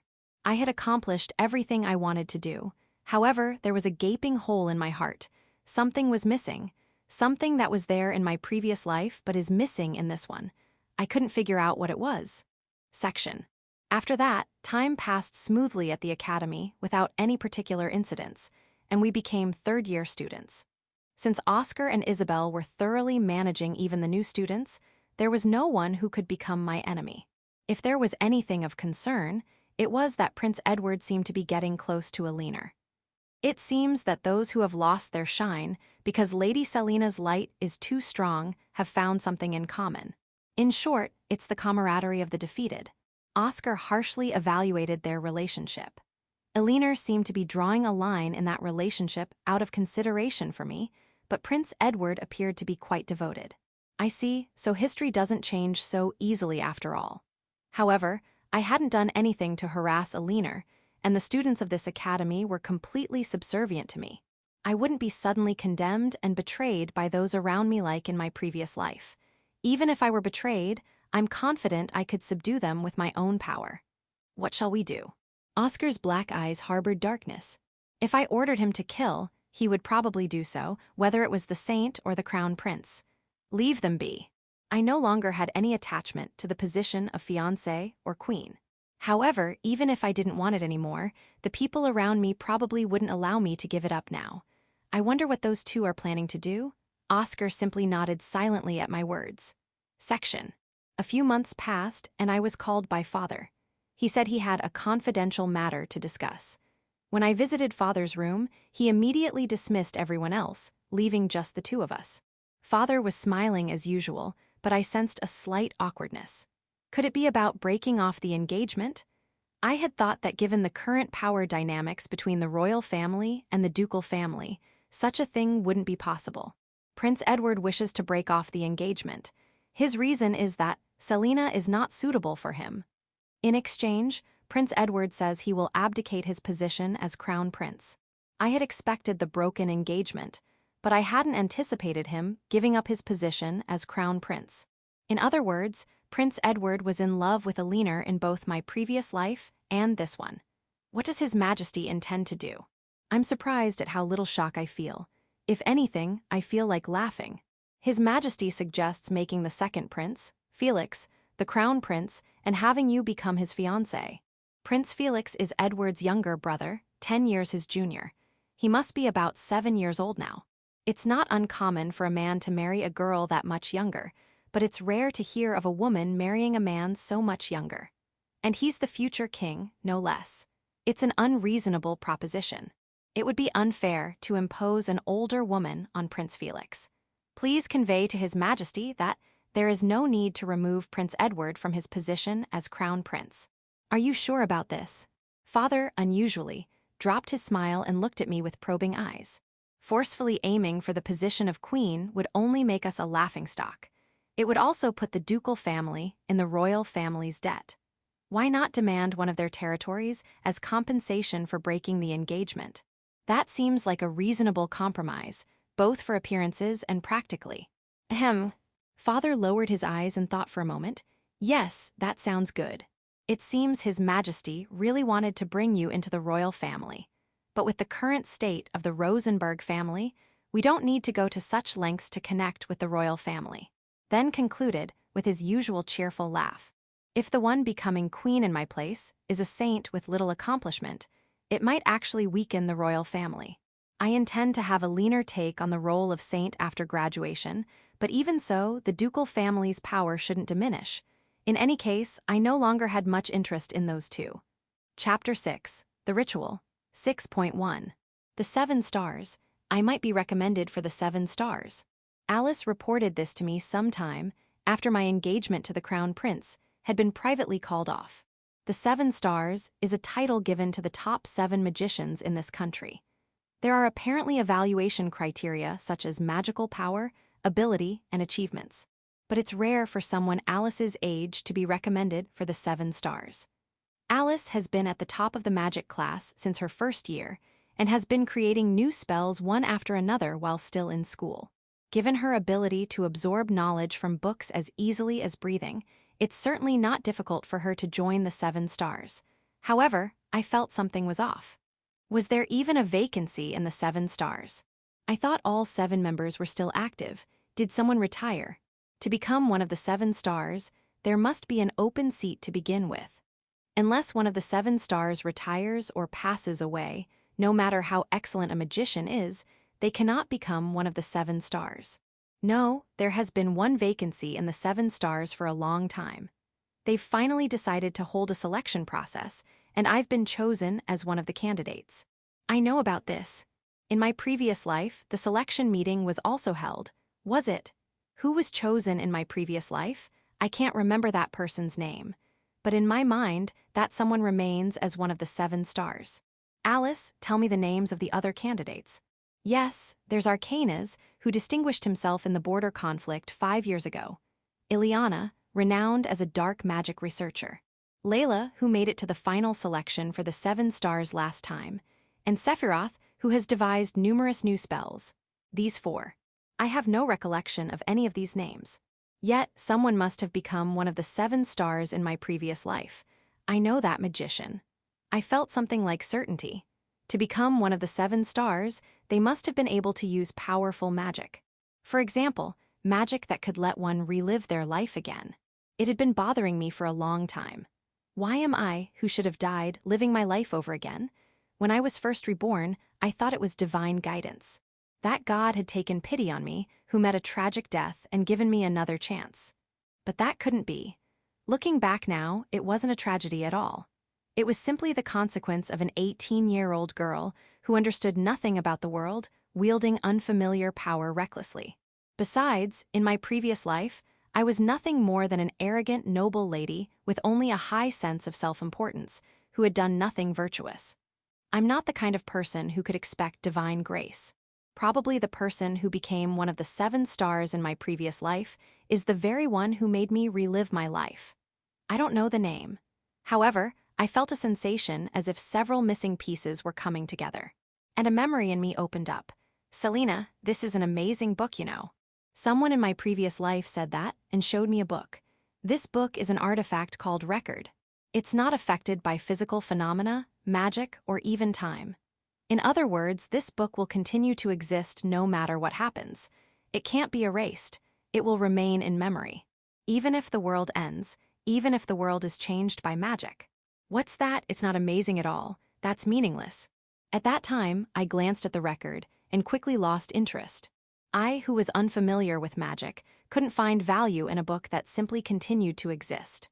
So, in my previous life, I pushed that book to the corner of my memory as an insignificant event. That's why the impression was faint, and I hadn't remembered it until now. A book that should exist but I thought didn't, but I knew where that book was. And magic that can rewind the world and redo life. Magic demands a price. The price for one person's life must be the same thing. That is, the life of the caster itself. Various things were coming together in my head with a snap. Section. On my way back from the academy that day, I stopped by a certain noble's mansion. I shouldn't have any acquaintance with them, but it was a house that had been bothering me for a while. The Ravenwood Viscount family. A family that has produced excellent magicians for generations and has been recognized for their achievements to join the ranks of nobility. I sent Isabel ahead and waited in front of the gate. I'd like to see inside the mansion. It's an abrupt request. But given the difference in our social status, they should be able to accommodate some unreasonable demands. After a while, Isabel and a servant of the mansion came out together and guided me into the mansion. In front of the house door, the Viscountess Ravenwood was standing with a tense expression, wondering what was going on. "It's a pleasure to meet you, Lady Ravenwood. I am Selena von Rosenberg. Thank you for allowing my sudden visit today." I greeted her as politely as possible. "I've heard your name before. What brings you here today?" "I heard you wanted to see the mansion." "Before that, I have one question for you, Lady Ravenwood. Do you have a child about my age?" "No, we don't have any children." Lady Ravenwood's expression turned a bit sad. Not having a child to inherit the family must be a painful topic for her. I apologize for my rudeness. Then, I'd like to see one room. I believe it's a room that no one is using. The lady and the servant exchanged glances. They probably have no idea what I'm talking about. I wonder if we have such a room? I don't mind showing you any room except my husband's, so please come in if you'd like. I stepped into the mansion. There's a sense of déjà vu. It feels like it's not my first time here even though it should be.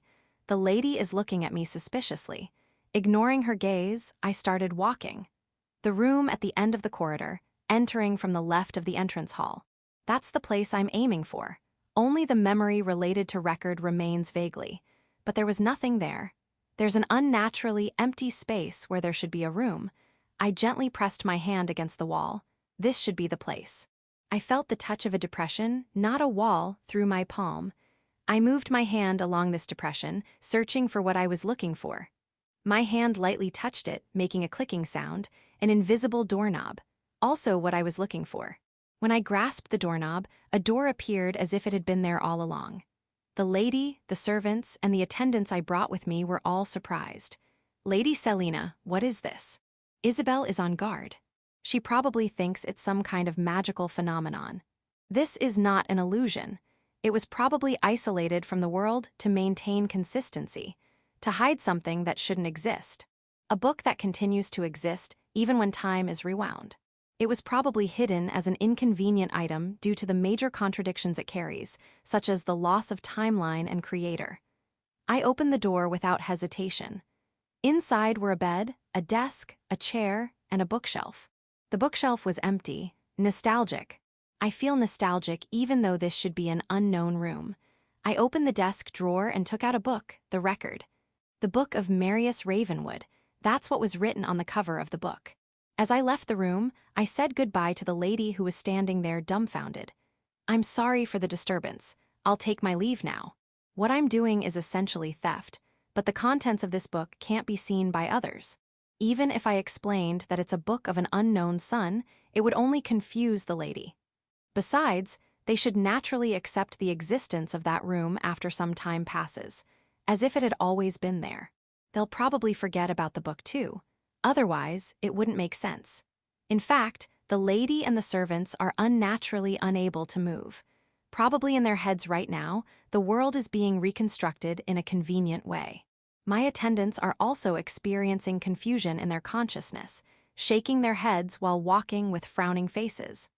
Only I, who knew about the existence of this book from my previous life, should be able to remember this series of events. I see, this book is indeed amazing. It continues to exist by altering even the causality of the world. I gently opened the book in the carriage. Isabel sitting across from me, Emma sitting next to me, they show no interest in the book as if nothing had happened earlier. Even Alice, sitting diagonally across, is reading another book. They probably don't feel any question about this book being in my possession. On the first page of the book, it was written, "To my dear Selina." 6.2, Marius. If Selina is reading this, it means you've been given another chance at life. Wonderful. I've succeeded in altering the world. Now I can proudly say that I'm a magician worthy of the 7 stars. However, Selina, you probably don't remember me. It's understandable. Magic always requires a price. The cost of changing the world far exceeds mere magical power. To cast this spell, I had to offer my very existence as payment. In other words, I had to give up my own existence to the world. Do you understand what I'm saying? If you're still the Selina I knew, I'm afraid you might throw this book away at this point, but I hope you've grown as a person in your second life. In short, in the world you're in now, I no longer exist. Let me introduce myself. I'm Marius Ravenwood. Well, I'm your only friend. Our first meeting goes back to when we were about 3 years old. There was an incredibly annoying gathering where noble children of the same age were brought to the Rosenberg Duke's house to interact with you. After all, you were an uncontrollable monster full of selfishness. You were like a living nuisance created by the Duke, who indulged your every whim, and the Duchess, who refused to deal with you. So, with each meeting, the number of participants decreased, and finally, only I remained. This is quite an achievement. It proved that there are things impossible even with the power of a Duke's family. The reason I alone continued was that I was allowed to read 1 book from the Duke's library each time I visited. In other words, my thirst for knowledge was held hostage.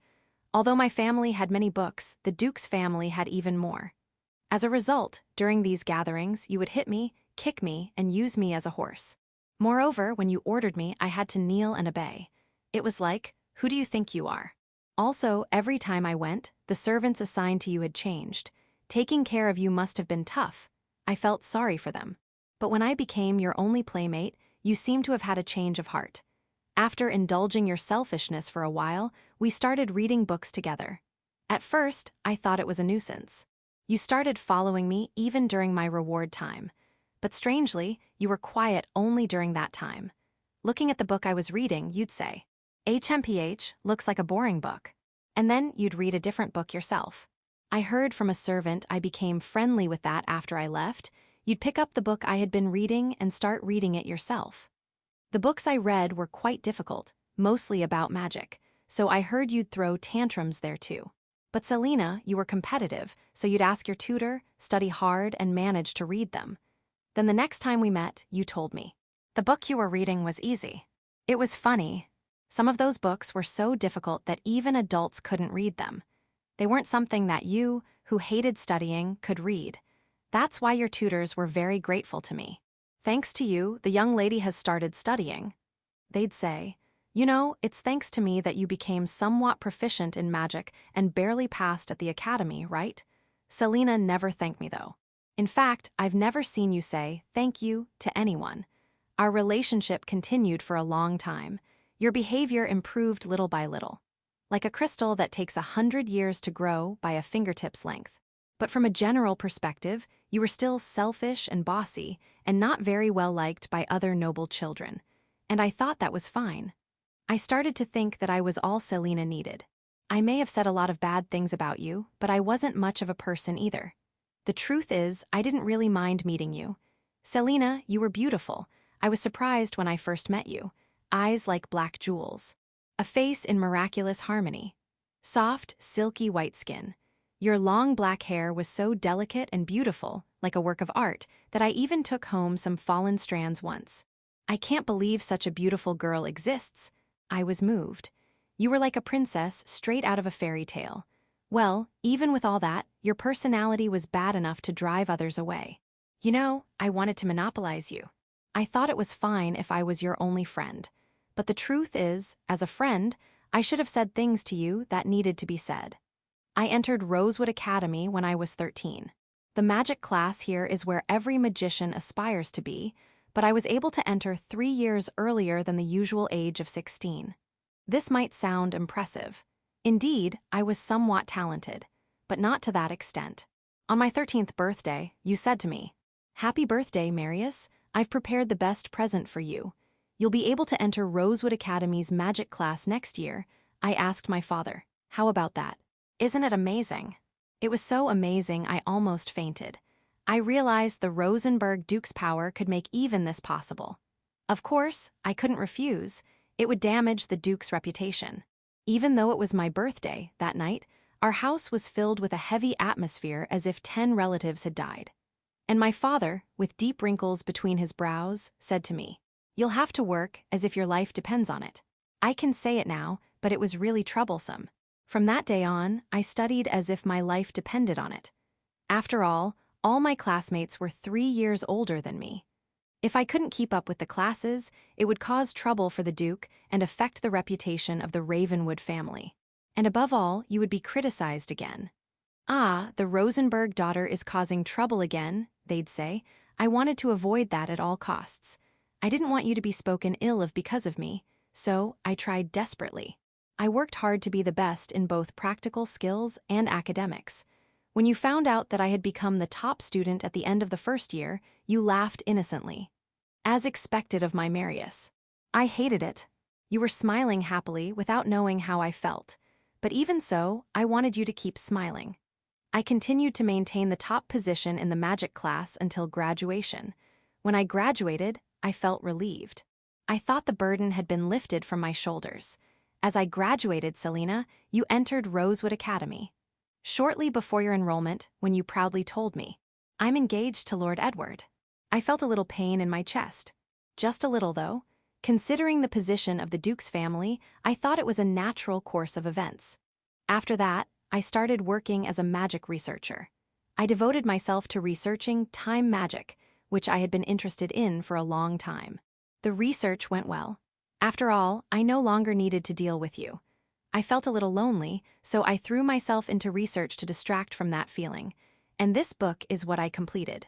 It's an artifact that, by fixing the time axis, is unaffected by any external interference. It's a book that could serve as a stepping stone to the world's memory, where all events, thoughts, and emotions from the beginning of time are recorded. Of course, it's just a tiny step forward. Your reaction when I showed you this great achievement was rather lukewarm. What's that? It's not impressive at all. It's meaningless. That's what you said to me. Well, it can't be helped. To understand its greatness, you needed a certain level of knowledge about magic. But a few days later, you came up with something outrageous again. I recommended Marius for the 7 stars. Section, wouldn't it be amazing if my friend became one of the 7 stars? You smiled innocently, and my mind went blank. Recommended for the top 7 magicians in the country, me. Just because you don't have other friends doesn't mean you should recommend your only friend for the pinnacle of magicians. I almost blurted that out, but somehow managed to hold back. There's a limit to how unreasonable the Duke's family can be. You really should consider the trouble you cause others. Although my research was fairly well regarded, I was still just a novice researcher. I really wanted to decline such a title as it was too much for me to handle, but I had no choice. At that time, the rumors I heard about Selina were quite terrible. The Duke of Rosenberg's daughter is abusing her power at Rosewood Academy.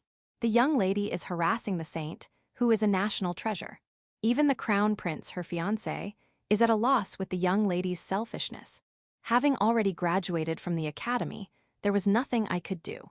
However, I couldn't allow the addition of another bad reputation like, she recommended an incompetent personal friend for the 7 stars. So I rushed to complete the magic called Reset, which I had been researching in parallel with Record. Reset is a time magic that activates upon the target's death, rewinding time to start over from the beginning. Moreover, it comes with the bonus of retaining knowledge from the first life. Without this bonus, it would be a meaningless magic that just leads to the same outcome. However, this magic required one person as a price, and not just anyone, it needed someone with the will to become the price. It couldn't be just anyone. In fact, this is the result of maximizing efficiency. After all, it allows one person to change the world. Actually, it's rewriting the world, but it works by making the world misunderstand the magic's purpose as giving a person a chance to redo their life, thus minimizing its scope. In the few months leading up to the 7 stars selection, I devoted myself to research, forgetting to eat or sleep. It was even more challenging than when I entered Rosewood Academy 3 years ahead of my peers. My father, friends from the academy, and fellow researchers all helped me. Everyone was kind enough to lend a hand. They sympathized, saying, "You must be having a tough time." Everyone knew about my long relationship with Selina. Your bad reputation came in handy sometimes. And so, I managed to present the basic theory of reset in time for the selection, and I was chosen for the 7 stars. It was just a theory, but it was groundbreaking magic. I think it was evaluated along with Record. Both were research theories that dealt with the principles of the world. The Duke's family might have had some influence, but I was relieved. I thought I could show the world that Selina wasn't wrong, that she at least had an eye for people. But you were charged with a crime at the Academy's graduation party, under the pretext of attempted murder of the saint. At first, I didn't take it too seriously either. After all, you were a duke's daughter, and I thought that even if you were charged, the punishment wouldn't be too severe. Of course, what you did was unforgivable, and some atonement was necessary. However, the sentence passed on you was death. I don't know why it turned out that way. Maybe the Duke's family's influence had waned, or perhaps the saint was a more important figure than we thought, or your behavior had been worse than expected. In any case, my judgment had been too naive. I should have confronted Selina more directly. Even if it meant being disliked, even if it meant arguing, I should have corrected you. I can't regret it enough. That's why I went to see you in the prison tower where you were confined. I'm not wrong. You're one of the 7 stars, right? Help me with your magic. Why is everyone abandoning me? When I met you, you were crying and screaming pathetically, refusing to acknowledge any of your faults. It was as if you had grown up without changing from the selfish princess you were at 3 years old. That's the problem, Selena. If a white knight saw you in that state, he would pass right by and go look for another princess. But I wasn't a righteous prince. I was an evil wizard captivated by you. Because there was a guard, I couldn't say much, but I secretly picked up some of your fallen hair. And in my drawer, I had your hair that I had collected since childhood, enough to serve as a catalyst for the ritual. All that's left is, for me to perform the ritual before you're executed. As a result, I will become something that never existed in the first place. No one will remember me, no one will know me. That's the price required to alter the world. You were known as a bad duke's daughter, but I don't think I was that bad. Maybe I'm the only one who thinks so. So I'm hoping that if you get another chance at life, you might turn out a bit better. After all, don't people mellow out as they get older?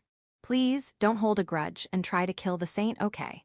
The saint, you see, is a person burdened with a difficult role of her own. I'm resetting your life at the cost of my existence. I'm not asking you to become like the saint, but I hope you'll remain just a slightly bad duke's daughter. Well, by the time you're executed, you'll have completely forgotten about me. But you know, I thought that was a bit sad. I'm giving up everything for you. I have no regrets about that. Still, I want you at least to remember me.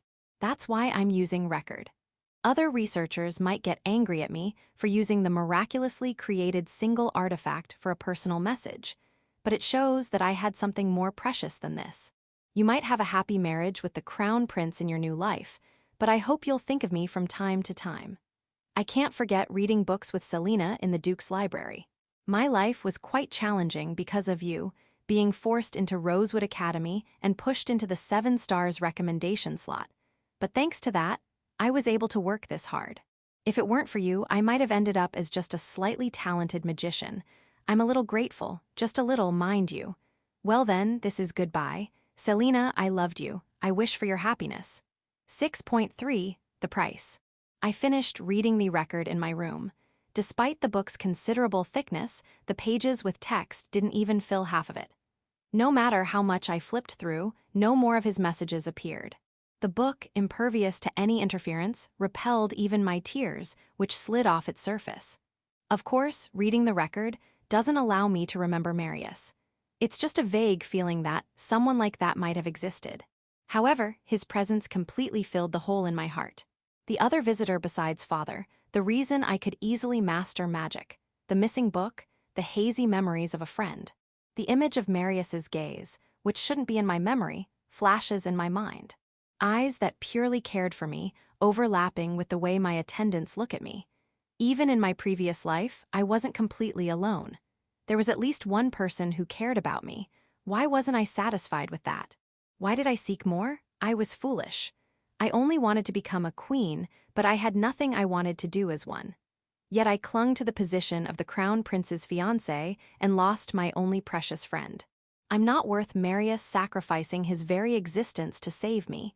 In comparison, Marius was a magician with a promising future. I must bring Marius back to this world. Magic demands a price. If so, I should offer something to the world in Marius's place. Preparing a substitute person is easy enough.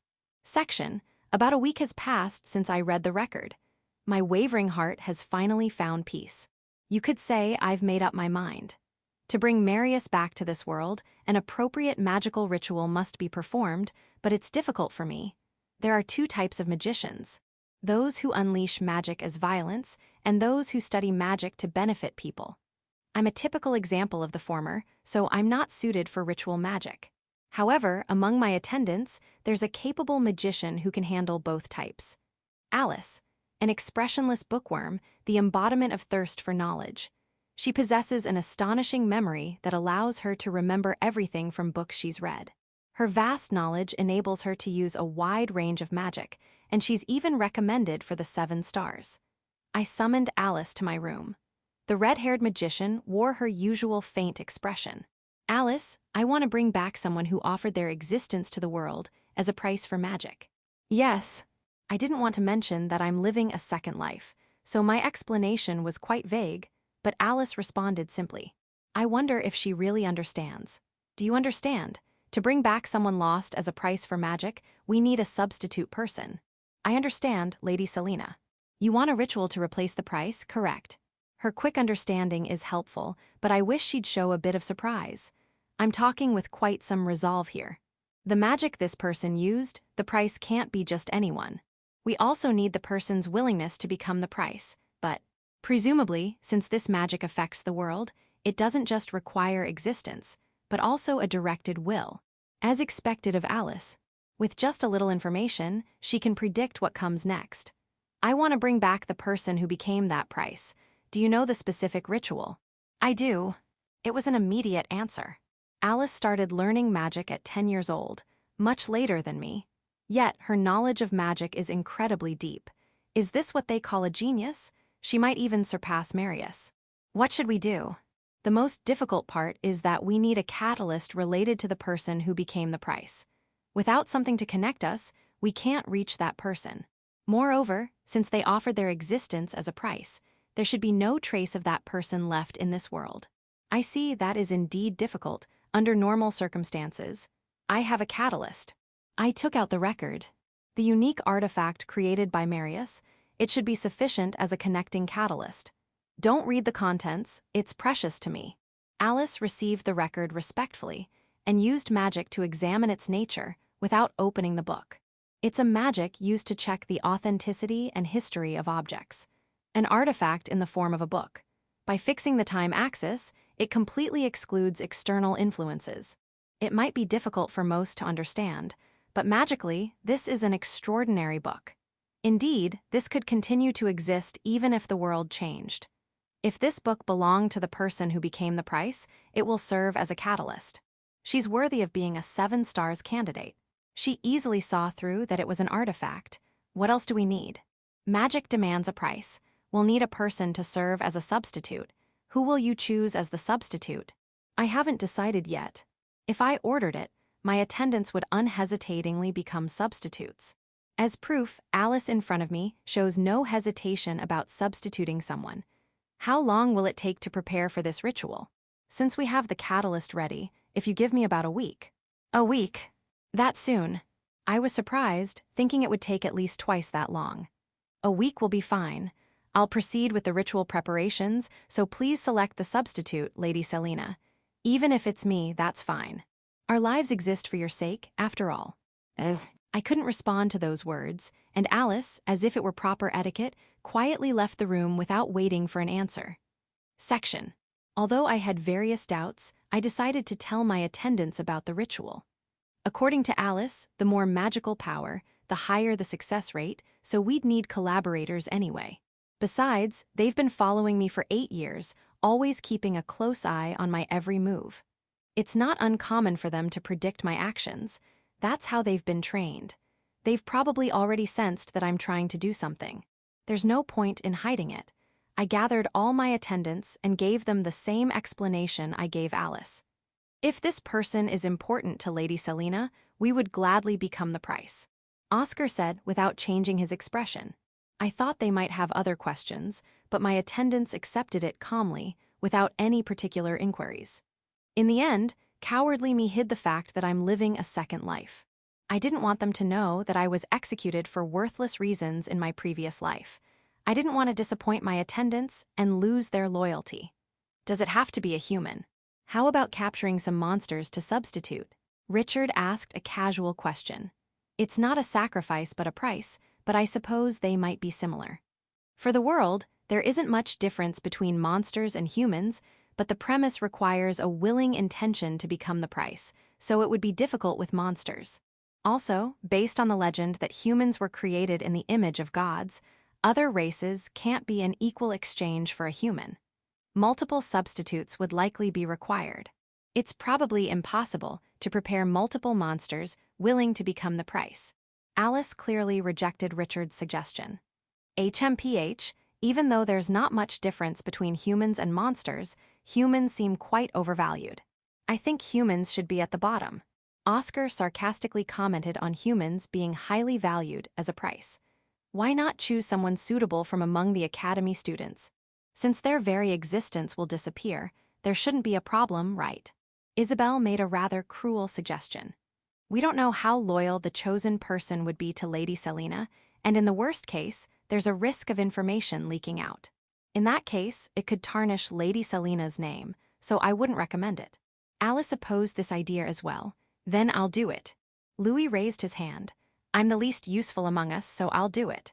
There was no sense of tragedy in his words. He even had a smile on his face. Louis isn't useless at all. He's a first-class priest with a promising future. No jumping the gun, Louis. Richard approached Louis with a scary face. You're not the only one who wants to be useful to Lady Selina. I'll do it. No, I will. No, I will. From there, a competition of volunteers began. Even though their existence would disappear, meaning I wouldn't even remember if they were useful or not, why would they want to become such a thing? I can't understand it at all.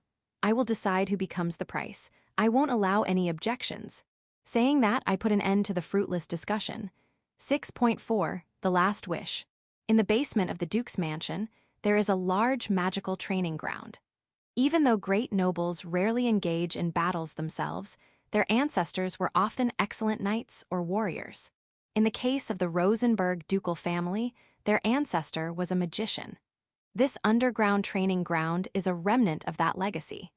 While it's sometimes used for magic training, it was originally a place for magical rituals.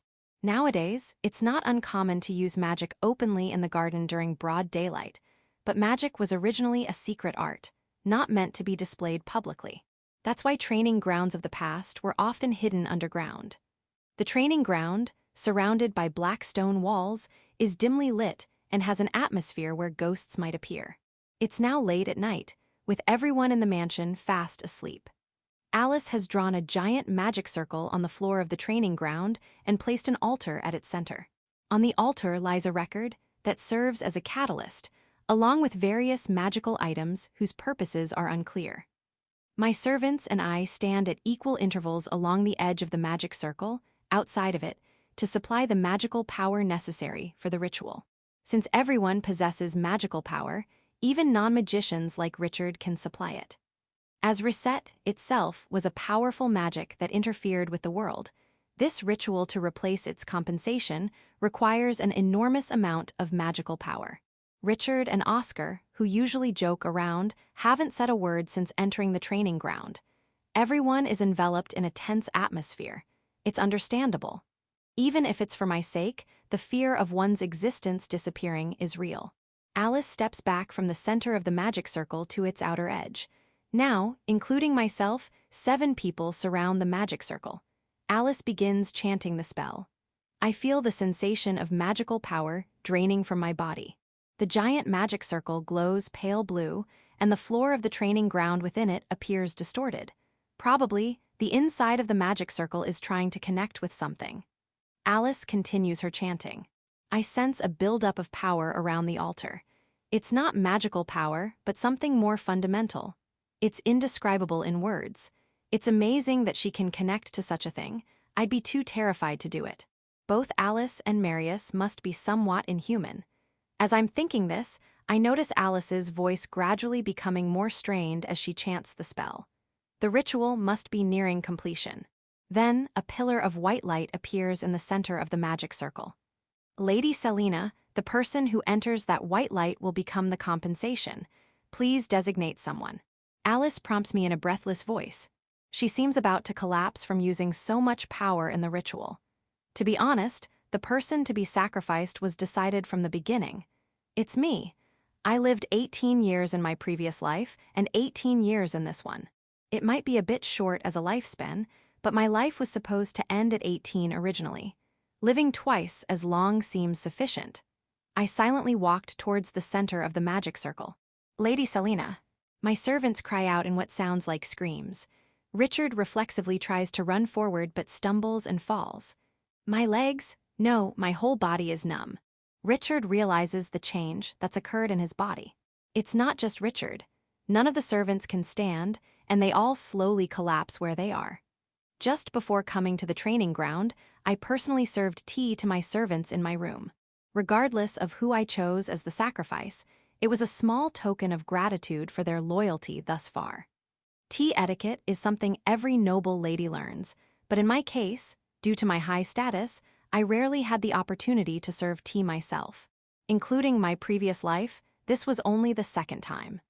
Incidentally, the first person I served tea to was a leaner in my previous life. It's ironic that both the first and second times, I ended up mixing drugs into the tea. However, while a leaner noticed the drug and my attempt failed, this time it worked because my targets completely trusted me.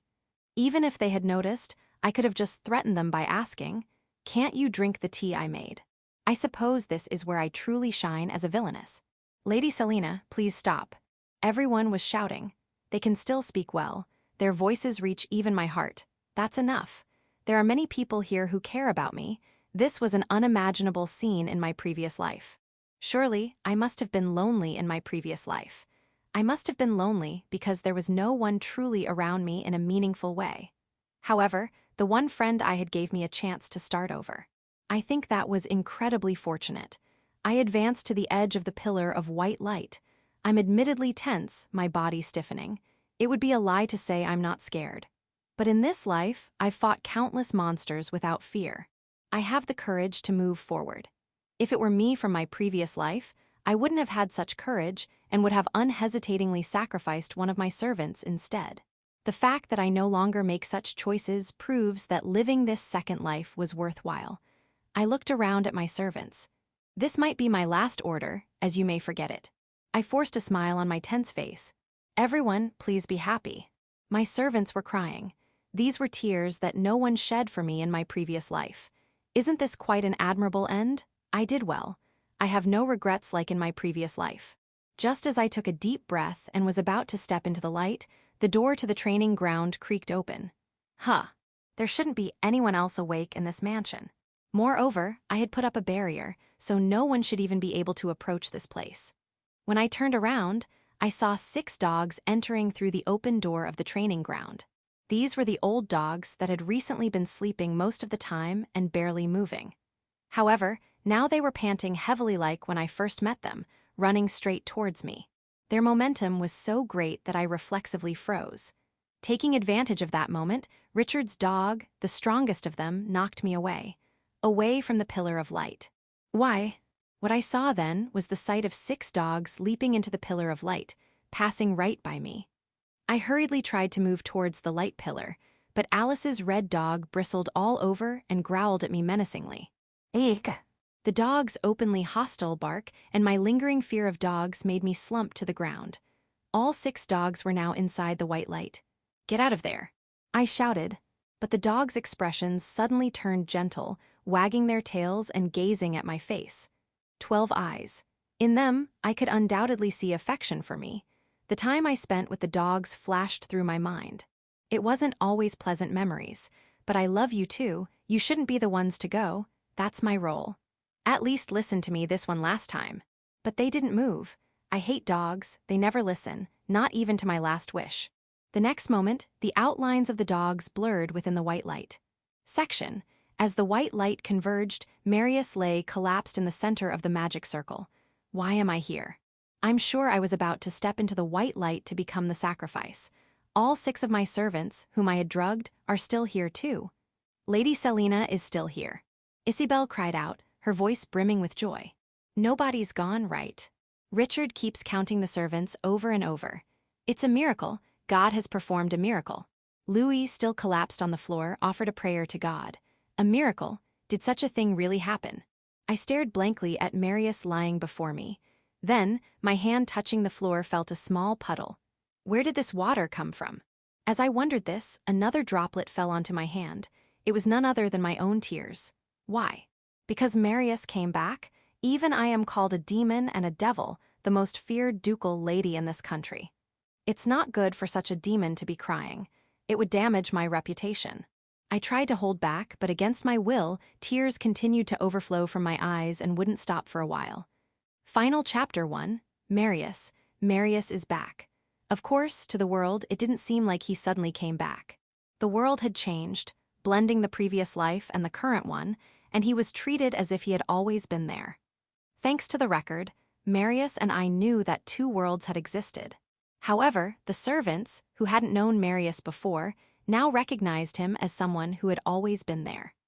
They believed that the ritual performed in the magic training ground was to recover Marius, who had lost his existence due to a magical failure. The story was that I had bravely tried to sacrifice myself for Marius. Well, it's not entirely wrong, and I don't feel like correcting it. In the end, I who tried to sacrifice myself was somehow saved, and a miracle occurred, bringing Marius back. A miracle? Well, I suppose it was. Indeed, I didn't lose anything. The servants had made me immobile by giving me a potion, and there shouldn't have been anyone else there at that time. Marius' memories are based on his previous life, but mixed with those of the current world, making him acquainted with the servants. Originally, memories are vague things. No one remembers everything accurately. In fact, we can even fabricate memories based on our assumptions. If there are two people, A and B, who have exactly the same experience, their impressions will differ due to different perspectives, and depending on how you look at it, they can become completely different things. Humans are composed of memories, and since memories are vague, humans become vague beings. Marius explained to me while drinking tea. Marius isn't particularly handsome. He's of average height and looks rather thin. His brown hair is unkempt, with bed hair not fully fixed. He wears glasses, behind which his hazel eyes usually look sleepy, only sparkling when he talks about something that interests him. By the way, I made the tea, and of course, there's no poison in it. Having become well-versed in magic after my second life, I had become a good conversation partner for him. Currently, Marius holds the position of the 7 stars, just like in his previous life. He's supposed to have competed and won against Alice and others in the selection process, though the other candidates were actually those he competed against in his previous life. Strangely, I have memories of competing with Alice, even though it didn't actually happen. We know it's a lie because of the record, but the lie itself doesn't feel out of place. When one fragment of memory is rewritten, the surrounding memories are automatically adjusted to connect seamlessly with other memories. Since memory itself constitutes a person, no one thinks it's a lie. It's impossible to even question it. We remember that there were 2 worlds because we have the record as a wedge, but if we didn't have it, our memories would have been beautifully rewritten to make sense, Marius said. Rather than rejoicing in regaining his existence, Marius is preoccupied with considering the impact that the record and reset, with him as the test subject, had on the world. He's probably thinking of developing some new spell again. By the way, although reset was highly evaluated, it's currently designated as a forbidden spell. Of course it is. The world shouldn't be rewritten for just one person. I don't want a second time either. A life you want to redo at the cost of sacrificing someone else is a lie.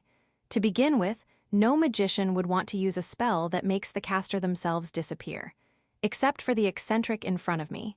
Yes, but in the end, my engagement was still broken off, I said. I have no lingering attachment to the position of fiancé, but the result remained the same. The world has a corrective force. Results don't change much unexpectedly. I kind of had a feeling about that. Marius said proudly, "What? Are you saying you knew I would have my engagement broken off twice? But I'm alive, you know. If the corrective force was at work, it would be strange if I wasn't dead." Well, in the end, it's something that doesn't matter to the world. Our existence, yours and mine. It's the same whether we're here or not. There aren't many people who must exist or must not exist. Anyone can be substituted. However, it seems it was decided that Lady Aliner, being the saint, would become the queen. She alone was special. After all, there's no substitute for a saint who appears only once in 100 years. I feel conflicted. Now that I've graduated from the academy, I've become a somewhat significant existence in noble society, but it seems I'm still just a replaceable supporting character to the world. In the end, I couldn't beat Aliner. But was Marius really a replaceable existence? After living my second life, I finally understood that record and reset are groundbreaking magic. I think creating these has great significance. Perhaps Marius regaining his existence was something predetermined by the world from the beginning. I shook my head. I don't want to think about difficult things. Such matters should be considered by Marius and Alice. By the way, Marius, this me, who doesn't matter to the world, has had her engagement broken off and has no takers. Don't you have something to say? In noble society, a broken engagement is treated as damaged goods. It's not easy to find another partner. However, in my case, even if I weren't damaged goods, it's doubtful whether I would have found a partner. I've gained a bad reputation, though for different reasons than in my previous life. There are rumors that if someone forms a connection with me, their entire family might be taken over. It's just as I thought when I was 3 years old. I predicted, this girl probably won't be able to get married. Please don't decide someone's future at the age of 3. Well, in my previous life, I was executed before I could even think about marriage. Have you forgotten what you wrote at the end of the record? Everyone has a past they want to forget, he said, turning his face away. Once written in the record, it becomes an eternal record.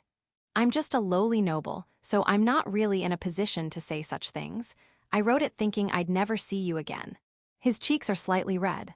Seeing his reaction, I felt a little like teasing him. Did you collect enough of my hair to use as a catalyst? Your black hair was truly beautiful. I even used magic to preserve it. His fetish was more extreme than I thought. You only praise my hair. No, your hair, your skin, your eyes, everything about you is beautiful. Except for your personality. That last part was unnecessary. Don't you really have something to say? Then, let me tell you one of my secrets, Marius said, leaning forward and bringing his face close to my ear. Actually, I didn't dislike indulging your selfishness. What a guy, it seems he has no intention of saying it himself. Come to think of it, he's always been like this. All talk, rarely listening to what I say. But he stayed by my side until the end.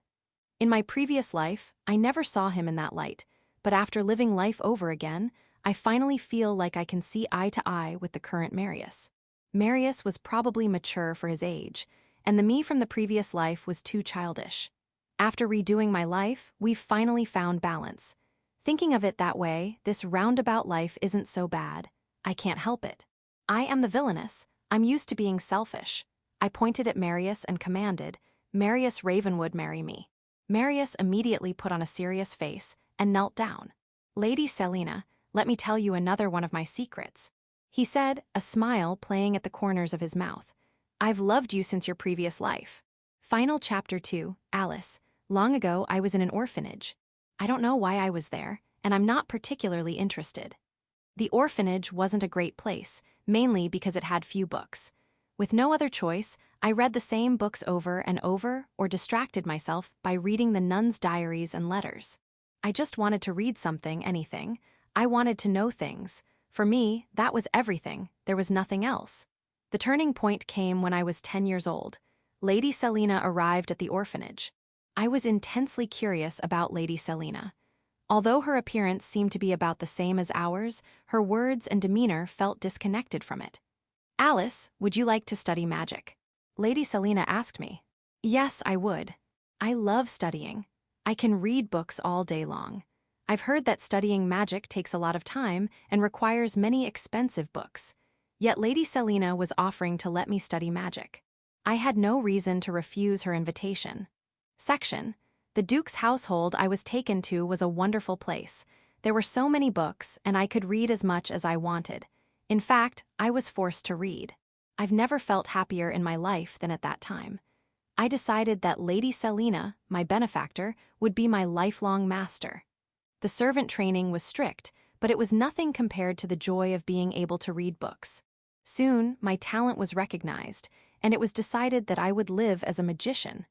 After that, I fought monsters alongside Lady Selina.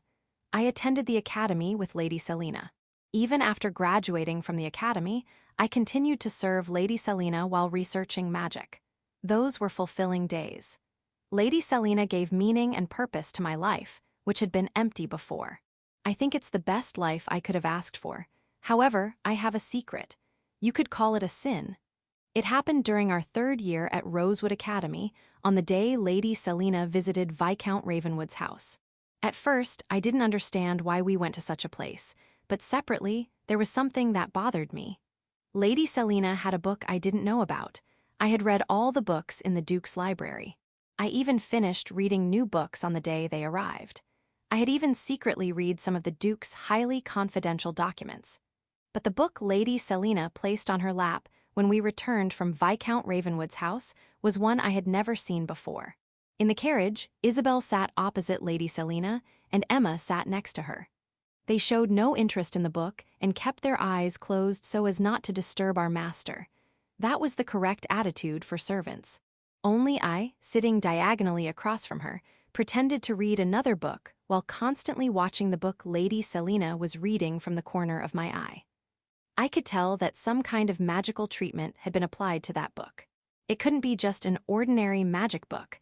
The book itself must be something special. I probably won't be allowed to read it. I instinctively thought so.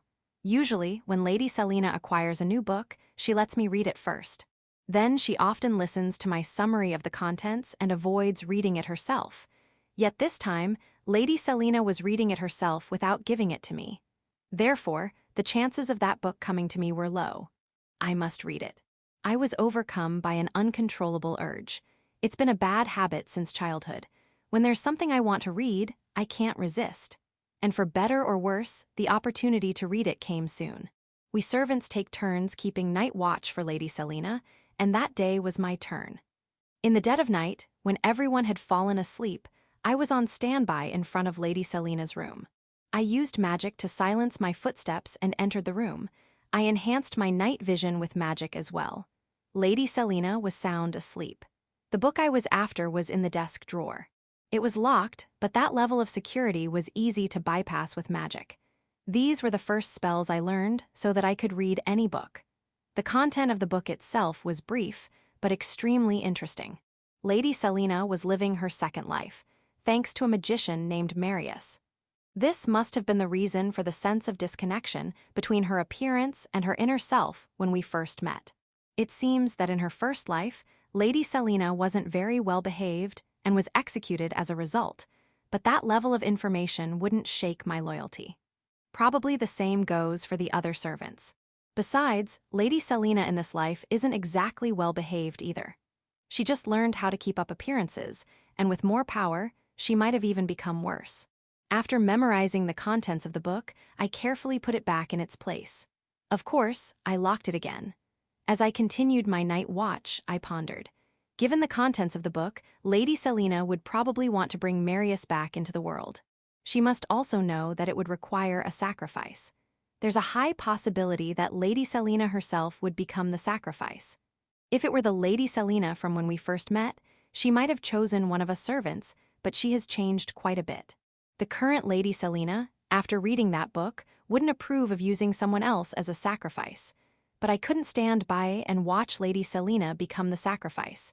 I didn't want to lose Lady Selina. Section. I immediately began researching and preparing for the ritual to replace the sacrifice. Lady Selina isn't very good at ritual magic, so it wasn't hard to imagine that she would order me to do it. It's also a servant's duty to prepare in advance for what their master wants to do. About a week later, as expected, Lady Selina ordered me to perform the ritual to replace the sacrifice. The preparations were ready. So was my resolve. All that was left was to make the final arrangements. I had a red dog that had been with me for 7 years. When we first met, it was a puppy, but by then it had grown old and didn't move much. To be fair, even as a puppy, it was quiet and often curled up at my feet while I read books.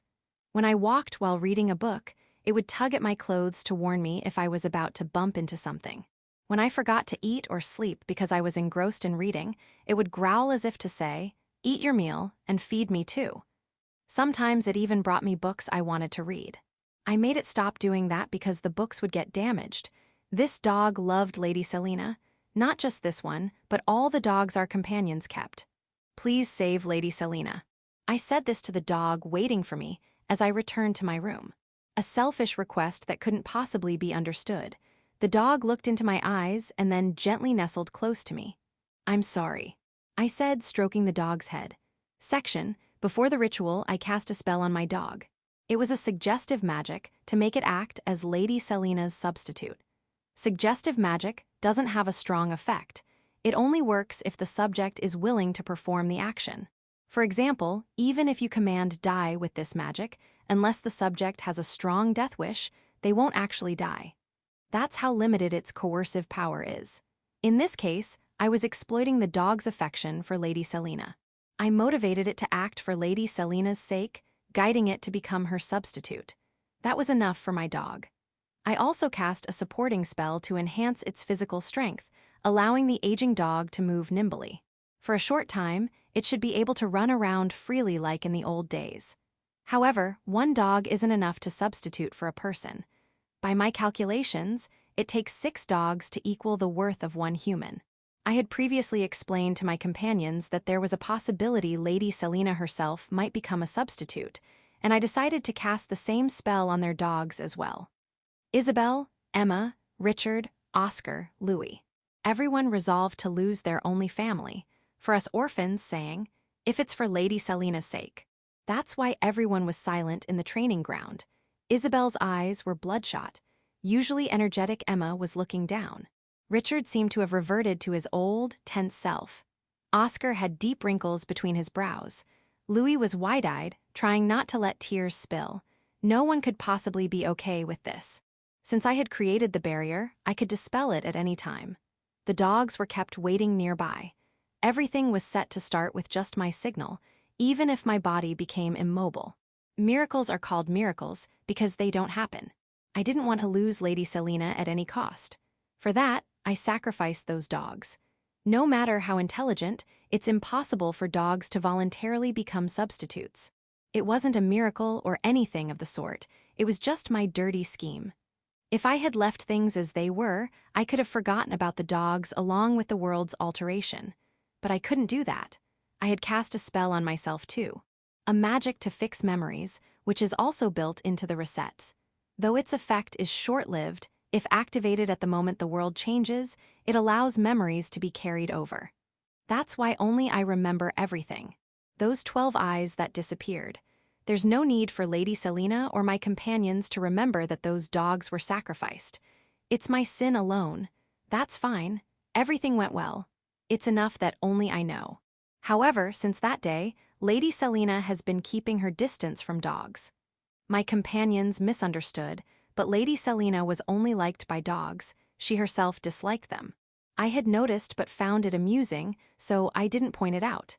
Yet, I think Lady Selena had gradually grown closer to the dogs, eventually connecting with them. That's why she tried to hold them back at that time. Perhaps because the dog's existence was erased, she seems to have reverted to disliking them. All traces of the dogs that loved Lady Selena so much have completely vanished from her mind. I thought it would be enough if only I remembered, but I felt an unbearable sadness about this. Section. Today, Lady Selena is scheduled to visit the royal castle with me as her attendant to meet Lady Eleanor, who is both a saint and the queen. Currently, the two are friends. Lady Selena, delighted to have her first female friend, often visits the castle. The royal family loves dogs and keeps many. However, Lady Eleanor is perceptive and usually keeps the dogs away when Lady Selena visits. But on this day, one puppy escaped and ran straight towards Lady Selena, who is unusually liked by dogs. I instinctively stepped forward to catch it, but Lady Selena was quicker. She gracefully bent down and gently picked up the dog. The royal attendants immediately came to retrieve the dog, apologizing profusely, but Lady Selena kept staring at the dog, reluctant to hand it over. Her eyes showed neither fear nor aversion, only tears welling up. Lady Selena. I called out without thinking, "Don't you dislike dogs?" At that, Lady Selena finally handed the puppy to the attendants. I used to dislike them. But though I don't remember why, I realized I've grown to like them. But you've been keeping dogs at a distance all this time, haven't you? I'm not sure why. Lady Selena, watched the puppy being carried away by the attendant. I like them, but for some reason, looking into a dog's eyes makes me sad. To the point of tears. Isn't it strange? Me, who's called a demon or a devil, crying. That's why I've been trying not to get too close. Even now, I almost cried. I really wonder why I've become like this. I see. I know the answer to that, but it should be impossible. Oh, Alice, what's wrong? Lady Selena looked at me with a smile. What do you mean? You're crying. In all our years together, I've never seen you shed tears. Were you that moved by me saying I like dogs? Come to think of it, I did feel something trailing down my cheek. My vision was blurry. A drop fell from my chin to the floor. I suppose so. I smiled. I'm not sure why, but I felt incredibly happy. To my impertinence, Lady Selena looked surprised at my smile. Because it's a miracle. Final chapter 3, another ending passed. I had a fiancé. He was my cousin, 3 years older than me, with whom I had been close since childhood. Like me, he had black eyes and black hair, with handsome features. He was gentle, and being with him felt comfortable. When our engagement was decided at 14, I was happy. Since childhood, I had wished for it to happen, so I thought my dream had come true. However, in the year I turned 18, I received a marriage proposal from a male student attending the same academy. He was the heir to a duke's family. As we were lower nobility, it was far from a suitable match, and I refused, also because I was already engaged. "There's no need to worry about differences in status. I like you," he said with a smile. Despite my personal refusal and my family's formal rejection, he seemed completely unfazed. Despite being from a ducal family, he was affable and always smiling. Combined with his slightly plump figure, he had a reputation for being gentle and kind. I thought so too. But after his proposal, I realized that although he was always smiling and had a soft demeanor, it felt like our conversations weren't truly connecting. I began to wonder if he was just smiling without actually considering others or their circumstances. Once I started thinking this way, I felt there was something sinister beneath his smile, and I became frightened of him. People around me said things like, "It's like a love story, with the air of a ducal family proposing across class lines." So I couldn't say, "That person is scary." Still, my parents understood that I wanted to marry my cousin, so they politely refused even the lofty ducal family. Therefore, I was relieved, thinking this matter wouldn't progress. However, the situation gradually became ominous. "They show absolutely no signs of giving up," my father began to say. Father had thought that the ducal family wouldn't be eager for a marriage with our mismatched household, and that the son was proposing on his own. He believed that if we refused, the ducal family would gladly accept our decision, but it didn't turn out that way. Rather, it seemed they were becoming overbearing, staking the duke's family's reputation on it. Furthermore, changes began to appear in our domain. Relations with neighboring nobles became distant, merchants stopped coming. Agricultural products from our lands stopped selling. The management of our territory became difficult, affecting our entire clan, including my cousin's family. It was clear who was behind this. The Rosenberg ducal family, one of the most prominent noble houses in the country, could easily do such things. A family council was convened. Everyone at the meeting wore equally grave expressions. Having connections with the ducal family isn't a bad thing. Someone muttered. I cried. I understood that there was nothing more we could do. And so, my engagement to my cousin was broken off, and it was decided that I would marry into the Rosenberg ducal family. Section, I knew it would turn out this way. My husband-to-be said with a broad smile on our wedding day. We were destined to be together. He showed no remorse at all. After doing such things to my family, he truly believed this. I cursed my fate for having to marry such a man. Soon after our marriage, I became pregnant. Everyone around us celebrated the early pregnancy. My husband, too, appeared happy on the surface. However, when we were alone in the bedroom, he began, still smiling. Don't you think it's a bit too early? If the child was conceived on our wedding night, this timing would be about right. But I heard you were close with your former fiancé right up until the wedding. He was still smiling, but that made it all the more frightening. He is my cousin, so we've been close since childhood. Is that so? Ah, of course, I trust you. I'm looking forward to the child. I'd feel more at ease if at least the hair or eyes resembled mine. My husband's eyes were blue, and his hair was blonde. Both my cousin and I had black hair and black eyes, so if either the hair or eyes were like my husband's, it would prove my innocence. Yes, I hope for that too. I lay stiffly on the bed. Section. Sometime after my pregnancy was announced, my cousin died. He was killed by someone. What is the meaning of this? I confronted my husband. I had no doubt it was his doing. The ducal family had people who worked in the shadows. Especially the elderly butler who also served as my husband's bodyguard was rumored to be a skilled assassin. He could easily accomplish something like this. It couldn't be helped. He smiled. As long as that man was alive, I could never be your number one, could I? It's because I care for you. My husband casually admitted it was his doing. There was nothing between us. Why would you do such a thing? Is that so? He pulled out a piece of paper. That's. It's a letter from you that was somehow in his possession. Quite passionate, isn't it? You never say such things to me. That letter was one I had sent through relatives who occasionally visited him. I received letters the same way. Thinking of the worst-case scenario, I never wrote about my husband or the ducal family, but it was still my only joy. You see, if I eliminate the men you like more than me one by one, I'll eventually become your number one, right? Despite confessing to killing someone, he was laughing without a trace of guilt. To become number one, you must kill all the men in this world.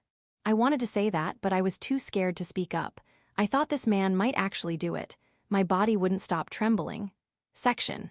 Although I was in the worst mental state, the child was born safely. It was a girl with black hair and black eyes. This wouldn't prove my innocence. This is troublesome, my husband said, smiling as usual, not looking troubled at all. Well, let's do this. I'll raise this child. I won't let you take care of her. Why? I couldn't believe he wouldn't let the mother raise her own child. Well, you see, I want to judge whose child she is by seeing how she grows up. What are you saying? I'll raise this child with indulgence. But if she truly has the blood of the ducal family, she should still grow up to be fine. On the contrary, if she only has your family's blood, unfortunately, she'll become a lazy and foolish person. Do you really think that way? I couldn't believe it. It seemed insane. Of course. That's the difference in family status, you know? For example, if you have a child from a noble bloodline and a commoner's child, even if you raise them the same way, the difference will be obvious. In dignity, ability, personality, and so on. You're from nobility too, so you should understand this much, right? I didn't understand. I couldn't comprehend what this person was saying. But I had no allies in this house, so I had no choice but to obey. Section. As my husband had said, I was barely able to meet or talk to my own child, named Selena. Whenever I tried to see her, I was blocked by my husband's direct subordinates and couldn't do anything. I was a wife in name only, and no one listened to what I said. At best, I could only manage to catch a glimpse of her sleeping figure by forcefully making up excuses. The only time I could be with her was during public events, and even then, I wasn't allowed to speak to her. And my husband thoroughly spoiled Selena. Everything Selena said was granted. Every selfish demand was accepted. Her education was only enough to keep up appearances, and even that, Selena disliked. There was no way she could grow up to be a decent person like that. No matter what bloodline, she would become a lazy and foolish person. She started reading books due to the influence of her only friend, Marius, and began to study a little, but that alone wasn't enough. As she grew up, I began to hear bad rumors about her everywhere. My husband, who should have been embarrassed about the situation in the castle, still did nothing. It seems she's not my child after all, huh? He said, laughing cheerfully. Section, and finally, that moment came. Selena was captured for the crime of attempting to harm the Holy Maiden, the national treasure. But she was still a duke's daughter, after all. I thought there was no way she would receive a severe punishment. However, I asked His Majesty, I said, the crime of attempting to harm the Holy Maiden is unforgivable, even if it's my beloved child. Please forgive me, I made a mistake in raising her. Therefore, this disgrace is also the disgrace of the ducal family, and it can only be atoned for by death. Please grant my daughter the death penalty. His Majesty, who initially said, there's no need to go that far, finally agreed. The other nobles even praised me for being decisive. You wished for your own child's death. She's not my child, she's your child. If she were truly a child of our family, this wouldn't have happened. My stomach felt heavy as if I had swallowed lead. I could only think that he must be out of his mind. Section, she was crying, you know. My husband returned from the prison tower, where he went to meet Selena with a smile. She was saying things like, please help me, father, get me out of here right now. I'm not guilty, how foolish, she doesn't even understand her own position. Bad blood leads to poor mental development, but it's not her fault. It's your fault. While saying it was my fault, he was still smiling. I felt sorry for her, so I gave her some hope. I said things like, I'll definitely do something. I'm the only one who believes in you. I'll help you soon. Of course, I don't intend to do anything. I even shed some tears for her. Even though we weren't related by blood, I was still her father in a way. I could at least do that much. Selena is your daughter, related by blood. Are you really not going to help her? I hoped for parental affection. Come on, that can't be true. There's no way such a child could have the blood of the ducal family. My husband laughed as if he had heard an amusing joke. It's okay. I'll forgive you anyway, because I love you. We can always have another child. I was simply terrified. I cannot escape from this monster. Final chapter 4, another ending present. Is she really my child? My husband, who always smiles when he looks at our 6-year-old daughter, asked this with a puzzled expression. Despite her position allowing her to indulge in any whim, Selena has been diligently engaged in various lessons since she was little. She fervently studies not only etiquette, but also horse riding, swordsmanship, self-defense, and even magic, and she excels in all of them. The tutors all say in unison, "Lady Selena is a genius." I was relieved. This way, no one would suspect my infidelity, though it did seem a bit too perfect. However, when she turned 10, Selena said something outrageous. "I want my own attendant, and I want them to be a child of the same age." Even my husband was perplexed by this. What could a 10-year-old possibly do with another 10-year-old as an attendant? Usually, it's customary to assign an attendant of a more suitable age, who has received proper education. Yet, my husband tried to grant this request, but Selena added another condition. I want to choose from those less fortunate. For example, children who are suffering in orphanages. For a noble, having an attendant of a certain status is a symbol of prestige. But she wanted to choose from the very bottom. Even I frowned at this. Selena insisted. Even if they are born into humble circumstances, they are still human. I believe that with proper education, they can grow into respectable individuals. Could a 10-year-old truly say such things? Growing up in this household, how did she come to such ideas? In the end, my husband complied with Selena's request. He had promised to grant her any whim, but this was quite a feat. Selena went to the orphanage with her father and brought back 6 problematic children. For my husband, who appears to treat everyone equally but harbors a strong sense of discrimination, this must have been unbearable. I don't understand that child. The husband who always smiled now seemed troubled. Our extremely talented daughter who wanted orphans as her attendants, he couldn't decide if it was due to her nature as a member of the duchy. Though he said he'd let her indulge in luxury, he never imagined she'd build a training facility in the garden instead of buying clothes or jewelry. She even assigned her tutors to educate the orphans. The orphans' grades were quite good. This contradicted my husband's belief that a person's abilities are determined by their birth. No, Selena has exceptional talent. That's why she could turn even orphans into useful people. My husband comforted himself with this thought. But Selena's rampage didn't stop there. She picked up 6 stray dogs and had the orphans take care of them. At first, the dogs ran around the mansion, causing even my usually smiling husband to force a grin. I found it amusing, but the presence of stray dogs in the mansion was still irksome. However, that didn't last long. The dogs were soon well trained by the orphans, becoming even more disciplined than the ones kept by nobles, though they were overly affectionate towards Selena. Furthermore, the head of the orphanage, who came to check on the situation, highly praised Selena's skill in educating the orphans. As a result, she became known among the nobility as a talented lady. Some called her the kind lady who raises orphans and stray dogs into respectable beings. Yet, despite her training the orphans far more rigorously than knights and soldiers preparing for war, she was still seen as kind. Note, memory about the dogs later fades. Finally, the king himself requested to meet her. Selena will likely become the crown prince's fiancée on her own merit.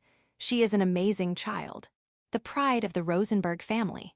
14 years after her birth, after many struggles, my husband finally acknowledged Selena as his daughter. It was a long time coming. Days filled with a sense of powerlessness. However, I couldn't let my guard down. Selena was a child whose next actions were unpredictable. My premonition was correct. I will go to Lake Elfin for the summer. Selena spoke like an ordinary noble's daughter. But the carriage prepared for the trip was loaded with weapons and armor, looking more like a military expedition. Could it be that Selena intends to start a war? Though we saw her off, my husband was genuinely worried. Selena and her attendants, despite their youth, were abnormally well-trained. They took with them the mithril equipment stored by the duchy, making their armament formidable. They could easily conquer a small noble's territory. I too was a bit concerned. However, contrary to our fears, Selena did not start a war. Instead, she defeated the legendary monster, the serpent. It made no sense. But this feat rapidly boosted Selena's reputation, with some even calling her the reincarnation of the saint. Selena, now relied upon by the king and the entire nation, vanquished monsters plaguing the people one after another, making her name known far and wide. A magic swordsman excelling in both swordsmanship and magic. A saint accompanied by 6 attendants. A war maiden who shows no mercy, even to women and children who stand in her way. At this point, it seemed strange to me that she was my daughter, but her face undeniably looked like mine. After entering Rosewood Academy, despite being a first year, she effectively became the queen of the academy, even overshadowing Prince Edward. Her attendants seemed to have rough methods of managing the students, but the voices of praise outweighed the criticisms. She is forming her own faction, looking ahead to the future, they said. Her fame grew so much that even when Prince Edward broke off their engagement, she didn't seem to care. Instead, she boldly proposed demanding land from the royal family as compensation, impressing my husband. She chose substance over name. Not many could do that. Our house will reach its peak during Selena's time. Despite losing the chance to be queen, my husband praised Selena. He now placed his full trust in her. After graduating from the academy, Selena married Marius. Marius, though from a viscount's family and of much lower status, held the title of one of the top 7 mages in the country, which my husband did not oppose. Rather, he was pleased that the bloodline of mages in the family would be strengthened. How foolish. Not a single drop of your blood will remain. Before the marriage, I had a union with my cousin. Since coming to this house, I had been drinking a potion to prevent conception. A secret potion obtained from an apothecary with whom my family had long-standing ties. It looked like nothing more than tea to an outsider. Selena is the child of my cousin, not carrying any of the duchy's blood. I will never allow your blood to persist. I will never forgive you for killing my beloved. The Rosenberg duchy will be taken over by us. The family you scorned for their lower status will become the duchy. God will never overlook evil. Everyone will face their reckoning someday. Serves you right. Epilogue. Sitting in my rocking chair from inside the villa and looking out is a recent pleasure and a daily routine. Outside, my great-grandchildren are desperately trying to challenge the training facilities I have built. My children and grandchildren have been down this road. The training center itself is old and dilapidated, but my children have renovated it and even added new equipment. According to my children, this training is a Rosenberg family tradition. I didn't intend for my children to go through this kind of training, but seeing the squire's children taking on this facility, they did too. It's fateful. After I married Marius, each of the squires married. Richard married Emma, Oscar married Isabel, and Louis married Alice. They were a good match, but it seems that they were more interested in having their children serve Lady Selena's children than in marrying each other out of love. I don't think they would have made their own children squires, but they were happy that their squires loved them that much. The squires didn't really need that training. But perhaps because of that, the Rosenbergs were known throughout the neighboring countries as the Rosenbergs are a family of great men and women. Even today, the Rosenbergs are still a powerful family, either supporting the country or running it from behind the scenes. However, the road has not always been smooth. After I married, there was an incident in which my father was murdered. The cause was a grudge. I didn't know it, but your father was using forceful means to expand the Duke's interests. The kind face that always wore a smile was a facade, but with that smile, he was scheming and plotting and using vicious tactics to ensnare people. I didn't believe it at first, but the more I looked into it, the more I found out, the more I discovered his true face. I thought that many of his followers were also strangely skilled, but I guess they were afraid of being assassinated.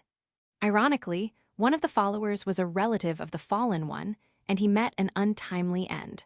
With your father gone, the nobles who were against the Rosenbergs united against us, and we found ourselves in a difficult position.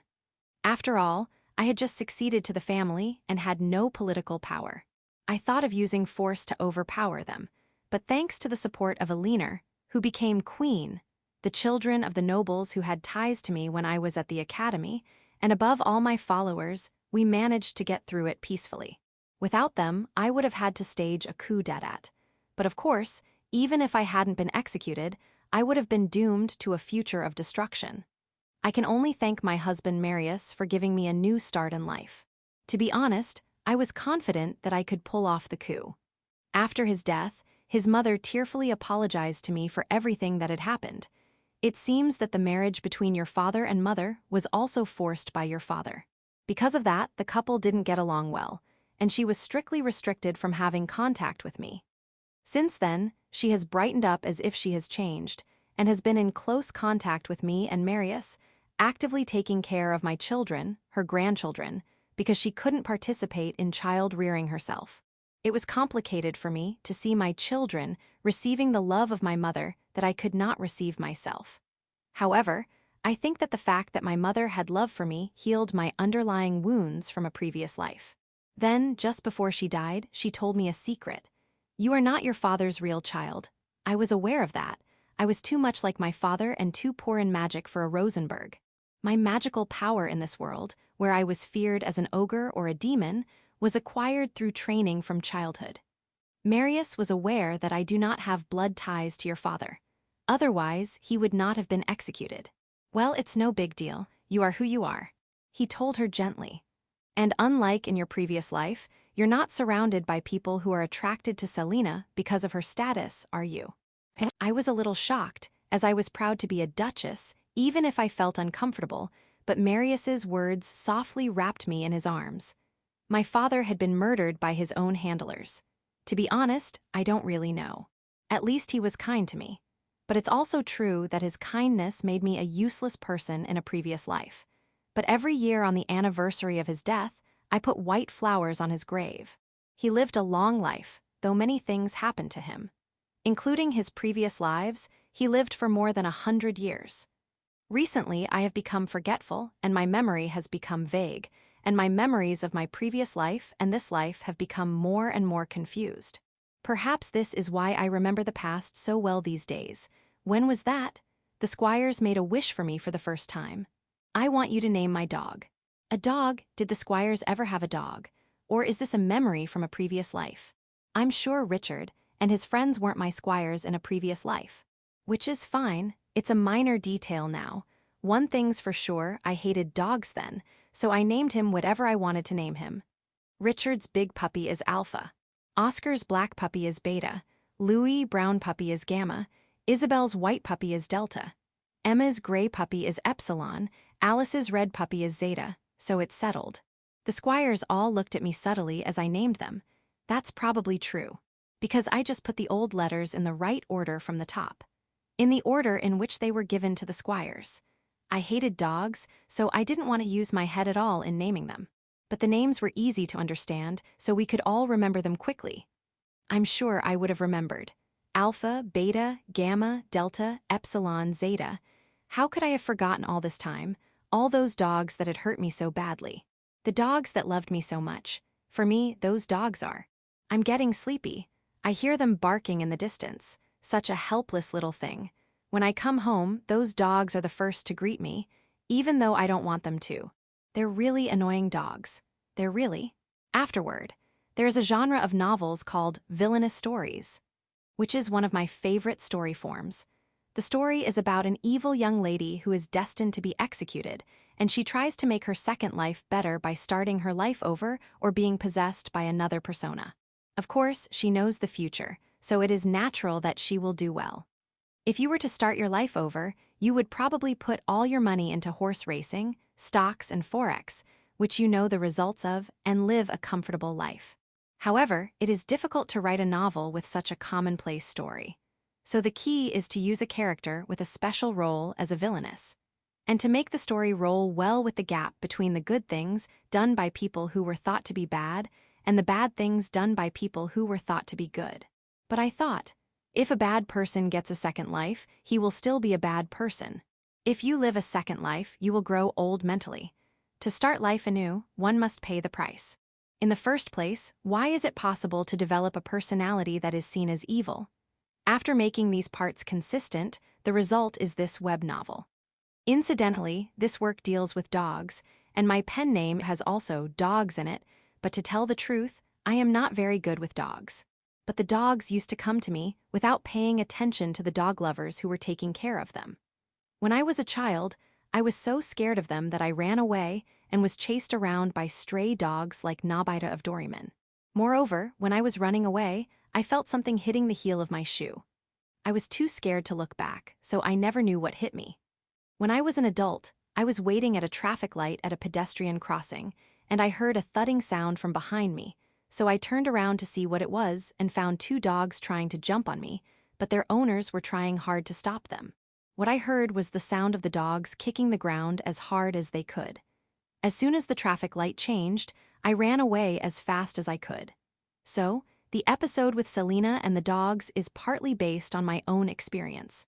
Thank God I was able to use that horrifying experience in my novel. However, because of that, of course I have never owned a dog, and I have never had any contact with a dog, so the description of the dog may not be realistic, but I hope you will forgive me for that. Thank you for reading. End of Volume 1.